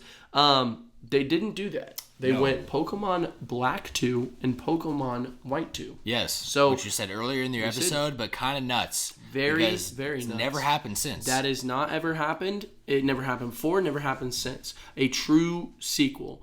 And the interesting part too is that it is pretty similar to Gold and Silver in the way Gold and Silver is similar to Red and Green because it's a true sequel. Right. Characters have aged. Time has passed. If I'm not mistaken, the events of the original game have been mentioned. So it's not. It's got a new story, but with the same characters basically. Right. So it's almost like this. Maybe it's not I want to say alternate dimension because your character is not anywhere to be found. You're a new character. True. So it's like so maybe it is. I don't know. So it's just a strange world that we live in this Pokemon world. So Black 2 and White 2. I never picked them up because like I said, I get very much into my Pokemon games. Yeah. So, right. No, I actually think I got version White 2. Did you? Yeah. And I never beat it. Never beat it. Yeah, if I had to make a guess, I got probably like 2 or 3 badges. Totally. Yeah. Possible. So that wraps up Gen 5. Yes, sir. Moving on to Gen 6, we had Pokemon X and Pokemon Y. The first ever pre-ordered by me. Oh, really? Pokemon game and midnight release I ever went to for a Pokemon game. Wow. And ever since. So you were in there, huh? I was in it. Wow, I was so fucking hyped. Yeah. I'm not kidding you, bro. Yeah. The hype I had for this new deer Pokemon, Yveltal and Xerneas, you know, who they were as legendaries, like what was happening, the models that they were showing, the fact that it was a worldwide release, the Kuro leaks, it was blowing my shit. It was seriously probably one of the most hyped I'd ever gotten for a Pokemon game. And a little exclusive fact about this, in the Flash Bros podcast is that I myself, I never made leaks, I never did anything like that, but I released YouTube videos. And they're still available, talking about a bunch of different upcoming leaks. Sure. And all of them were correct, by the way. All right. Yeah, because every single one all these years later, I made sure all of them were. I reported on Chestnut. I reported on whatever Fennekin's final evolution is. Fox something. Delphox. Delphox. Yeah, Delphox, and then Greninja. I reported on all 3 of those guys, and Talonflame. Who was your starter? Correct. I chose Chespin. Oh, another little thing. So I go in a line.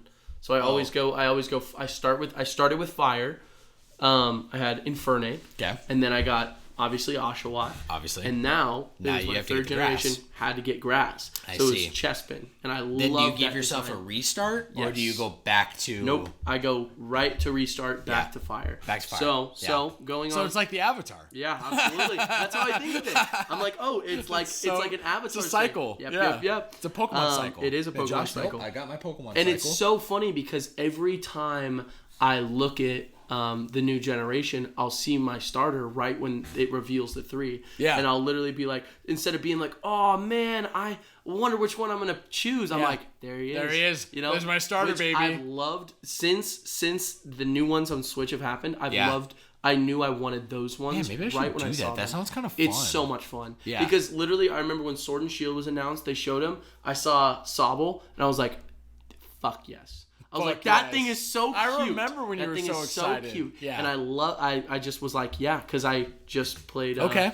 Yeah.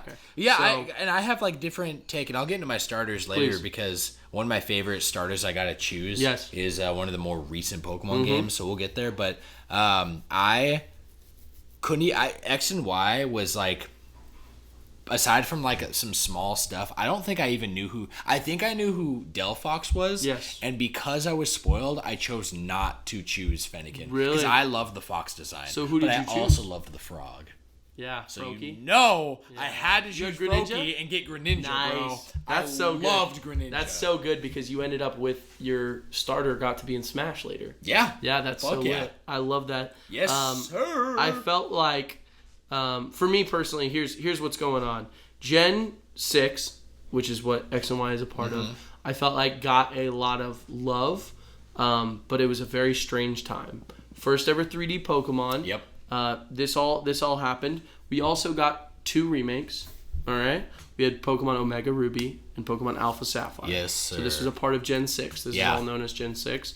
Huge. Those are also huge. I bought Omega Ruby. I played a little bit, but I realized I'm not really huge on the remakes. Yeah. Right. Yeah. And meanwhile, but I Omega had love for Ruby it. has the most time I've ever put into a Pokemon game. Because you did everything. I did the living decks. Yeah. Shiny hunt? I shiny hunted. Yeah, I didn't get far on the shiny hunting. Okay. That's like the one thing that didn't happen a lot. That shiny Porygon, I think, is all I got. Really? Yeah. In like 700 hours of that game, bro. Yeah. But I loved that remake That's so lit. much because it took all the things that I loved about X and Y and it literally just incorporated them seamlessly into one of my favorite gens. Yeah. Gen 3. Absolutely. The fact that Megas were in that game and incorporating the story was insane. And let me just say, the reason why, and I'll get into this in a second, but the truth is the reason why I'm so disappointed with those recent remakes is because of how good Oros was. Which you have good reason to believe that. After everything that I've heard already. They redesigned every character. They had brand new artwork, brand new megas, brand new like designs for the way the region looked. It just was new. Yes. They took what existed and they made it new. Incredible. Yeah. I loved it. I thought it was amazing. And hear me out. I don't know if I'm wrong, but the last bit I got is that the extra episode at the end of Oros. Remember with Dialga? Or not Dialga. No, Rayquaza. With Rayquaza, yeah. That was the first time that was forced in a Pokemon game, right? Forced? Well, I mean, like, What do you mean by that? it almost felt like DLC that you got for free. Yes. Like Yeah, this yeah. add-on story for being in the game. Because Sun and Moon did the same thing. Yes, they right? did. Yeah. So They did. that was awesome. I loved that. Yeah. I loved that. Zinnia. You Yeah, know? Zinnia, the girl. And the music Yeah, that yeah. she brought and It was, everything.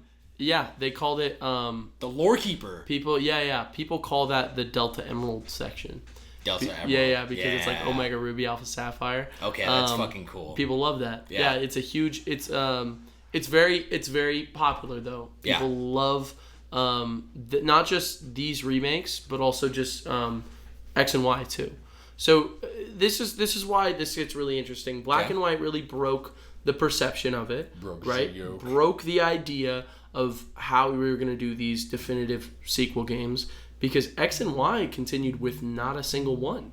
And they had a perfect example too, because Xerneas was a Pokemon. Yeah. An actual like Pokemon you could catch in the game, had like lore to it. It was this green Pokemon and it had this X design. It was just like, it would have been, Z design. Yeah. And a Z name, and it would have been perfect, right? Wait, you said Xerneas? Xerneas. No, that's the X one. Zygarde is what I meant to say. I'm so sorry.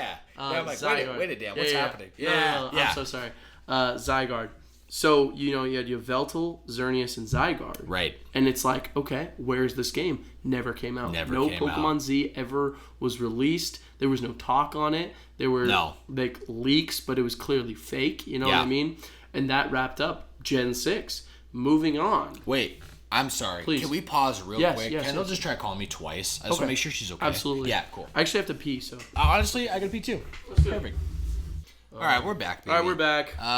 You just reminded me something, Josh, that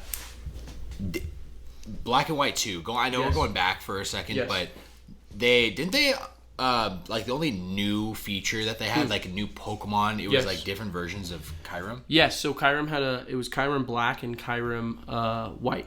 So there were two guys, two brand new ones. That's literally what they were called? Yeah. Black Kyurem and White Kyurem. So the thing was, the reason that it is the lore behind Kyurem, Zekrom, and Reshiram was the fact that they were all once one massive dragon. So they were the definitive dragon Pokemon. This is new to me. This is in the game, so it shouldn't be. No, I didn't play... you didn't play any of it? Black and White 2. Oh, no. Okay. Then that's fine. I don't think they went into it. I don't think they went into it in the original. I think they went into a little bit, but that's only... Maybe my high ass forgot. I don't know. That also happens. Okay. So both of them were pieces of the energy to them.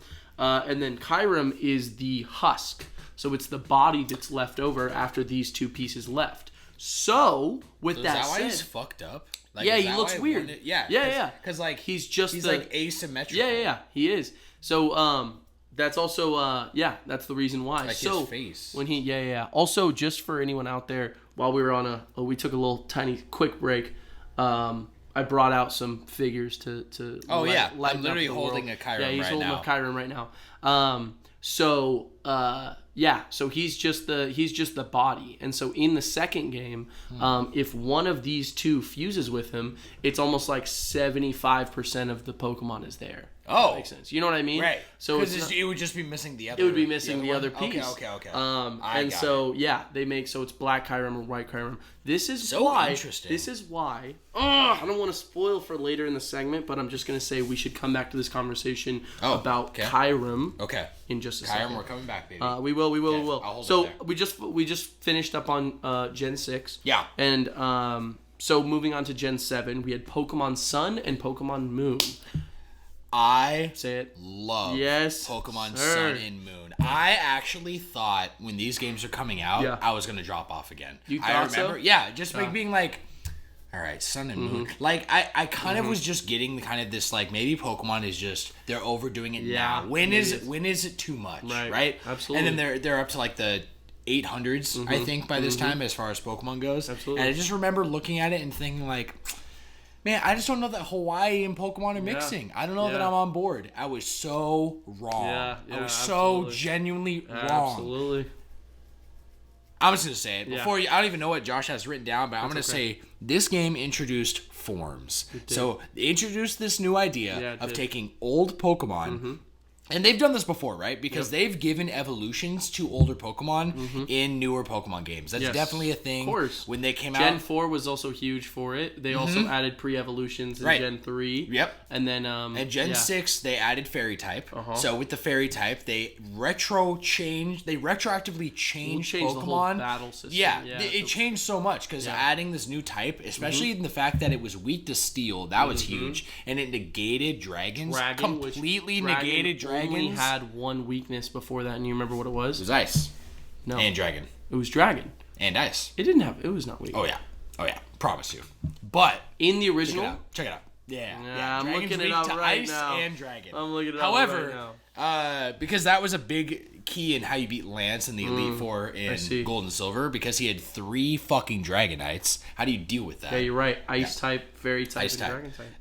But the Fairy type was crazy because not only was it super effective, dragons don't do anything. It's not effective. Again, it's not just not very effective. It doesn't affect fairy types. That changed the meta completely. It really does. Right? Because dragons didn't just come with the typing. All dragon type Pokemon up to this point were also behemoths. They just had great stats. You didn't need to do damage, like super effective damage, to have a strong Pokemon. Right? Absolutely. You know? Absolutely. So... but my favorite, my point was forms. Yes. These Alolan forms is what they called them. So they literally took older Pokemon like Marowak.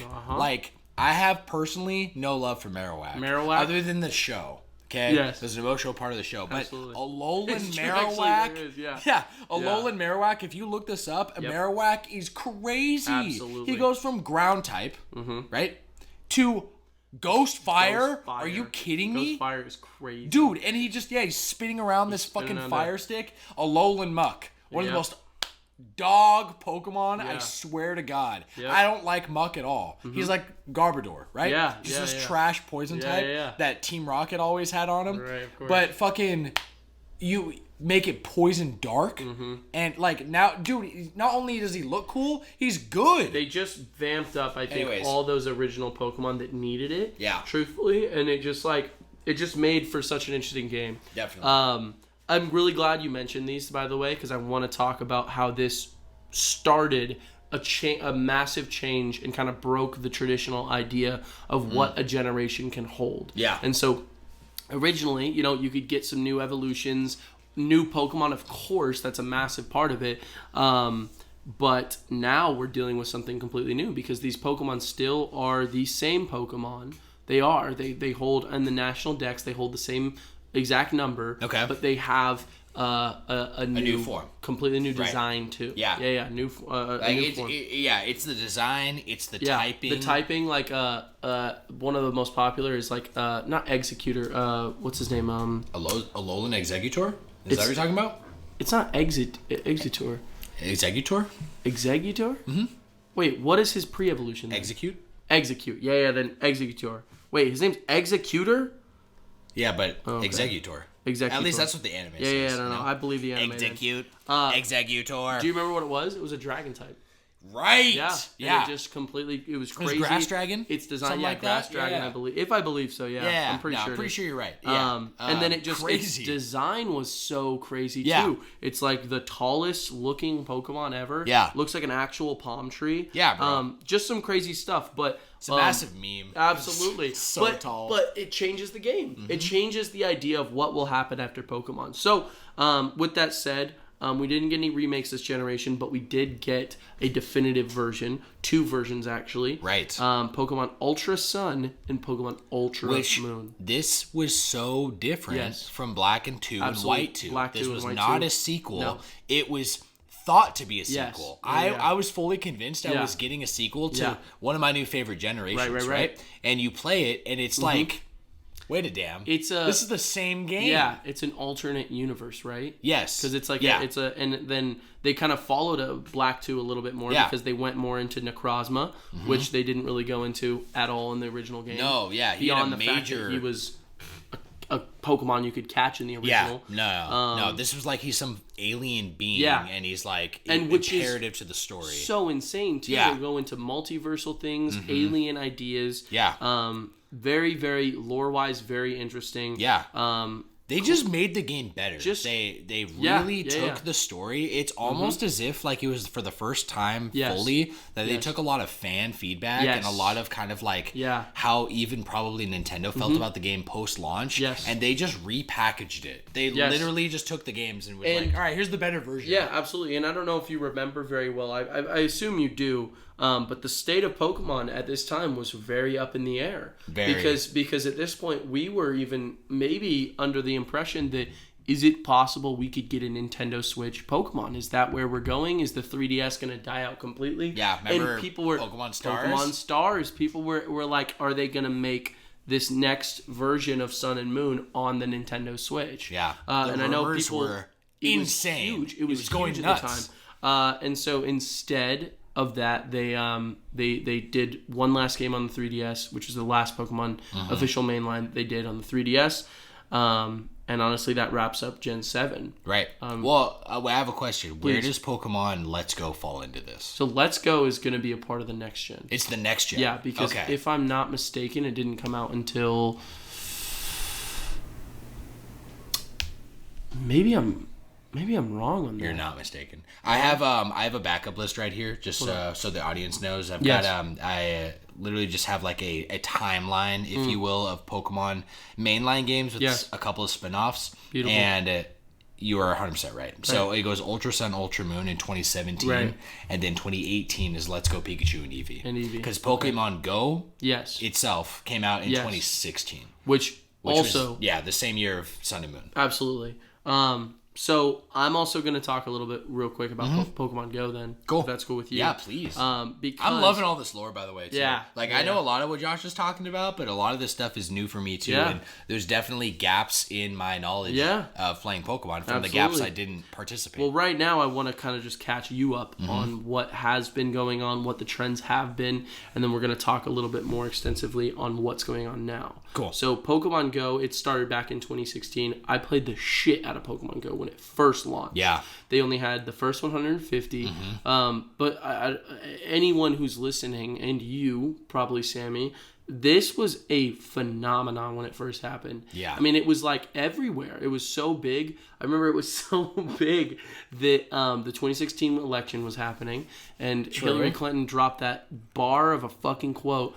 She said, Pokemon go to the polls. That's fucking heat right there, dude. Because she was trying to get young people to vote, and everyone was into Pokemon Go. And so she said, Pokemon go to the polls. And I said, Hillary, she's with it, I'm just saying, I don't care what political party you're a part of. If you're dropping some Pokemon go to the polls on me, Respect. That's respect right there. That's respect. That's funny.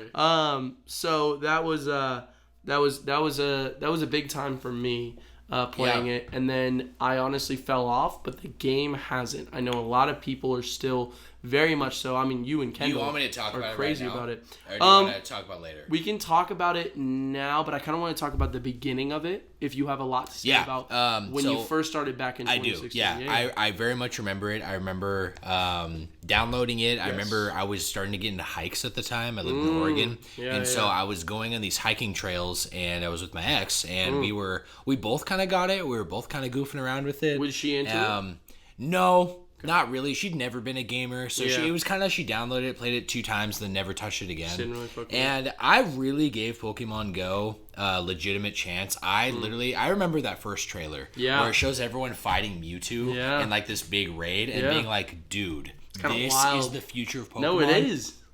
And completely having the opposite feeling when I played the game. I remember playing the game for about 2 weeks, not straight. It was more like I played it once a day for sometimes like hours. Like, I don't know.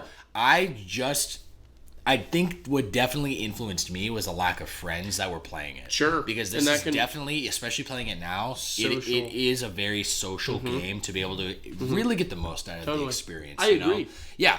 And I remember playing it and just the feeling engraved in me, especially with where we were at with mainline Pokemon games, was this is not Pokemon. This is not. That's what I was feeling. It was definitely... It was like a mainstream, dumbed down version of what Pokemon is, and I felt insulted. Sure. That's how I felt. I felt like the controls were garbage. Yeah. I felt like it looked like trash. Yeah. I felt like even the character designs, like so generic. For all of them, they're just like, it looks not like Pokemon. Yeah. It literally looks like it's done by a completely different like team. Yes. You know what I mean? Which it is. But sure. that's a valid feeling that you would have. Yeah. So those are all feelings that I very much remember, and spoilers, I am playing Pokemon Go actively right now. Spoilers. Which has been going on for about a month or so. Absolutely. Probably a little more. Yeah. So I have a lot of different feelings now, but that does not invalidate anything I felt before because I dropped this game so hard. I want to talk about it a lot once we get to a little segment in just a second, but because I think you'll have the most valid points about Pokemon Go because I don't play. Right. I feel like that's where you and I are on different sides right now for Pokemon, because I am now an active in Pokemon Go and you're active in the mainline games. Absolutely. So the way that I also, because you brought up a really good point, Let's Go Eevee. It has to be a part of a generation. Yeah. But this is also kind of a big indicator. Is it came out the year after and it was on a brand new console. Right. So a lot of people kind of draw the line right there where it's like, because multiple generations can be on a new console. But for sure. If it's going to start off on a new one, especially if it's a remake. So let me get into. So Let's hear it. Gen 8. Which Gen is 8. Last generation, the one right before the current generation that we're in right now. We're currently in Gen 9, yeah. We experienced something that we've never experienced before, just like the generation before. What's that, Josh? We got a brand new remake of a game that already got a remake. Pokemon Let's Go and Pikachu and Eevee. Yeah. This was heavily connected to Pokemon Go, right? And but was its own Nintendo Switch game, and it had its own specialty controller. Sure. It's actually a separate department to in the Pokemon Company. Yeah. They're the ones that just most recently made fucking Brilliant Diamond and Shining Pearl, and you can tell by the way those graphics We'll get to that. We definitely will. But I know what you're saying, because you can. It's so obvious when you pick up and play this game. It doesn't play anything like Sun and Moon, and it doesn't play like anything now. Yes, it's very much its own game as far as its experience. It's even very different from Pokemon Go. Absolutely. To be honest, absolutely. Having experienced that now. But the strangest part is it is also a remake, and it's a remake. Right. So we're dealing with something we've never dealt with before. So right now, everyone is always going to assume that it's like, okay, we have the original remakes, that we need those remakes of, like, just like Oros, right? But now we're dealing with this Let's Go, right? Spin-off game. Very interesting, because one of the craziest things to ever happen in all of Pokemon spin-off history is in a brand new, even if it's a remake or a spin-off, there hasn't been a new Pokemon introduced. And this was the first time in Pokemon history where this happened. And it is a numbered Pokemon. Who's that? You don't know this one? Meltan and Melmetal. It's the Melmetal. Yeah. Okay. Two brand new Pokemon. Yeah. Okay. Which I am familiar. Yes. I don't even know anything about them. Just that it was happening. Yes. And I was a little pissed about it at the time. Why were you pissed? Well, because I just felt like they were coming out with a Go. Yeah. Like a brand new Pokemon that originated in Go. Yes. I just felt like that wasn't. It was weird, right? It was weird. Yeah. I'm with you. It felt like a spin-off game. Yeah, it does. It does. And that's the craziest part about this, is that this was I think, one of the most biggest catalysts for, I don't want to say catalyst because that has a negative connotation, but one of the biggest reasons for this change. Yeah. Fine, I'll say catalyst. Yeah. Catalyst for change. Yeah. Because not only are we dealing with, okay, there's so many lines of Pokemon at this point, video game wise. We got to deal with Pokemon Go, Pokemon Let's Go, the remakes, and then the mainline Pokemon games. But then still, shit is going to be turned on our head on the next generation that we enter. Well, real quick, sir. What was your take of Let's Go? Let's Go. So first off, I have this kind of part of me. And I think I know exactly what you mean. When something is dumbed down or mainlined to a point where it almost feels like my experiences as a fan is a little bit like halted to make way for casuals, sometimes I feel upset, and I feel a little bit like, this might be really extreme, but I feel like kind of gross, and I feel a little disgusted. I know that sounds really heavy, but it's kind of something on my heart where I'm like, I'm playing it and I'm like, this is fun for being gross. You know what I mean? Yeah. You know what I mean? No, I'm with you. It sounds crazy, literally with you. but that's how I felt playing through Pokemon Let's Go.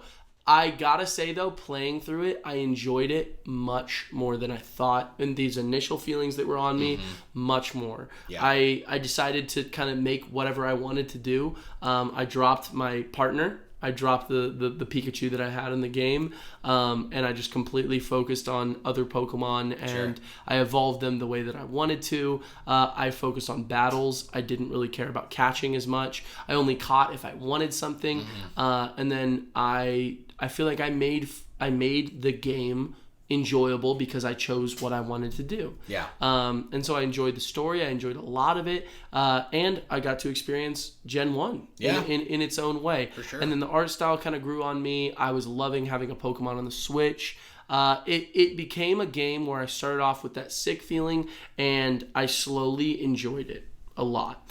I never tried any of the Pokemon Go connections. Okay. I always felt weird about Meltan, because you had to get 100 Meltens in Pokemon Go in order to evolve it into a Melmetal, which is fucking wild.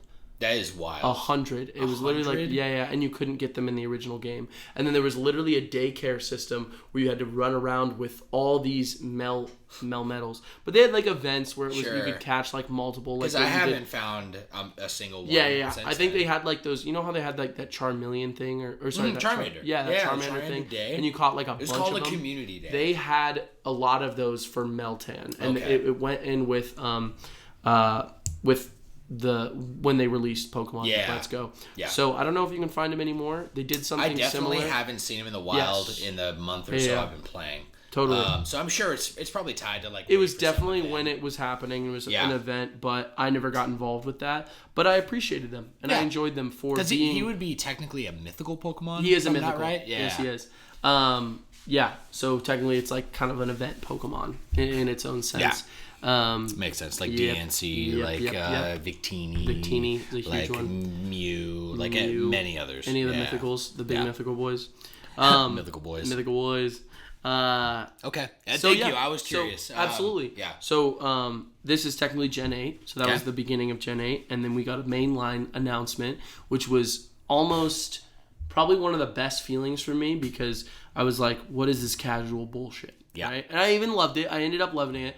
But the moment I saw the trailer and the announcement with new Pokemon in a new region with its own, like, in that style, oh my God, the relief I felt of like, holy shit, it's not all going to be just casual bullshit. Yeah. Because it was like, it was so up in the air. The state of Pokemon was up in the air. And it always is, from this point on, especially after Pokemon Let's Go and Pokemon Go, it's always up in the air. Dude, so it's still up in the air. It's still, that's what I'm saying. It always is. And so we were introduced to Pokemon Sword and Shield. Yes. And that was I'd say the announcement was so exciting, leading up to it, playing it. Yeah. And I felt the hype was so huge until I finished it. Did you feel like that? Dude, I'm not even kidding. Yeah. You said my thoughts. Yeah. Because I had the same. Yes. The hype train was there. It was huge. I was playing it. I was like, these new Pokemon I'm loving. Yes, dude. The new starters I was equating the feeling to X and Y. Yes. Where it was like everything. I was on board. Absolutely. It was right before we met because we talked about this recently. I moved into this house. So I had all this time I was playing it. Are you sure?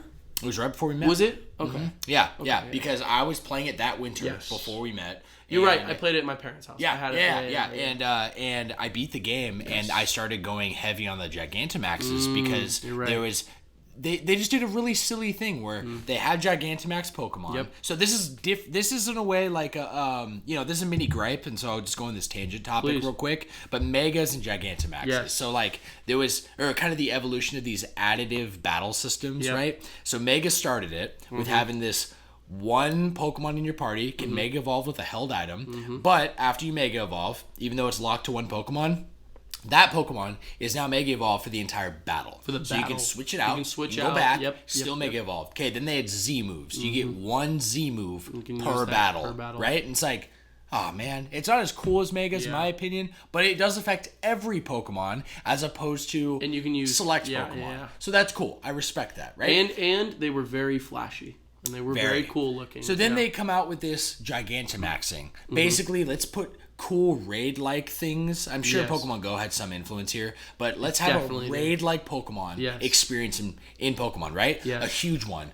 Oh, fuck yeah. That's sick, okay? Right. How do you get a Gigantamax? And I'm talking Gigantamax, not Dynamax. Dynamaxing is the name of the thing that happens with just any making a Pokemon blow up. Yes. But a Gigantamax was a specific version of a Pokemon that could Dynamax into a specific form. So in a way, it was like Mega Evolution. It was very similar to a Mega Evolution because it was a new design. It had a brand new style to it. Yeah. And I mean that was kind of where the similarities ended because you couldn't switch them out. Right. Yeah. It only lasted 3 turns. Yeah, and it lasted 3 turns. Right. But the game made you want to collect these Gigantamax Pokemon. Yeah. But they took away they didn't give you a held item to do this. They didn't make it so it was just this version of Charizard. Like you just have a Charizard and you can do it. Yeah. No, you had to go out and capture that Gigantamax Pokemon. You had to. So right, and it completely ruined the fun, especially in the fact that the odds were so low. Absolutely. The odds were less than 1% to find these Pokemon. So I found several of them, and then there were several I never caught, and I genuinely was like, dude, this is like shiny hunting, but for like a feature of the game. This is dumb. Yeah. You know? I agree completely, by the way, because there were so many. There were even, I remember months after I completed the game, there were Gigantamax forms I found out about. I was like, this is in the game. I never saw it once. I never even like experienced this kind of thing because I wasn't into raids. I didn't really like it. It felt like Pokemon Go. Yeah. And it was also, it had this multiplayer element to it. Do you remember that at all? It was like it was a 4-person thing, and you could invite friends or you could play with CPUs. But I was just like, for why? Like, genuinely, for why would they make it this difficult? And also, those designs are cool. I love those Gigantamax designs. Yeah, some of them I'm like, cool. I wish that the Pokemon just naturally looked like that when they did that. That would be epic. Yeah. Like, remember seriously. that snake Pokemon? Yes. I don't remember what it is. It was it turns into like that massive. Yeah. So cool. So do you remember cool. even like the Toxicity? Do you remember that guy? Toxtricity. Yeah. Bro. Oh my god. That design, he like gets on all fours, and he's got the blue and the yellow lightning. Yes, like dude. coming out of both of them. Such a cool idea. So like that's dope. so lit. Yes. Why are you locking it behind the most impossible thing in the whole world? You know what I mean? And you literally get a Toxtricity given to you. You give it, it's given to you, and it doesn't have as that a form. gift. And nope, Now, can't do Gigantamax. Real quick, Yeah. do you mind if I just pee? Literally like 30 seconds. Yeah. Do your little pee, my man. Because I want to keep talking about this generation. Let's get literally back into it if you're cool. Are you cool with that? I'm cool, let's go. Okay, cool. Are you cool? We're back. Okay, cool. We're back, baby. Yes, sir. Yeah, we're cool. Sorry, I had to pee real quick, but I'm straight. That's you, bro. I get it. Alrighty, so Pokemon Sword and Shield. I'm just going to wrap up what I have to say about the base game real quick. I was disappointed, to say the least, because there were elements to an incredible brand new next gen console level mainline Pokemon game. There were elements to it. The wild area kind of gave me that feeling. Some of the way that like the characters interacted.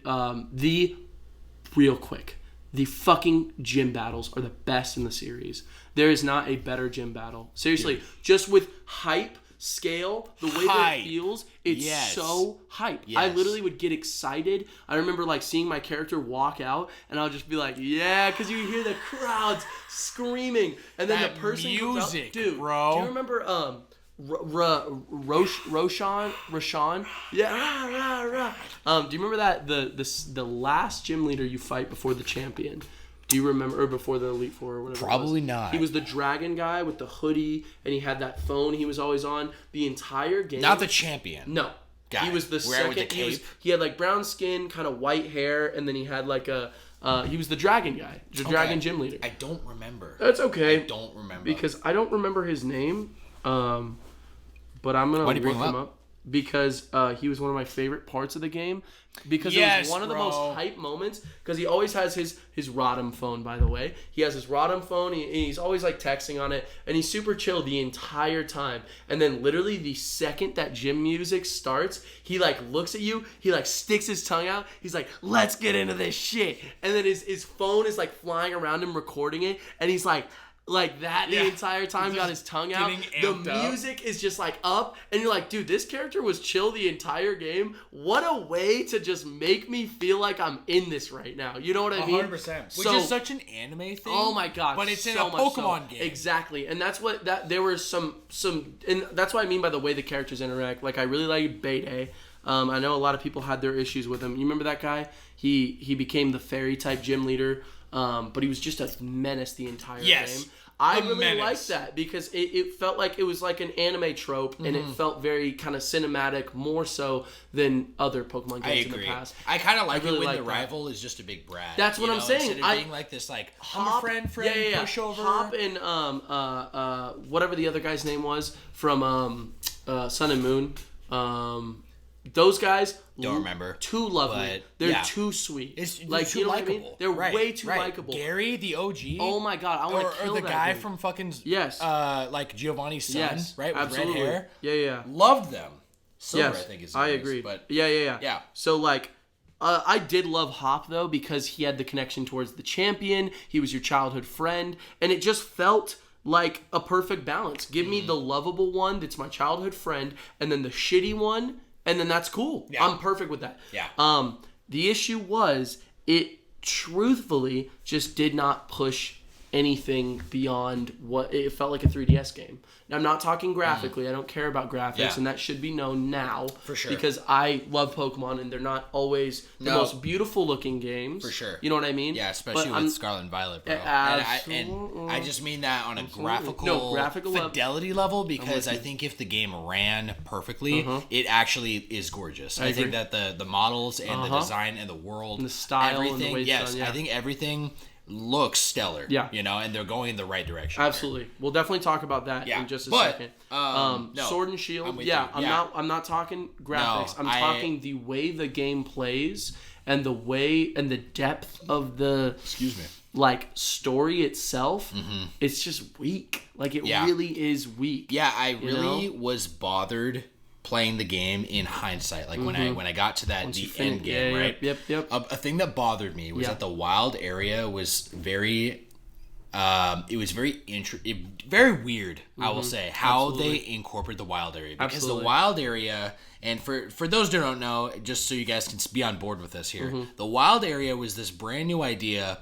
Kind of like Let's Go. Kind of like Pokemon Go coming into a main line. So now we're taking out the Let's Go elements. We're making it so you can see Pokemon on the map. This has never been done before, right? Not in this full-fledged way. It's not a route, by the way. It's not a controlled space. I mean, it is a controlled space. Right. But it's much more open. It's huge. It's and massive. Pokemon games, for those who don't know, are not open. Like for the most part. You know what I mean? Right. They have cities, and they have routes connecting everything. The only open space you have in Pokemon is oceans. Exactly. That is it. You know? Exactly. So, how they really handled this wild area was it wasn't revealed until you beat the game that the wild area is the only area in the game with this experience, besides DLC. And also, I didn't play the DLC, so I'm going to say that. But, good to know. Yeah, coming off Sword and Shield, you beat the game and you're like, damn, they really only had one area with this free exploration. Right.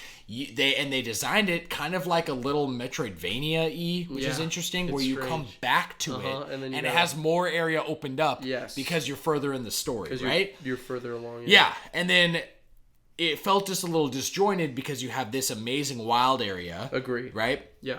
And you liked it then? You enjoyed the wild area? I did really enjoy the wild area. I just felt really just like it was a beta idea. It was just strange. It was a beta idea. It was definitely a beta idea. They only incorporate it in this one part, and then when you go on other routes, when you go on other paths, it's very... it's not open. It's very much like a traditional route, and you don't see the Pokemon. You don't. You see the grass is shaking, and it's like it very much like just felt like a different Pokemon experience. And I think I would feel a little different if they even had one more wild area. Yeah, like but they didn't. They just had one wild area. Yes, and I was just kind of bothered by that. It rubbed me the wrong way. Absolutely. Yeah, and understandably too, because it was. You say beta, but it was an idea that they wanted to do, but they were too married to the original formula. And so what you came out with was once you finish the experience, you're like, I don't know if I'm even satisfied. You know what I mean? Because it's almost 100%. Like half-assing two games,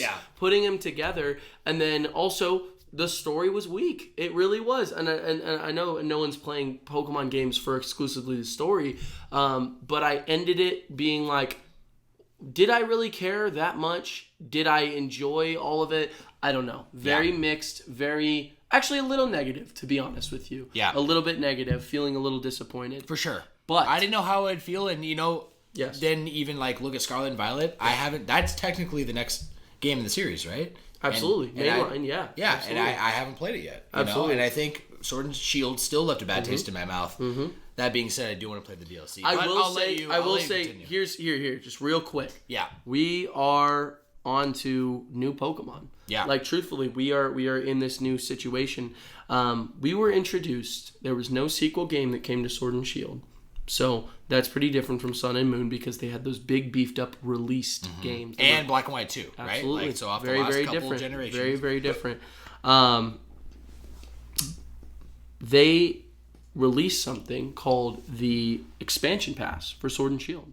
So that came DLC, baby. DLC, yeah. And I know we've mentioned it a couple times, but there were 2 parts to this. And when I say 2 parts, it's 2, at least the way that they've done this for these 2 generations I've played, it's 2 areas that are released on the map. One that is literally released beforehand, and the other right after. Or, sorry, a couple months after. Okay. So I believe they did it at the beginning of the year at one point, and then the end of the year. Right. So the first one they introduced was called the Isle of Armor, kind of going with that theme of, you got a sword, a shield, you got armor. Yeah. And then they released the Crown Tundra, once again going with that kind of medieval feel.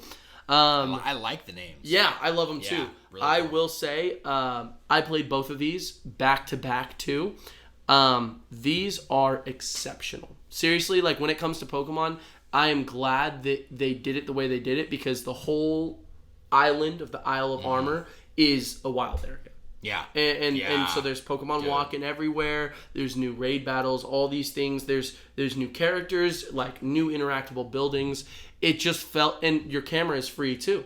So it felt like the experience they wanted to do, but they just utilized it perfectly. It honestly sounds like the experience I wanted to have. Exactly. Came as the DLC. It came as the DLC, which is disappointing, but to be honest with you, it was so good. It seriously was. Characters were fun, super interesting. They introduced brand new forms. Alolan Slowpoke, I know you never got to see because it was exclusive to the DLC. Alolan Galarian. I am so sorry, Galarian. Oh, yeah, I just said okay. I want to make sure I'm on board. No, you're right. And you're right. You're right. I didn't see Galarian. anything really from this other than what you told me. So you didn't see like Cub Fu or Urishifu? Isn't that like the ninja looking my fucking... 2 new favorite Pokemon. Yeah. I don't know if they're technically legendaries. I'm pretty sure they're not. Okay. But might be like pseudo-legendaries or something. It might be. Yeah. But super cute designs, crazy good stats. Like, just gave you it right off the bat. And honestly, I really like the way they did it more than, I'm just going to say, this latest DLC, just real quick, because they give you this Pokemon right off the gate. And they're like, the point of this isle is to level up this guy and become closer with him. Fuck. And so it literally gave me, like, cool. it felt like I started from the beginning. Because he was small, he was a lower level. And I really, really loved it. I felt like I built this relationship. Also, then just expanding my love for Sword and Shield. They then released Crown Tundra. I played them a little bit later, so I played them right back to back. Right.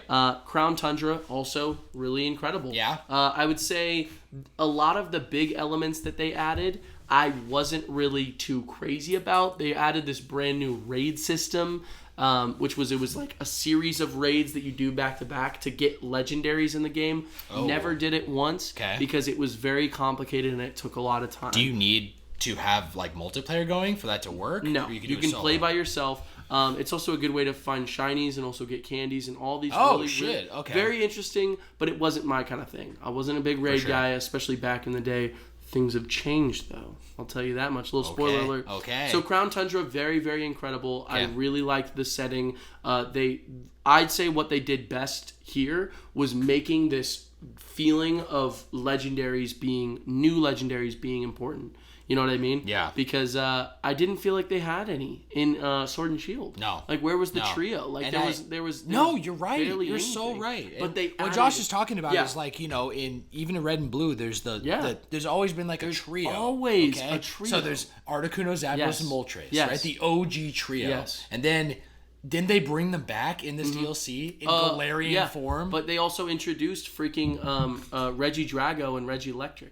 Oh, so they have 2 new Reggie forms, and you could catch the other Reggies, and then eventually catch Regigigas, and you could catch the 3 new trio of legendaries. So it felt like everything that was missing from that game, the Crown Tundra seriously had. Yeah. And they did it a little bit differently, but did it better, where there were a large section of the Crown Tundra was the wild area, and then another part was a route, and then another part was a wild area, and it just felt, and that route was like this town, and I really liked it. It felt very, very, it felt like they did a route right, and it was very interesting because it was a route, but it had a free camera angle.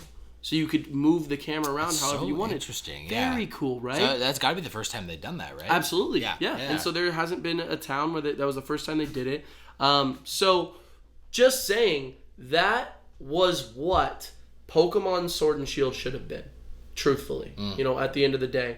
And so, but we have this system now. We were set up Sword and Shield. We got that brand new remake. Maybe next gen we'll get another remake, right, of the true mainline remakes, not a Let's Go. Yeah. And then you have the mainline, and instead of a sequel game, because we're in the modern age, it just makes sense, an expansion pass. So I'm going to move on to Gen 9, which kicks us off with another brand new spin-off game. But Sam, I know what you're thinking. Well, it's a spin-off game. What is it? How important could it be? And also, we already have so many spin-off games. We have Pokemon Go, Pokemon Let's Go. Josh, are you talking about Brilliant Diamond and Shining Pearl? You know what, Sammy? I'm fucking not. I am not talking about those games. However, that is a little bit of a big connection to it. I am. Pokemon Arceus. Pokemon Legends Arceus. Pokemon Legends. That is the full name. Arceus. This was a completely all-in-one game. My favorite Pokemon game ever. It's the best one. Ever. Josh is holding up the Arceus figure. He's flying around. Josh, why is it the best Pokemon game? In my opinion. I will tell you why it's the best in your opinion. First off, can I just list a couple of things about it, on why it truly is incredible. This is an all-in-one game. There is no multiplayer. It's completely story-based and exploration-based. The exploration is incredible, I will say. The Pokemon are caught like candy. You literally throw out 10 balls, boom. You don't even need to wait for them to finish. No, absolutely not. Keep going. Keep trying it. In my opinion, that was one of the biggest appeals. They took what Let's Go set up, this idea that you're just going to catch so many Pokemon, and made it mainline almost. You know what I mean? Bro. It didn't feel like a cringe spin-off made for like basic, non-fans. You know what I mean? Which I felt like Let's Go was. Right. You know what I mean? Non-fans. You know what I mean? That. I do. Yeah. No, I do. So, I want you to give your opinion, because I know that you told me this a long time ago. You were like, did you know this is Gen 9? And I was like, yeah, that's really crazy. Because, that's how it works whenever there's a remake. It's a part of a generation. Yeah, but it was interesting they kicked it off with Arceus. It's very interesting. Instead of making it Gen 8. Also Gen 8, exactly. Josh is 100% right. And I was hooked on this game, bro. I could not put this game down. I remember. And I was more excited for the remake of Diamond and Pearl. I was more excited when it first got announced. I was more excited to literally we talked about this last be on board for Diamond and Pearl and to just play these games and experience what Josh experienced for the first time. Can I also say, just for the list's sake, at the same time this was announced was also Brilliant Diamond and Shining Pearl. And so we knew that we had this spin-off game, but we also had the remakes. And we're talking OG remakes we haven't had since Ross. Yes. You know what I mean? Yes. So, sorry, I just wanted to mention that was mentioned. I really appreciate that. Yeah, of course. Sorry, I'm getting like a you're low totally good. Storage. Oh, shoot. But it says we have 3 hours left. So I think we'll be straight? I think we're okay. It's up to you, man. I really don't know what's happening. Okay, we're good. I'll let you know if it just stops. Yeah, you're good, brother. Oh, it's gone. Okay. Well, that's awesome. No, genuinely, this game was actually crazy because it is probably, and granted, this is the last Pokemon game I have played, but it is an incredible Pokemon experience. It really redefined what playing a Pokemon game is for me. Yeah. Like, you running around on a map, you can just take your Pokemon and throw them down, okay? So it had like multitude of new mechanics here. Absolutely. And like an evolution. It really felt like an evolution of the wild area from Sword and Shield. So if you saw a Pokemon in the wild, you had options. Yeah, you could go Let's Go style and just throw a Pokeball. They even added new mechanics to that. Oh, the Pokemon is turned around. Yep. You'll get a critical strike. It'll make a sound, you know? And also items too, I think really switched it up. You could throw items. Can you explain that a little bit? Yeah, so like they added like a smoke ball. Smoke ball is an item from Gen 2 where you would use it to instantly run away from a fight no matter what your speed was, because you needed to win a speed match for that.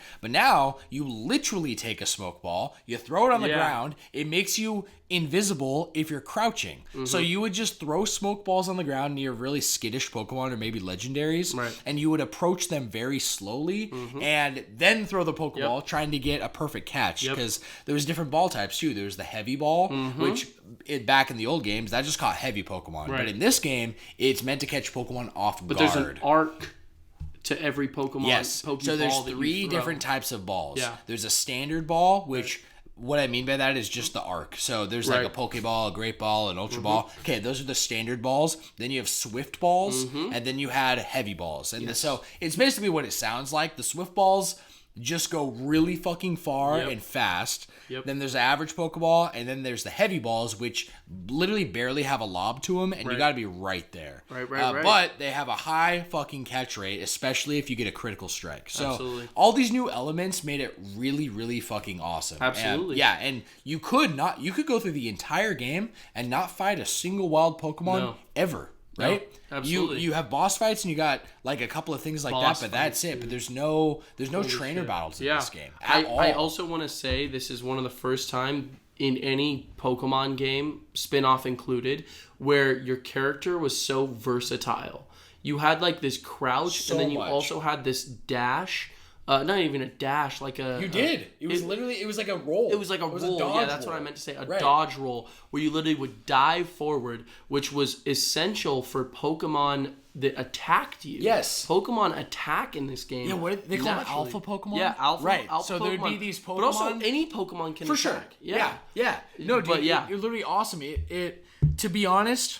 Yes. I'll wrap it up by saying that it felt like the Breath of the Wild of Pokemon. Absolutely. That's exactly how I felt. Because eventually, when you get to endgame, you can fly everywhere. You can traverse anywhere. Climb any wall. Yeah, you can do whatever you want. You can go anywhere you want. So because of that freedom, it felt like Breath of the Wild. Absolutely. It felt like there was no wall. Like literally, and think of Link in Breath of the Wild. You approach a wall, and instead of looking at it as now an obstacle, you can climb the damn wall. And it gives you a little like a gauge for how far you can climb. In this game, you literally are given the ability to climb any wall. Absolutely. Jump off anything. Absolutely. Fly up anything. Which almost kind of brings, I don't want to say a Metroidvania type element, but there are worlds that you can rejoin because you slowly get that stuff over time. Yeah. You check it out again. Go back to older maps. And then you're like, oh, there's something I literally couldn't access. Exactly. And there's a reason they gave you bravery at the very end. Yes. You know what I mean? Because you could literally just fly.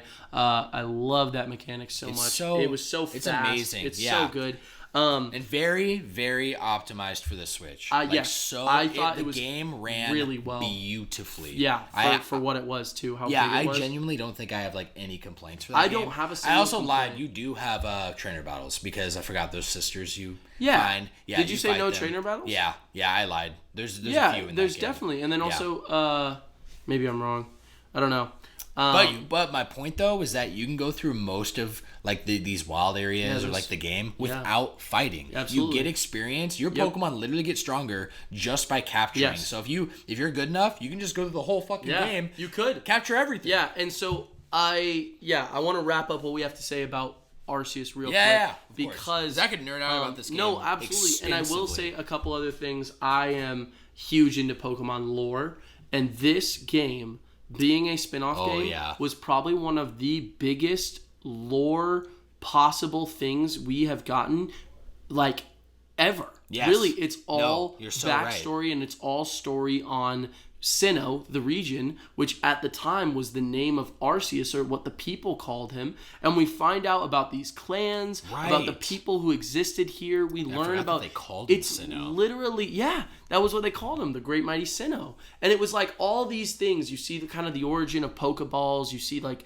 kind of it's literally you're learning about these Pokemon. You don't know anything about them.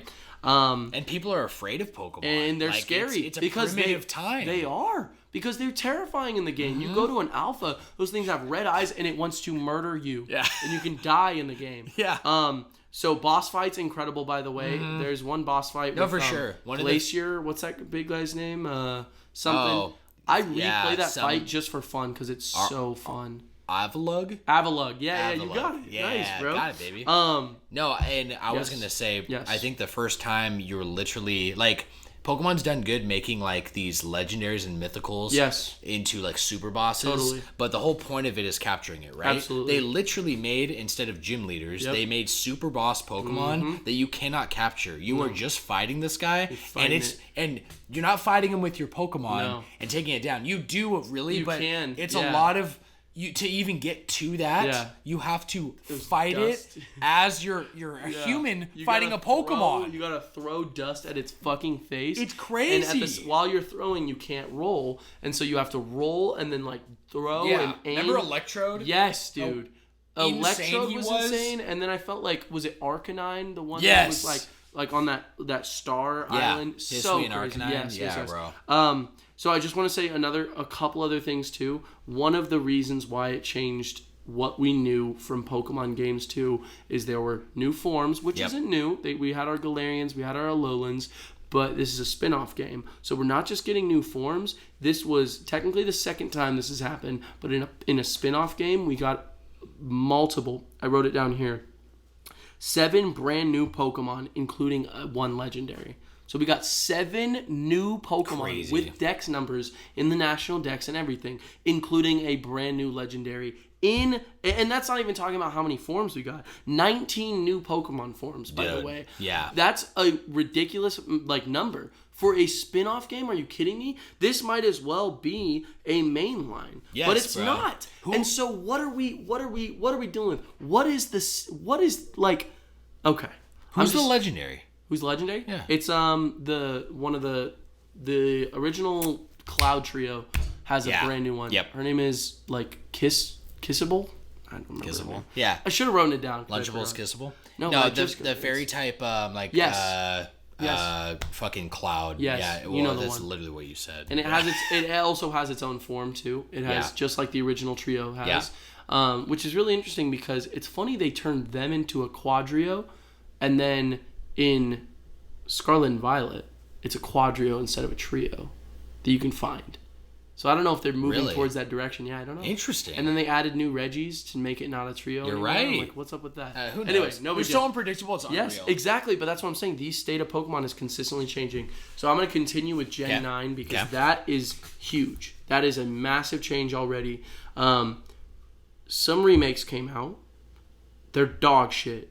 And I've said it on this podcast multiple times. Yeah. Brilliant Diamond and Shining Pearl. It needs to be said. Is a fucking travesty. Genuinely insulting to me. Those are my first Pokemon games, and they could have given it the treatment that they gave to Ruby and Sapphire, and they didn't. No. Or even Heart Gold, Soul Silver. Absolutely. Arceus, I feel like Josh...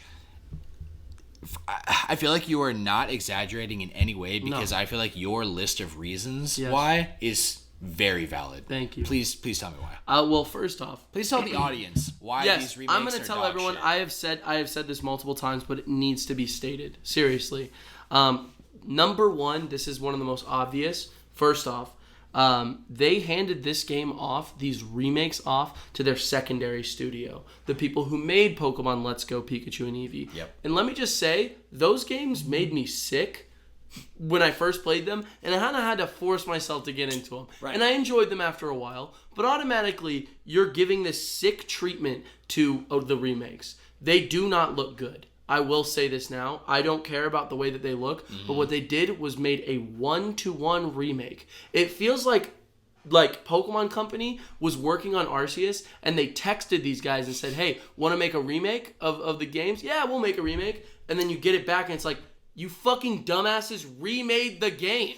You accidentally remade it. They're like, well, that's what we did. We made 3D models for everything. You're fucking stupid. You guys are actually stupid. So not only does it give me a sick feeling in my gut, it is 1-to-1. There isn't a single new character design. Not a single one. After Oros completely revamped every single character's design. Every single one had this new, interesting look to them. Not a single character in this new one has a new look, by the way. No Pokemon, no Mega Evolutions. Are you kidding me? No, nothing. No Megas. Nothing new. No new forms. Are you kidding me? They introduced forms since they last made they did not have forms by the time Omega Ruby and Alpha Sapphire came out. Right. And you're telling me now we're gonna have that.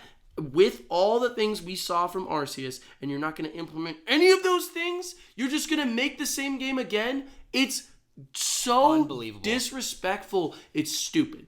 So I don't want to hold on to this for too long. I just wanted you to get it out. But my disappointment is immeasurable, and my day is ruined.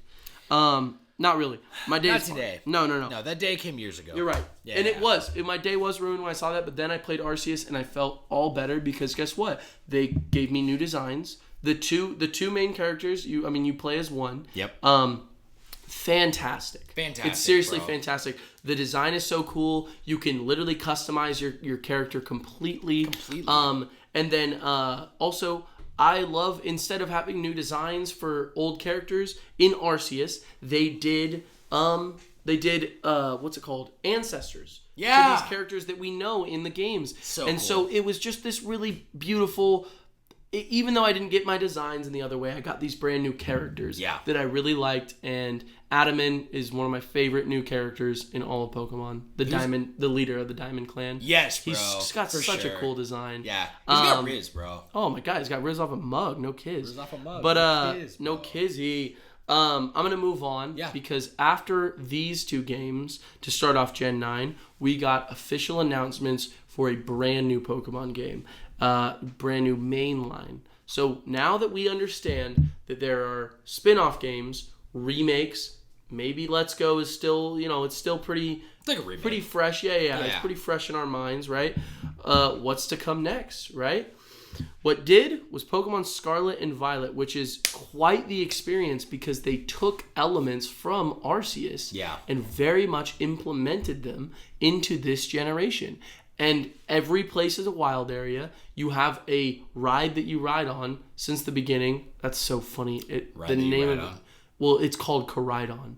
Oh, shit. That's so funny. It's because you ride on it. How the fuck did I never get that? Koraidon. Because you ride on him. That's on hilarious. Is that the Scarlet one? Yeah. And then it's Miraidon for the other one. Of course. So, we got that one. Yeah. Sam, you haven't played it? No. Okay. Have not. I'm going to be honest with you, Josh. Yes. Well, yeah. Please. I'll say it. I'm going to... Where my head is at after this Pokemon talk. Yes. And honestly, just like the talks we've had leading up to this. Absolutely. I didn't think I was going to do this, but I think I am going to when I get to it. And I will let you know, but I will be playing the DLC for Sword and Shield. Dude. Before I begin. Absolutely. Scarlet and Violet. Yeah. I didn't think I was going to do that. I thought it was going to go jump into Scarlet and Violet, but even though it's been years, I still really remember how I felt with Sword and Shield. I really did love my experience. Yes. I'm and you've just recommended it so much. Even on this episode, you said they're exceptional. They are. And they're very good. Want that, especially because I'm not kidding. Mm-hmm. I think one of my new favorite Pokemon ever is Galarian Moltres. seriously. And I haven't gotten to experience that. Yeah. I feel like I need to. Yeah, bro. You know what I mean? I absolutely agree. I think that I think that's a fantastic idea, by the way. Cool. I also think it'll help me really appreciate Scarlet and Violet to its full potential. It show the last gen some love, and then you will notice how some of these parts in this new gen are just streamlined, easy. It's so funny because I had a funny experience when I first started playing Scarlet and Violet because Sam hasn't played it, but I have. I remember I was playing the DLC, just like what you're saying you're going to do. Yeah. I replayed them, loved them, and Dorian would come in and watch me play sometimes. Oh, really? Yeah, he would. I mean, not for that long. Yeah. But he would, watch me. I'd be telling him about what's going on in the game. And then I would be, I remember I started Scarlet and Violet, and I was in the first area. And this is just really funny. I was running around. I was like, dude, I just got the new one. He was like, whoa. He's like, why does it look worse? And he said that. I was like, it doesn't look worse. I'm like, look at it. I'm like, you can see it looks better. He's like, nah, dude, that looks worse.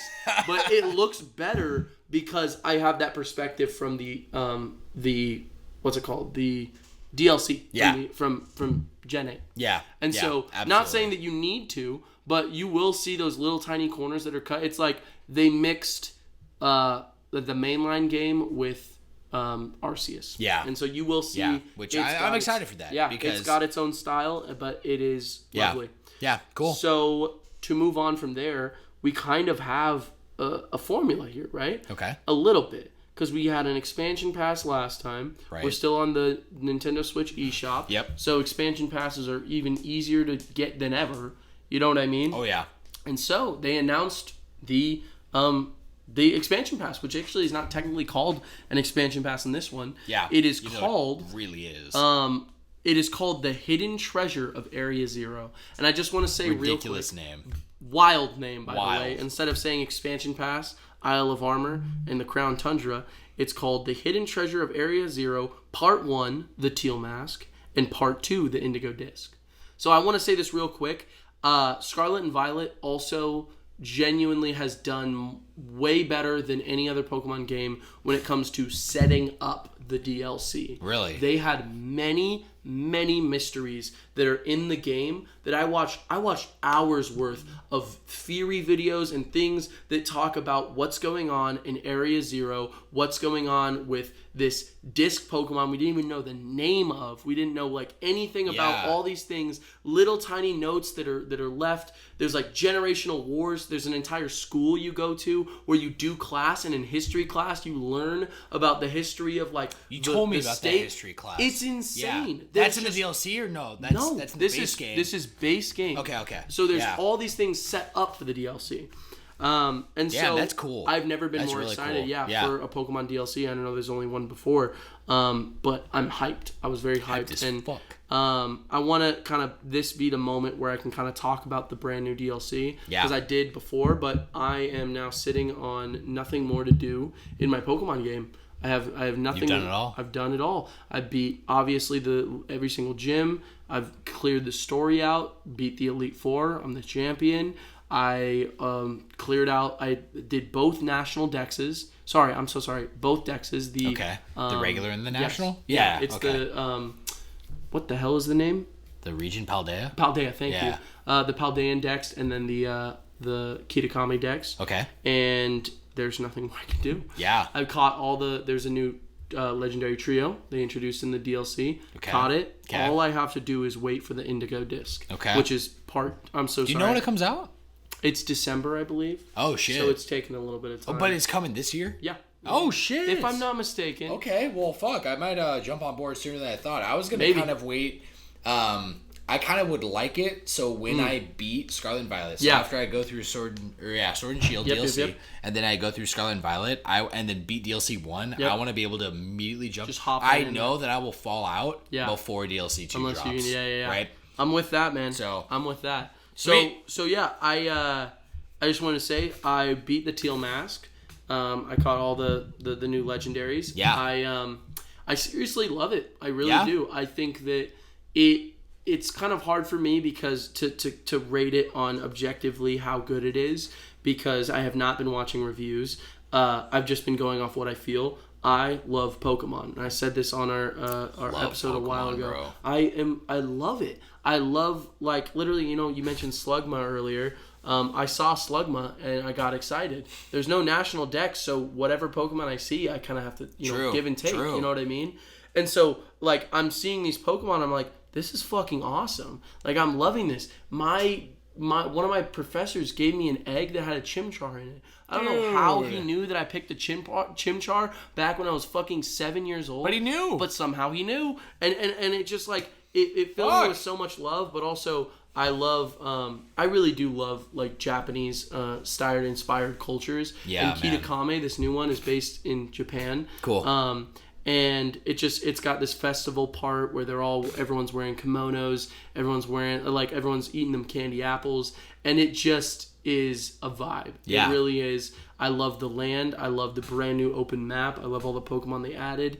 I will say that, it's definitely set up for the next DLC, which also excites me. Yeah. Because there's a character arc that's starting for a character. So we're in this brand new era where I think they were so ready to do a DLC, because because I don't know if they planned to do a DLC before, or if the Crown Tundra and Isle of Armor for Sword and Shield was supposed to be its own game. But now we're in this point where they knew what they were doing, and so there's this character who's set up, and it's really sad. He starts off as this really sweet character, and he evolves into he's becoming like this nasty rival almost, and it's just really interesting. Okay. It's really interesting. Okay. And it's never been done like this before. So I'm in too, dude. So this next part 2, I'm ready for when it's to come. But I kind of want to lead this moment up to you and I on what we hope will lead from everything we've gotten recently and what we hope the state of Pokemon will be. And so I have a couple ideas. If you have some ideas as well, I would love to hear them. Let me pee real quick. Please, Pete. All right, we are back. Yes, sir. Quick pee. I'm sorry. You said you left off with what you hope. What you and I both hope the state of Pokemon will be going forward. So what that means is if you are hoping that maybe because I can tell you mine, but I also want to hear yours. Of course. First of all, I want to say that I thought about the name of the episode, and I think instead of the state of Pokemon, I think it's more fitting to say the evolution of Pokemon. I love that. Wouldn't you say? I don't know how I didn't think of that. That's so good. I thought of it when I was peeing my last time peeing. But thank you, bro. Yeah, that's good. I figure it's perfect. This is Pokemon, right? Evolution's so big. Yeah, right, so how is Pokemon going to be evolving from here? Which it's been evolving this entire time. It has, bro. Just it like really all has. Pokemon have been evolving. Yeah. Yep. I have to say I'm very impressed by, even though I don't really know if I fully understand it, the terrestrialization feature is a good... almost like a mix of what happened with Z-moves and what happened with Megas. And not what happened with Gigantamaxes. Yes. You know what I mean? I agree. I really do. And everything that...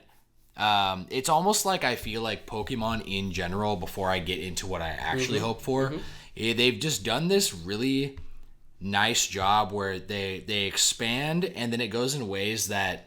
honestly, the masses don't like, and I think the hardcore is what I'm talking about too, and I would put you and I in that category. And so they squeeze us back, and it goes back. So they kind of do these almost waves where they really innovate. It's a Nintendo thing, you know what I mean? They're really and Pokemon is one of the biggest global franchises ever. You know, not just with games either. So how I genuinely hope this goes is I hope that it's a lot of refinement and maybe not adding more. You know what I mean? Refining what we have already. Yeah, I think that the forms idea is a refinement as an example.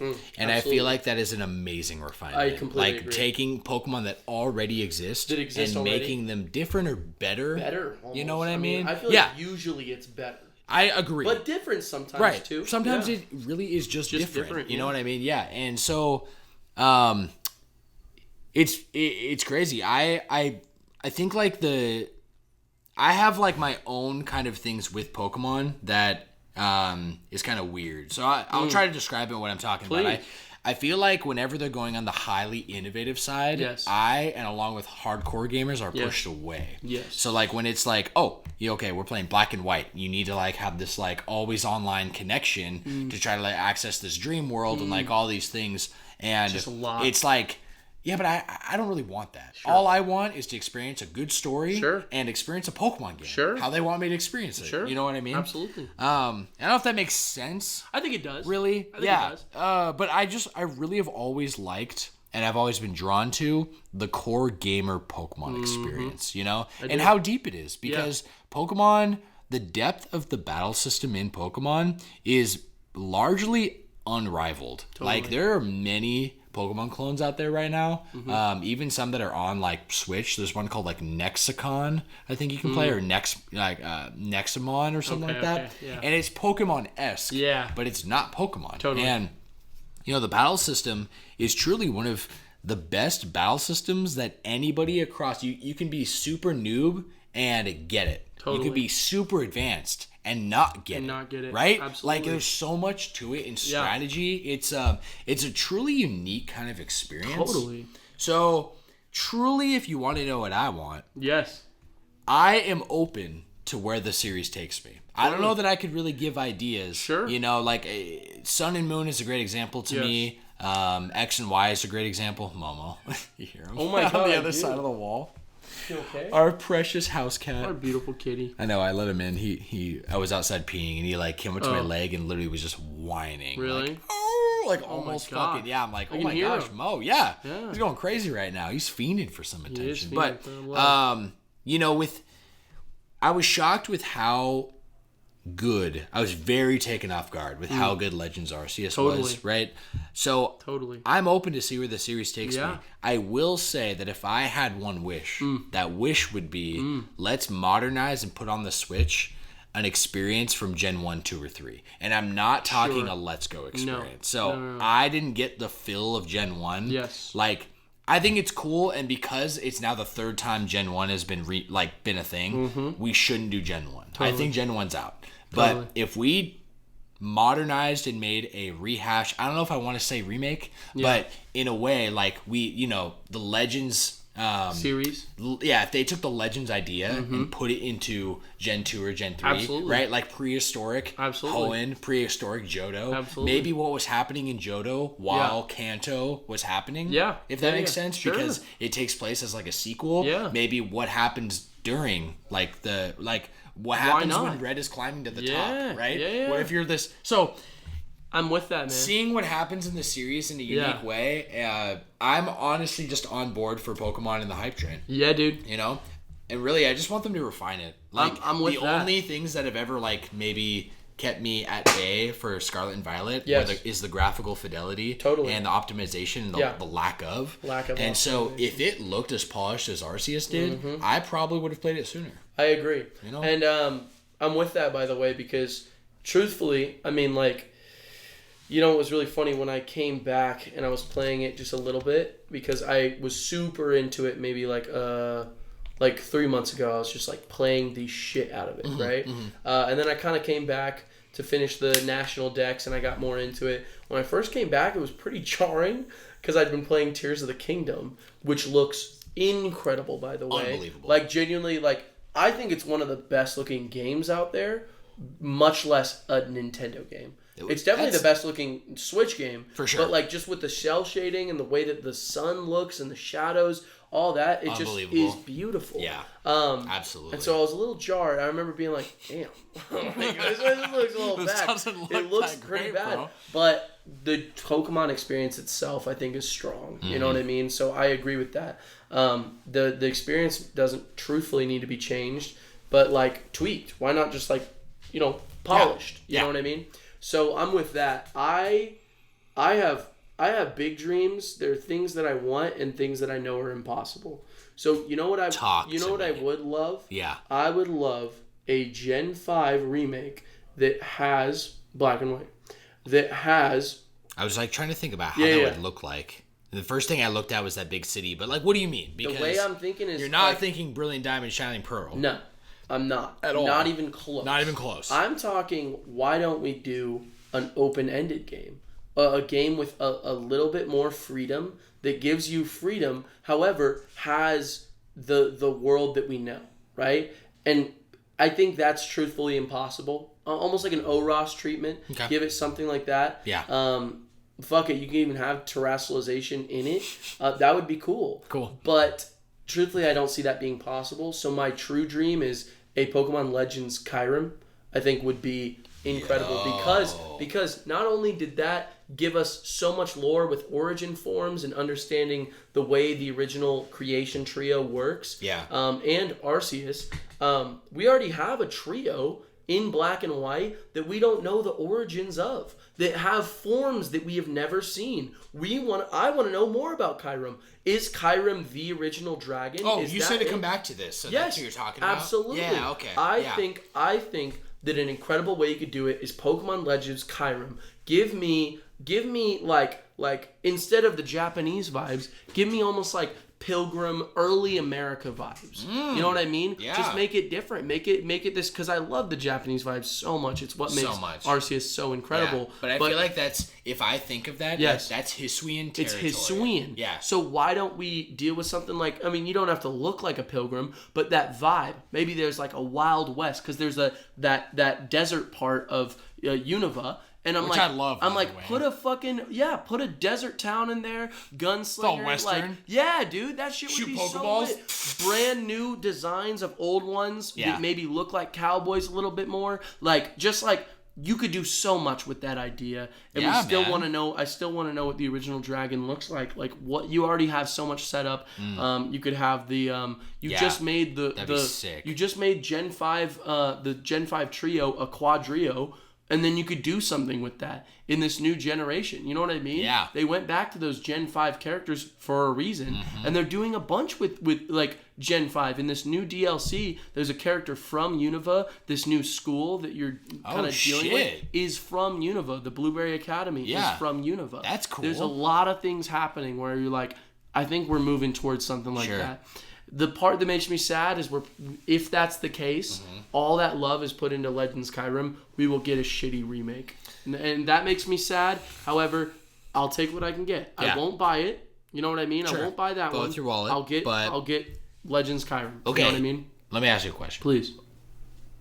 I think that it's very safe to say that nothing is outside of the wheelhouse of Nintendo and Pokemon at this point. Absolutely. Right? They can literally do whatever they want. Absolutely. What if they really actually offered you a black and white total remake, Gen 5 remake? I would love that. Like, what if it was literally Gen 5? It's literally it's the beginning, everything's the same there.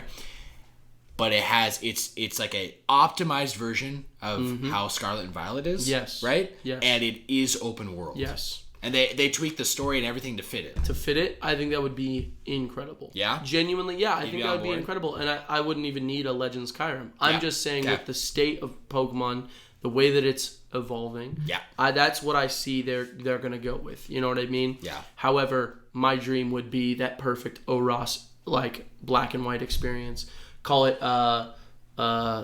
freaking, I don't know, black hole black. No, I don't know. Black hole sun. Like enveloping black and blinding white. I don't know. Something like that. You know what I mean? Yeah. That would be so fucking awesome. Yeah. However, I don't know if that's how it's going to go. I know you said that stuff about Gold and Silver. I wouldn't mind a more streamlined Let's Go experience. What I mean is... I'm honestly not close-minded to that. Okay. I'll say that. Yeah. I agree with you, though. I think it would be better if we could do the other things. But from what I see and what we have now, I wouldn't mind a Let's Go Togepi. Let's Go Togepi and Meryl. For sure. You know what I mean? For sure. Or Let's Go Gold and Silver. Yeah. You know what I mean? Something like that. I enjoyed what I played, and just make it a little more optimized. Yeah. No, I'm with you. Really make up your mind on things instead of being like halvesies. Absolutely. I'm done with halvesies. Yeah. And that was what I was really happy about with Scarlet and Violet. No halvesies. It wasn't trying to be one thing and also trying to hold on to the old. It just did what it wanted to do. Yeah. And I love that. And that's the same reason I love Legends Arceus, because I felt like it fully committed to its whole new idea. And it wasn't trying to literally be anything else. I agree. And it was nuts. So, with the evolution of Pokemon, I really hope we go that route. And I hope our next generation, I really, really would love them to keep it in the slow roast a little bit longer. That slow cooker, it needs, for sure. It needs that. I think. Take your time, man. I don't mind that. Yeah. Like, truthfully, I want a new generation to be not only like an experience, because this feels like the first time there's a true Pokemon game on console. You know what I mean? For sure. It doesn't look it. It doesn't feel, you know what I mean? It feels it, but it just doesn't look at it. So I will say, I would love something that's a bit more of a spiritual successor to Paldea and Scarlet and Violet. And the way that they did the DLC, I don't mind, as long as they just like make it the way they're doing it now. But you can even expand on that. Make it an ever long lasting story, even more than the way that it is. You know what I mean? Yeah. Even the way that more than that DLC is. But I really like that style. Yeah. And I would love it to expand on that. And I would love to see, even, like, I know they're always doing new things, but what if in a next line Pokemon game, there were ways that you could use all those different forms. Mega evolutions, Gigantamax in some sections, Terrasilize in others. Bro. You know what I mean? Like, no, for like sure. give me all of what you got. I genuinely would love that. Don't understand the decision. Like, I understand things that other Pokemon fans don't. Yes. I understand the fact or reasoning of stepping away from a national dex. Totally. I understand that. I do too. Okay? It gets too big. It's way too big. I don't understand moving away from Megas. But I think Megas is one of the greatest things that's ever happened to Pokemon. And I'm playing Pokemon Go right now, right? And in Pokemon Go, there's Megas. Yep. There's not Terrestrialization. There's not Z moves. There's no Gigantamaxing. No, they just kept what they had before the Megas. And I agree. And I think it should. I wanted it to be a main staple of Pokemon. There's a lot of things leading towards maybe in this next DLC, Megas will return. I know. I swear. I mean, it's all rumor. Sure. No official signage of it. But they just made official sprites for every single Mega evolution, which is weird. That is weird. And they got leaked. And so there's just like little things like that where we're like, I don't know. Is that Momo? That's Momo. Holy shit. I don't know if anyone can hear him out there, but he's a cute cat outside. He's so cute. So I don't mind wrapping up this section now. Yeah, let's do it. I feel like I've given kind of my heart on where Pokemon's at. I would love to... I just want to see more love in the series. I don't like Brilliant Diamond and Shining Pearl, but I'll take... I think is a lie. I think you hate them. I'd like to say that I don't have any hate in my hatred nowadays, but that fucking game makes it so difficult for me to. I'm like, yeah. You're taking up I don't Thorfinn. Hate, exactly. Like, no. I'm like, I don't have hatred. When I see fucking Brilliant Diamond and Shining Pearl, that's when shit gets fucked. That's when it gets fucked, my guy. So yeah. Hey, I will say that. This section was beautiful. Thank you. Thank you guys so much for sticking there with us. If you guys listen to all this Pokemon talk, I hope it was really interesting to you. And if you guys would love, please let us know. What generation did you start with? What generation is your favorite? What gen are you like? What is your shit? Or maybe it's a spinoff. You know? Might be Arceus. Arceus could be your favorite. Maybe you are super into Let's Go. Your girlfriend loves Pokemon Go. Yeah. Okay? I honestly want her to play Let's Go Pikachu. I think she would love it. I think she would too. Love it. I definitely think she would. So yeah. All right. I think that's the evolution of Pokemon, my man. Joshie. Yes, sir. Yes, sir. That was beautiful, my man. Thank you very much. I really appreciate it. Let's jump into Telegram, my friend. Let's get it in, baby. DJ Trump writes in. What? DJ Trump? That's a crazy name right there. That's crazy. I am totally kidding. We had no write-ins this week. Aw, man. Yep. No, that was Donald J. Trump. Did he say anything? No. No. Damn it. He started to tweet something. Did he? And then I remembered I was on X and not Twitter, and then he deleted it. And then it got taken down. I know. Damn. No, well.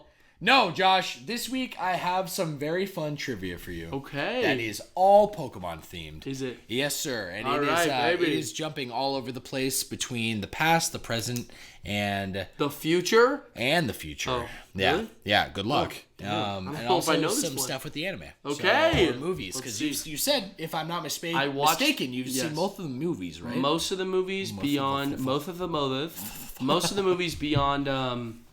I watched the Hoopa movie. Okay. And then I watched, let's see, what did I watched all the way up to Lucario and the Mystery of Mew. And then I watched, Diamond and Pearl, of course. I saw the Arceus one, Darkrai. Okay, you're good. That one. You're good. I probably should be straight. Yeah, you should be straight. But there's a couple new ones I haven't seen. Okay. Yeah. So I might be straight. Yeah, okay, let's hit it. But I feel pretty good that you're... Trivia! You should have the knowledge inside of you me? All right inside that I got here for you. Let's go. You ready, my friend? Words are not coming out. They're not easy. This is crazy, bro. Yeah. All right. Let's hit Get through this, baby. Let's do it, buddy. Joshie, I've got 25 questions here for you, buddy. And I got 25 answers. Sir, and I'm just going to mark on when we get points and when you miss points, all right, okay? Buddy, I'm ready. So some of these might be worth more than one, but I'll decide as I go. We'll see. We'll start with number 1. Let's do it. What item is needed to evolve Seadra into Kingdra? Seadra into Kingdra. Yes, sir. Is it a sea stone? It is not a sea stone. Shoot. A water stone? Nope. Damn it. It is a dragon scale. Ah, Yes. didn't know that. Yep. And this is take because that. you didn't really play Gen 2, right? No, Yeah. not too yeah. much. It happens at the end of Gen 2, like okay. or at least the last gym leader in Johto. Right. It's dragon. So what I'm hearing Yeah. is you're setting me up for failure. Well, maybe. Maybe a little. Maybe We'll I take did that. technically. Okay. All right. Ready for the next one. Let's jump into the next one. Okay. Which Pokemon game was the first to introduce day-night cycles? Oh my goodness, that's an amazing question. First one, let me think. It was Pokemon Diamond and Pearl. It was Gold and Silver. Are you serious? It was. Damn, It man. was. Yes, Why are you sir. giving? You're setting me up for failure. Come This on, jumps man. all over the place. I promise. Okay, All right. But at the beginning of Gold and Silver, you were literally prompted with what time is it? Oh, like, right off I the bat. see. Yeah. So that was the Didn't know first that. one to really introduce that, and I remember. I just remember went with the playing first it. one I remember. Yeah. Which Yeah. was Diamond of and course. Pearl, but it used the internal clock of the DS. So it, it knew true. when it was nighttime. So if you were playing the Yeah. game at night, it was nighttime. Right, so that probably is the first game that actually used that based on the system data. That's kinda what I thought. Because, you know, and Silver Gen was 2 and Gen 3 both used Yeah. you inputting the data. I see. In Okay. Pokemon Yes. Black and White, Black and White, I got which legendary Pokemon has 2 different forms depending on the season?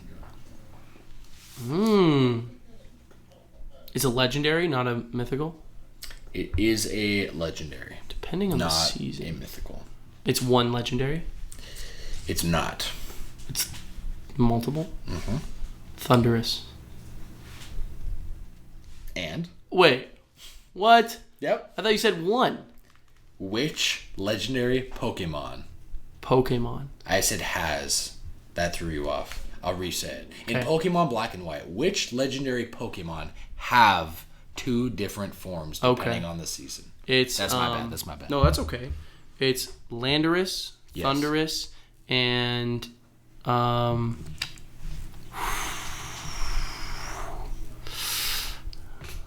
think Think of the type.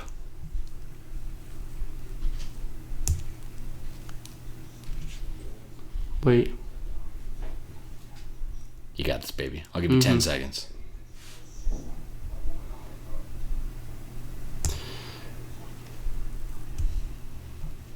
Oh shit.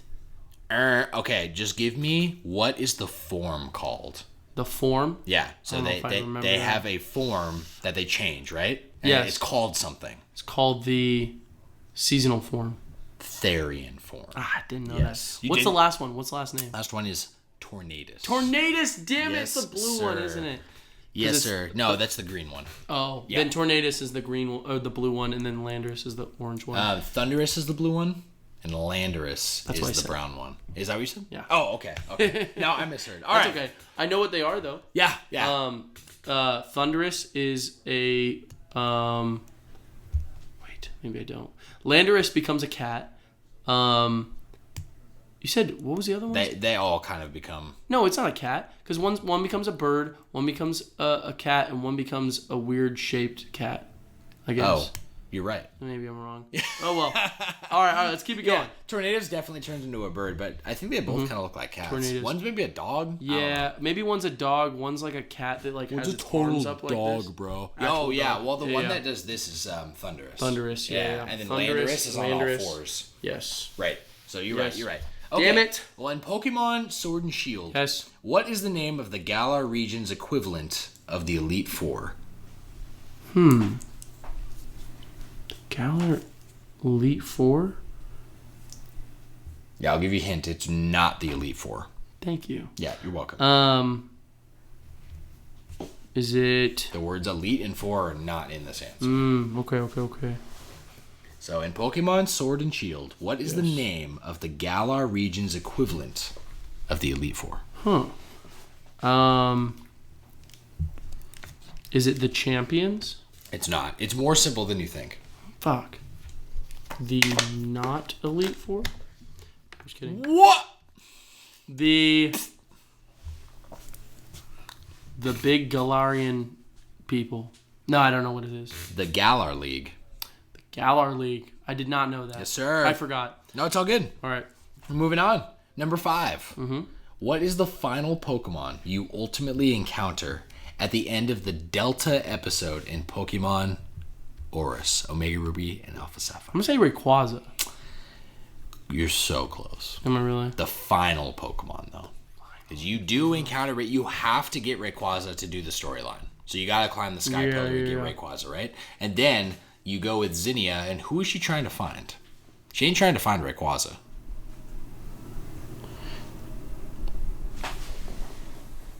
It's Giratina. You're so close. You're on the right track. It's Deoxys. No! I knew that. You knew it, bro. I didn't mean to say Giratina. We actually talked about this, I think, like yesterday or the day before. What? In Pokemon Black and White 2, which gym leader becomes the Pokemon League champion? Iris. You are correct. It's the dragon. Easy. Man, that was so fast. I didn't know that answer. You didn't know that? No. Oh. That was one of my favorite things because she gets a big dress and she becomes the champion. Oh, fuck cool. yeah. Oh, that's cool. Wait, is she... No. She also joined... Gen 5 is Cynthia, right? No, that's Gen 4. Gen 4, you're right. You're right. Iris also becomes Ash's female companion in the anime. In the Black and White anime. Actually? Mm-hmm. Oh, that's cool. So she's like the Misty of the series. What is the name of the professor in the Alola region? Oh my gosh. Let me think. Wait. Take your time. No, I got it. Starts with a K, doesn't it? It does. Oh, damn it.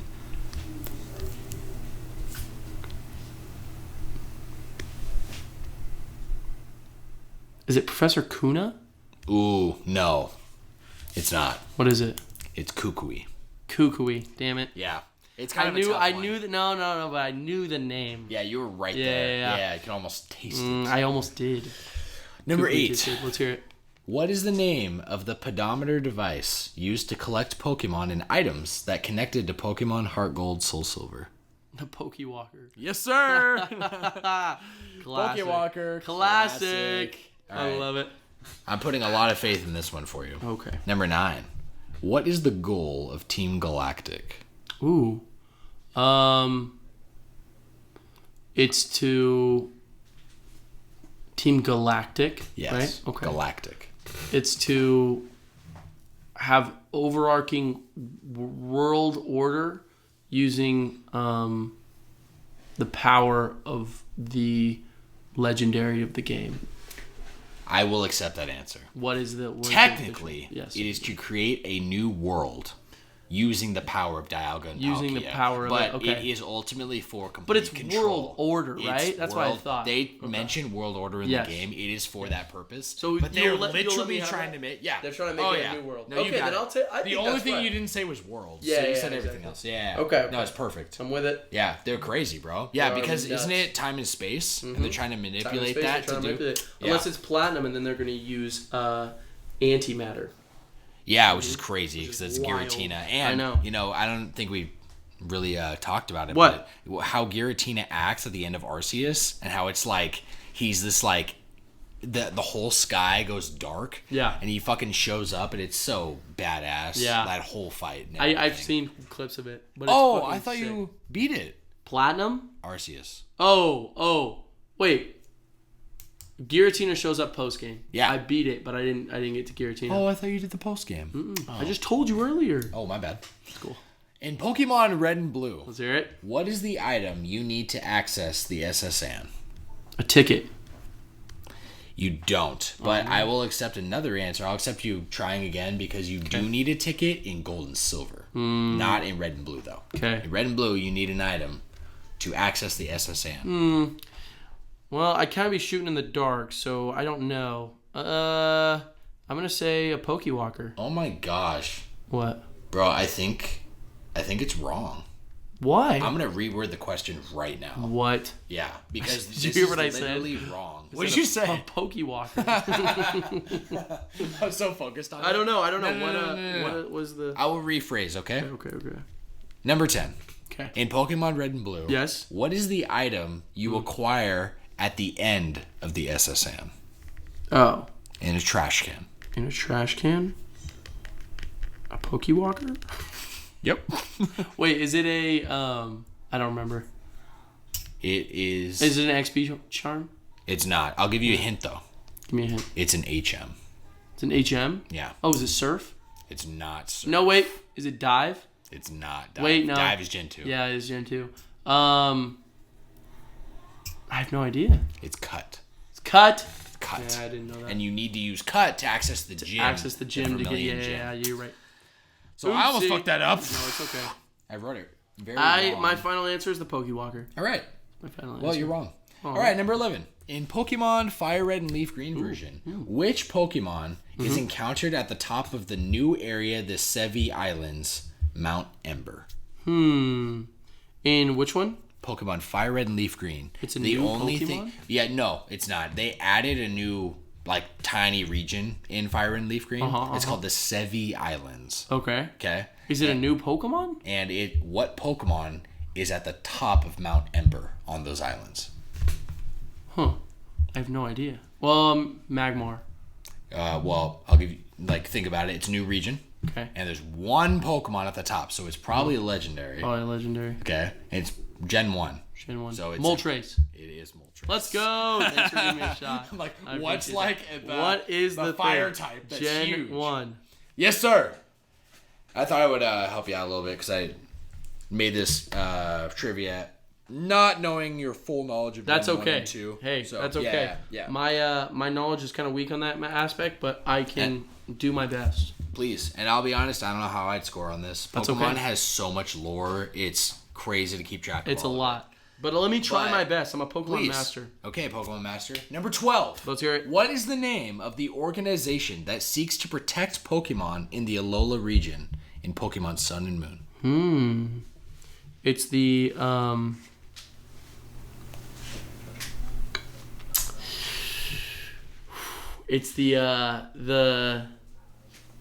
fuck.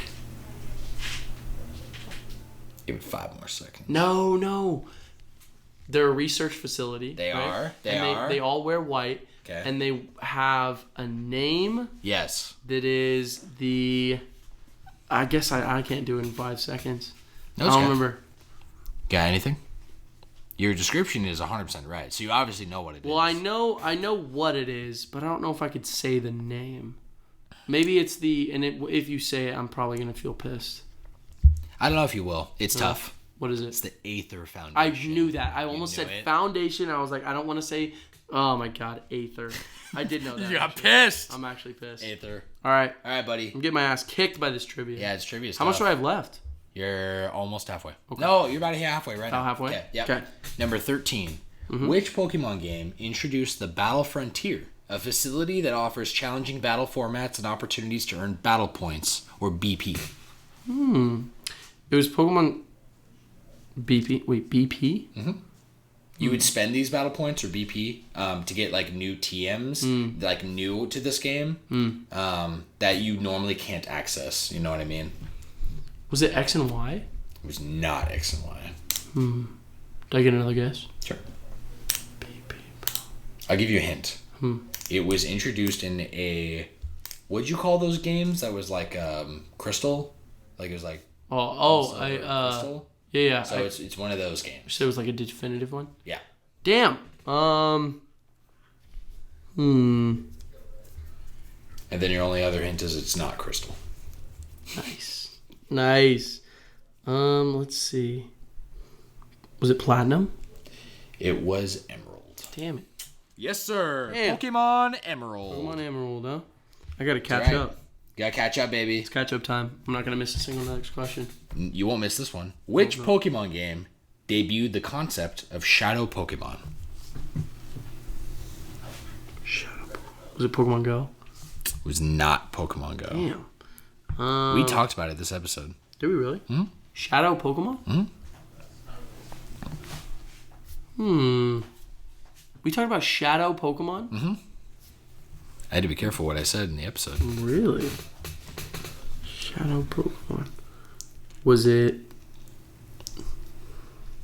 Pokemon DX? What's the name? Gale of Darkness. Gale of Darkness? It was Pokemon Coliseum. Ah, damn it. Yeah. Close enough. Yeah, basically. Basically what it was. But I'm pretty sure Pokemon Coliseum and then Gale of Darkness and then Pokemon Go. That's like the Shadow Pokemon. Okay. Number 15. Yes. What is the name of the Pokemon-themed puzzle game series where players match groups of Pokemon icons to clear them from the screen. Kind of like Tetris. Pokemon Shuffle. No? There's a game called Pokemon Shuffle. And to be honest with you, you're not wrong. I forgot about that game.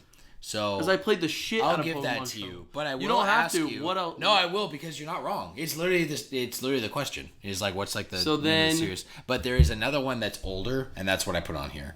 So, what is the one on the 64? Do you know? Bonus point. Bonus point. Bonus point. Bonus point. It's Pokemon Puzzle Showdown. Puzzle League. Damn it. That's okay. That's right. I don't need it. I got A point. I'll take A point. You got it, baby. Basically a bonus. This one's a toughie, though. Yes. Number 16. What spin-off game features gameplay similar to Fire Emblem? Oh, it's Pokemon... Pokemon Ranger? I'll give you another guess. Damn it. Pokemon Ranger's the one you draw. Oh, it's Pokemon Mystery Dungeon. It's not. It's Damn it. Conquest. Oh. No, Oh, that's the one with the big guy? Mm-hmm. Yeah. I never played yeah. that one. The samurai dude. Damn. Yeah, that was Conquest. That is tough. That is tough. Number 17. Okay. Which Pokemon evolves into Melodic? Oh, Meltan. Meltan? Meltan? That would evolve into Melmetal, right? Oh, wait. What was the question? Melodic? Melodic, dude. Fuck. Melodic? Yeah, Melodic. The giant, like, equivalent to Gyarados, basically. Oh, Feebas? Phoebus. You got it. Phoebus. It's Feebas. Is it? There's only one S. Yeah, but it's Feebas because it's a bass. Why would it be Phoebus? Phoebus. Think about how gas is spelled. Gas? Phoebus. What about... Oh. Yeah. Oh, okay. Right? I see what you're at. Yeah. You see me? I don't know why they wouldn't put two S's, though, but No, Pokemon's weird. But it's Feebas. Yeah. Okay. I'll let you say Phoebus. I got another question for you, though. I think this is a pretty clever one. Okay. Number 18. Which Pokemon has the unique ability Parental Bond, allowing it to strike twice each turn with one of its moves? Is it Kangaskhan?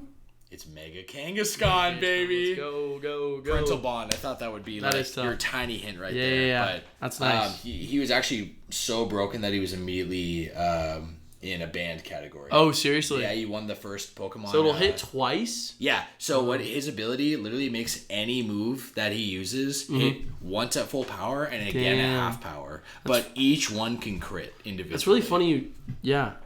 It's Mega, though? It's Mega. Also, I think you can only have female Kangaskhan. You said he. Oh. You can only have females. They never come male. I didn't know that. Yeah, bro. Holy shit. Yeah, it's exclusive. Can I get an extra point? Sure. Nah, I'm just kidding. Meh. I got it. Let's go. Number 19. I'm back in the race. You're back, baby. I'm back. In Pokemon Black and White. This is a toughie. This is a toughie. I'll be very impressed. Most of them have been toughies. They all have. Yeah, I did not go easy on this quiz. No, I'm with it. All right, Pokemon Black and White. Which item allows you to access the alternate Unova region known as the Dream World? Is it a bed? It is not a bed. Damn it. It's honestly your main item, kind of like you said, the Rotom. The Rotom. The Rotom. Rotom. I'm done with the Rotom shit, dude. Okay, the Rotom. Rotom. The Rotom. Yes. The Rotom what? The Rotom Pokédex is what the you Rotom. use. The Rotom Dex is like something. Oh, is it your... But, okay, you have an item, okay? It's your watch. Yes, what's it called? I don't know. The Unovan watch? It's called the Sea Gear. Nah, I didn't know. Yeah. It's cool. That's tough. That is tough. In Pokemon X and Y, how back. many turns does Mega Evolution last for? Indefinite. That is correct. Yeah, let's go. He got it, baby. I was like, for a second, I was like, 3. Wait. Wait Hold on. Before you buy. I shit it before you buy. 21. 21. In Pokemon, Lucario and the Mystery of Mew. Oh, let's go. Oh, my God. Thank you. What is the name of the kingdom where Sir Aaron and Lucario once lived? Nah, fuck. The Kingdom of Ludicio? So in Pokemon Lucario and the Mystery of Mew, what is the name of the kingdom where Sir Aaron and Lucario once lived? It's not Ludicio. Sir Aaron. Kingdom of Kitakami? I don't remember. I think it's pronounced Cameron Palace. Cameron Palace? Cameron Palace? Cameron Palace? Cameron? I think, yeah. Cameron Palace. Yeah, damn it, that's there tough you go. though. Yeah, is that familiar now that I say it? Yeah, it is. Okay. Yeah. I've never seen it, so I don't know. No. They are there in modern day too. So they're like there's like flashbacks that'll happen. Right. But that's the history of that place was that there was a war between that kingdom and a neighboring kingdom. Oh, cool. Sir Aaron being the rightful king. No, he wasn't the king. He was the knight basically. Okay. He created the first Pokeball on accident by trapping Lucario into this like staff that has the same. It's like the same thing that a Pokeball. Yeah. Basically. But it's not tech. Yeah. It's like this aura based thing. It's really interesting. Dude, that's kind of whack, yeah, and so bro. he literally he traps him in there. He's a Lucario from so long ago, so he literally can speak. He can talk through his mind. Yeah. Using the telepathy. Damn. It's pretty cool. Okay, that pretty is badass. super cool. Yeah. I wonder I don't even know what he looks like. Lucario? Sir Aaron. Oh, Sir Aaron? Yeah. He's the coolest motherfucker on the planet. Is dude. he? I thought he was the coolest dude when I was a Damn, kid. I kind of want to look him up. All right, here, I'll look him up. You think? Yeah, please. All right. Which Pokemon movie explores the relationship between legendary Pokemon Arceus, Dialga, Palkia, and Giratina, and features time travel elements? Damn it.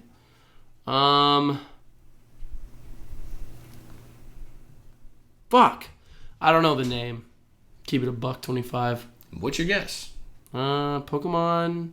Oh my god, this guy is a badass. Revenge of Darkrai. Yeah, he's so sick, and he captures so Lucario in that staff. Wow. And he is in what I believe he's the ancestor to Ash, because later Lucario literally when he first arrives, like he gets released out of that staff only because Ash touches it, and he says you have the same aura as Sir Aaron. And so he could have been not actually no. Ash isn't his descendant. I think it was because Ash has the same heart as him. Okay. Because later in Diamond and Pearl, you see someone who is the descendant of Sir Aaron. Oh shit! Yeah, like in the actual Pokemon game. Absolutely. Oh fuck! Absolutely. All right, Joshie. Well, yes, sir. Think about this question one more time. I'm gonna make you answer. Okay. Which Pokemon movie explores the relationship between legendary Pokemon Arceus, Dialga, Palkia, and Giratina, and features time travel elements? I'm gonna say Pokemon: The Revenge of Darkrai. It is Pokemon Arceus and the Jewel of Life. Actually, that does sound very, very familiar. I've never heard of that one, bro. No, that one I watched. Did you? Yeah, because I'm pretty sure that Arceus was really, really annoying. So the way that it went was that there was one with Darkrai in it, and then there was one with Sharon? You remember that little hedgehog? The green hedgehog? Mm-hmm. Yeah. That one was the one about the spirit world. Yeah. And then I watched that one, and I didn't like it because Arceus... Shaman, thank you. Yeah. Arceus had a voice, and he was like... Rah! I'm not kidding. Fuck it was that, so bro. annoying. Yeah. And I remember being like, what the fuck? I was like, Arceus is the coolest character in all of Pokemon, and you're going to give him a voice like that? Damn. Literally, that's no joke how it sounded. By the way, Lucario and the Mystery of Mew, goated. Oh, absolutely. They literally talk about there's a Pokemon war. And you see like Pokemon who are like in outfits. Oh, that's fucking sick. Yeah, dude. Maybe we should watch it. Ready to kill each other. Sheesh. All right, Definitely worth Joshie, watching. Yes. Let's wrap this up. Please it. Number 23. hear it. Which legendary Pokemon was the first to appear in the original anime series? It was Ho-Oh. That is correct. Come on, man. How could you forget? Come on, that was episode 1, that moment? Yeah. Yeah, episode beautiful, 1. dude. We flew over. And then episode 2, Professor Oak or someone's like, oh, you saw Dragonite or some shit. I didn't see Dragonite. I know what I saw. Number 24. Yes. What is the first season of the original Pokemon anime called? Indigo League. You said it earlier. I was hoping you'd forget. You weren't forgetting. Nah. And this last question, you have to think about it for a second. Okay. What game console was Pokemon Crystal version released for?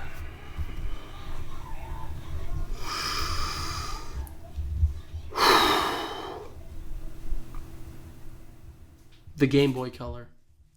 That is correct. Let's go. You got it, Let's baby. go. Let's fucking go. I'm Joshie, pretty even. You're pretty If you damn gave me even. one more question, do you have one more? I could do it. Give me something. Okay. Give me a chance to be Okay. tied with myself. You know what I'm going to do? So I missed 15. Yeah. And I have 14 right now. Right? Yes. That's exactly right. So we're just think of one off maybe your head. Maybe. Yeah. Unless you don't. No, I was going to make it funny and make it AI generated. Oh. I was going to ask the AI. Just have it pick something. Okay. Ba-na-na-na-na-na. Ba-na-na-na-na. All right. Got it. Locking it in. Joshie, bonus round. I'm ready. What is the typing of a lowland muck? Oh my gosh. It's a... And I'll give you a hint. There's 2 types. Mm-hmm. So I need both. If you're going to win this trivia. You're right. Down 2. You said it earlier today too. Okay. I didn't. You can't rewind. I'm afraid I can't. Unless I... Unless I have an idea. I'm going to say... Poison Psychic. It's poison dark. Damn it! I was literally on those 2. I was like, it's one of those 2. So I just rolled 50-50. Fuck! It's all void. God damn it. It's okay. Thanks for playing. All right. Yeah, that was beautiful. That was good trivia. That was hard. You like? Yeah. That was hard. I went hard at Yeah. that trivia. That's Yeah. difficult I stuff. genuinely, to be honest with you, you should still look at this as a fucking win. You think so? Because every fucking question on there was loaded. I'm not kidding. Like, Yeah. even like the ones you were like, oh yes, Lucario and the Mystery of Mew. I know you know that movie. Yeah. You quote that movie all the time. I do. I just chose tough questions. That's okay. I'll take it. I'll be honest, I don't know all the answers to that. True. I did research. Real you know what I'm shit. saying? Real shit. Joshie, Yes, sir. I got some weekly wisdom for us. Wait. Can I say it? Yes. I have some weekly wisdom from Uncle Iroh. I don't know why I said I. No. You do. You definitely now need to just say it. Can I please? Yes. I'm going to do the voice too. Yeah, sure. Please. Got it right there for you, Right buddy. there. This is weekly wisdom featuring Uncle Iroh. Can I move this a little? Oh, yes. Zuko. It is important to draw wisdom from many different places. If we take it only from one place, it becomes rigid and stale. Zuko, you must let go of your honor. Enough, Uncle! I'm tired of you telling me all this bullshit. I want to go find the Avatar. Anyway, that was actually beautiful, though. That was beautiful. That is a fantastic quote, by the way. Dude, that was beautiful. I agree. Even the Zuko, little You like tidbit that? in there. Yeah, A little bit of something No, at it's the so end. real, bro. Thank you, man. I'm not kidding. I can always hear not Zuko, fucking Iroh in my mind when I'm hearing these Absolutely. quotes. So thank you for adding that on. Of Joshie, course. that wraps this episode, my friend. What an episode. Wow. Pokemon. I knew we would do a Pokemon episode eventually, Man, need it. and that it would be long as fuck. Yeah. You know, yeah, It we is, and needed we this needed it. because Pokemon is a huge thing for both of us. Absolutely. I super appreciate you coming together and bringing that main topic together, course, man. man. Yeah, for real. I'm glad we Because got to really talk about all of it because I feel Me like too. we talked about everything we we wanted did. to do. No, I literally, and I just in case we wanted to make it longer for any Right, other right, reason, right. I wrote down this brief list of history What? of the mainline games by What? year, What? and I didn't need to do anything. Nice. You know, I felt like you had plenty to add to Pokemon and had a big discussion. So Thank you, Sam. yeah, no, thank you. Thank you everyone who stuck with us. Yes, and thank you to everyone. I'm just You gonna guys are plug amazing. again real quick. Plug Check out our Patreon. Yes. Really where we got it going on, and our Spotify. So we got patreon.com/FlashBrosPodcast. That is so right.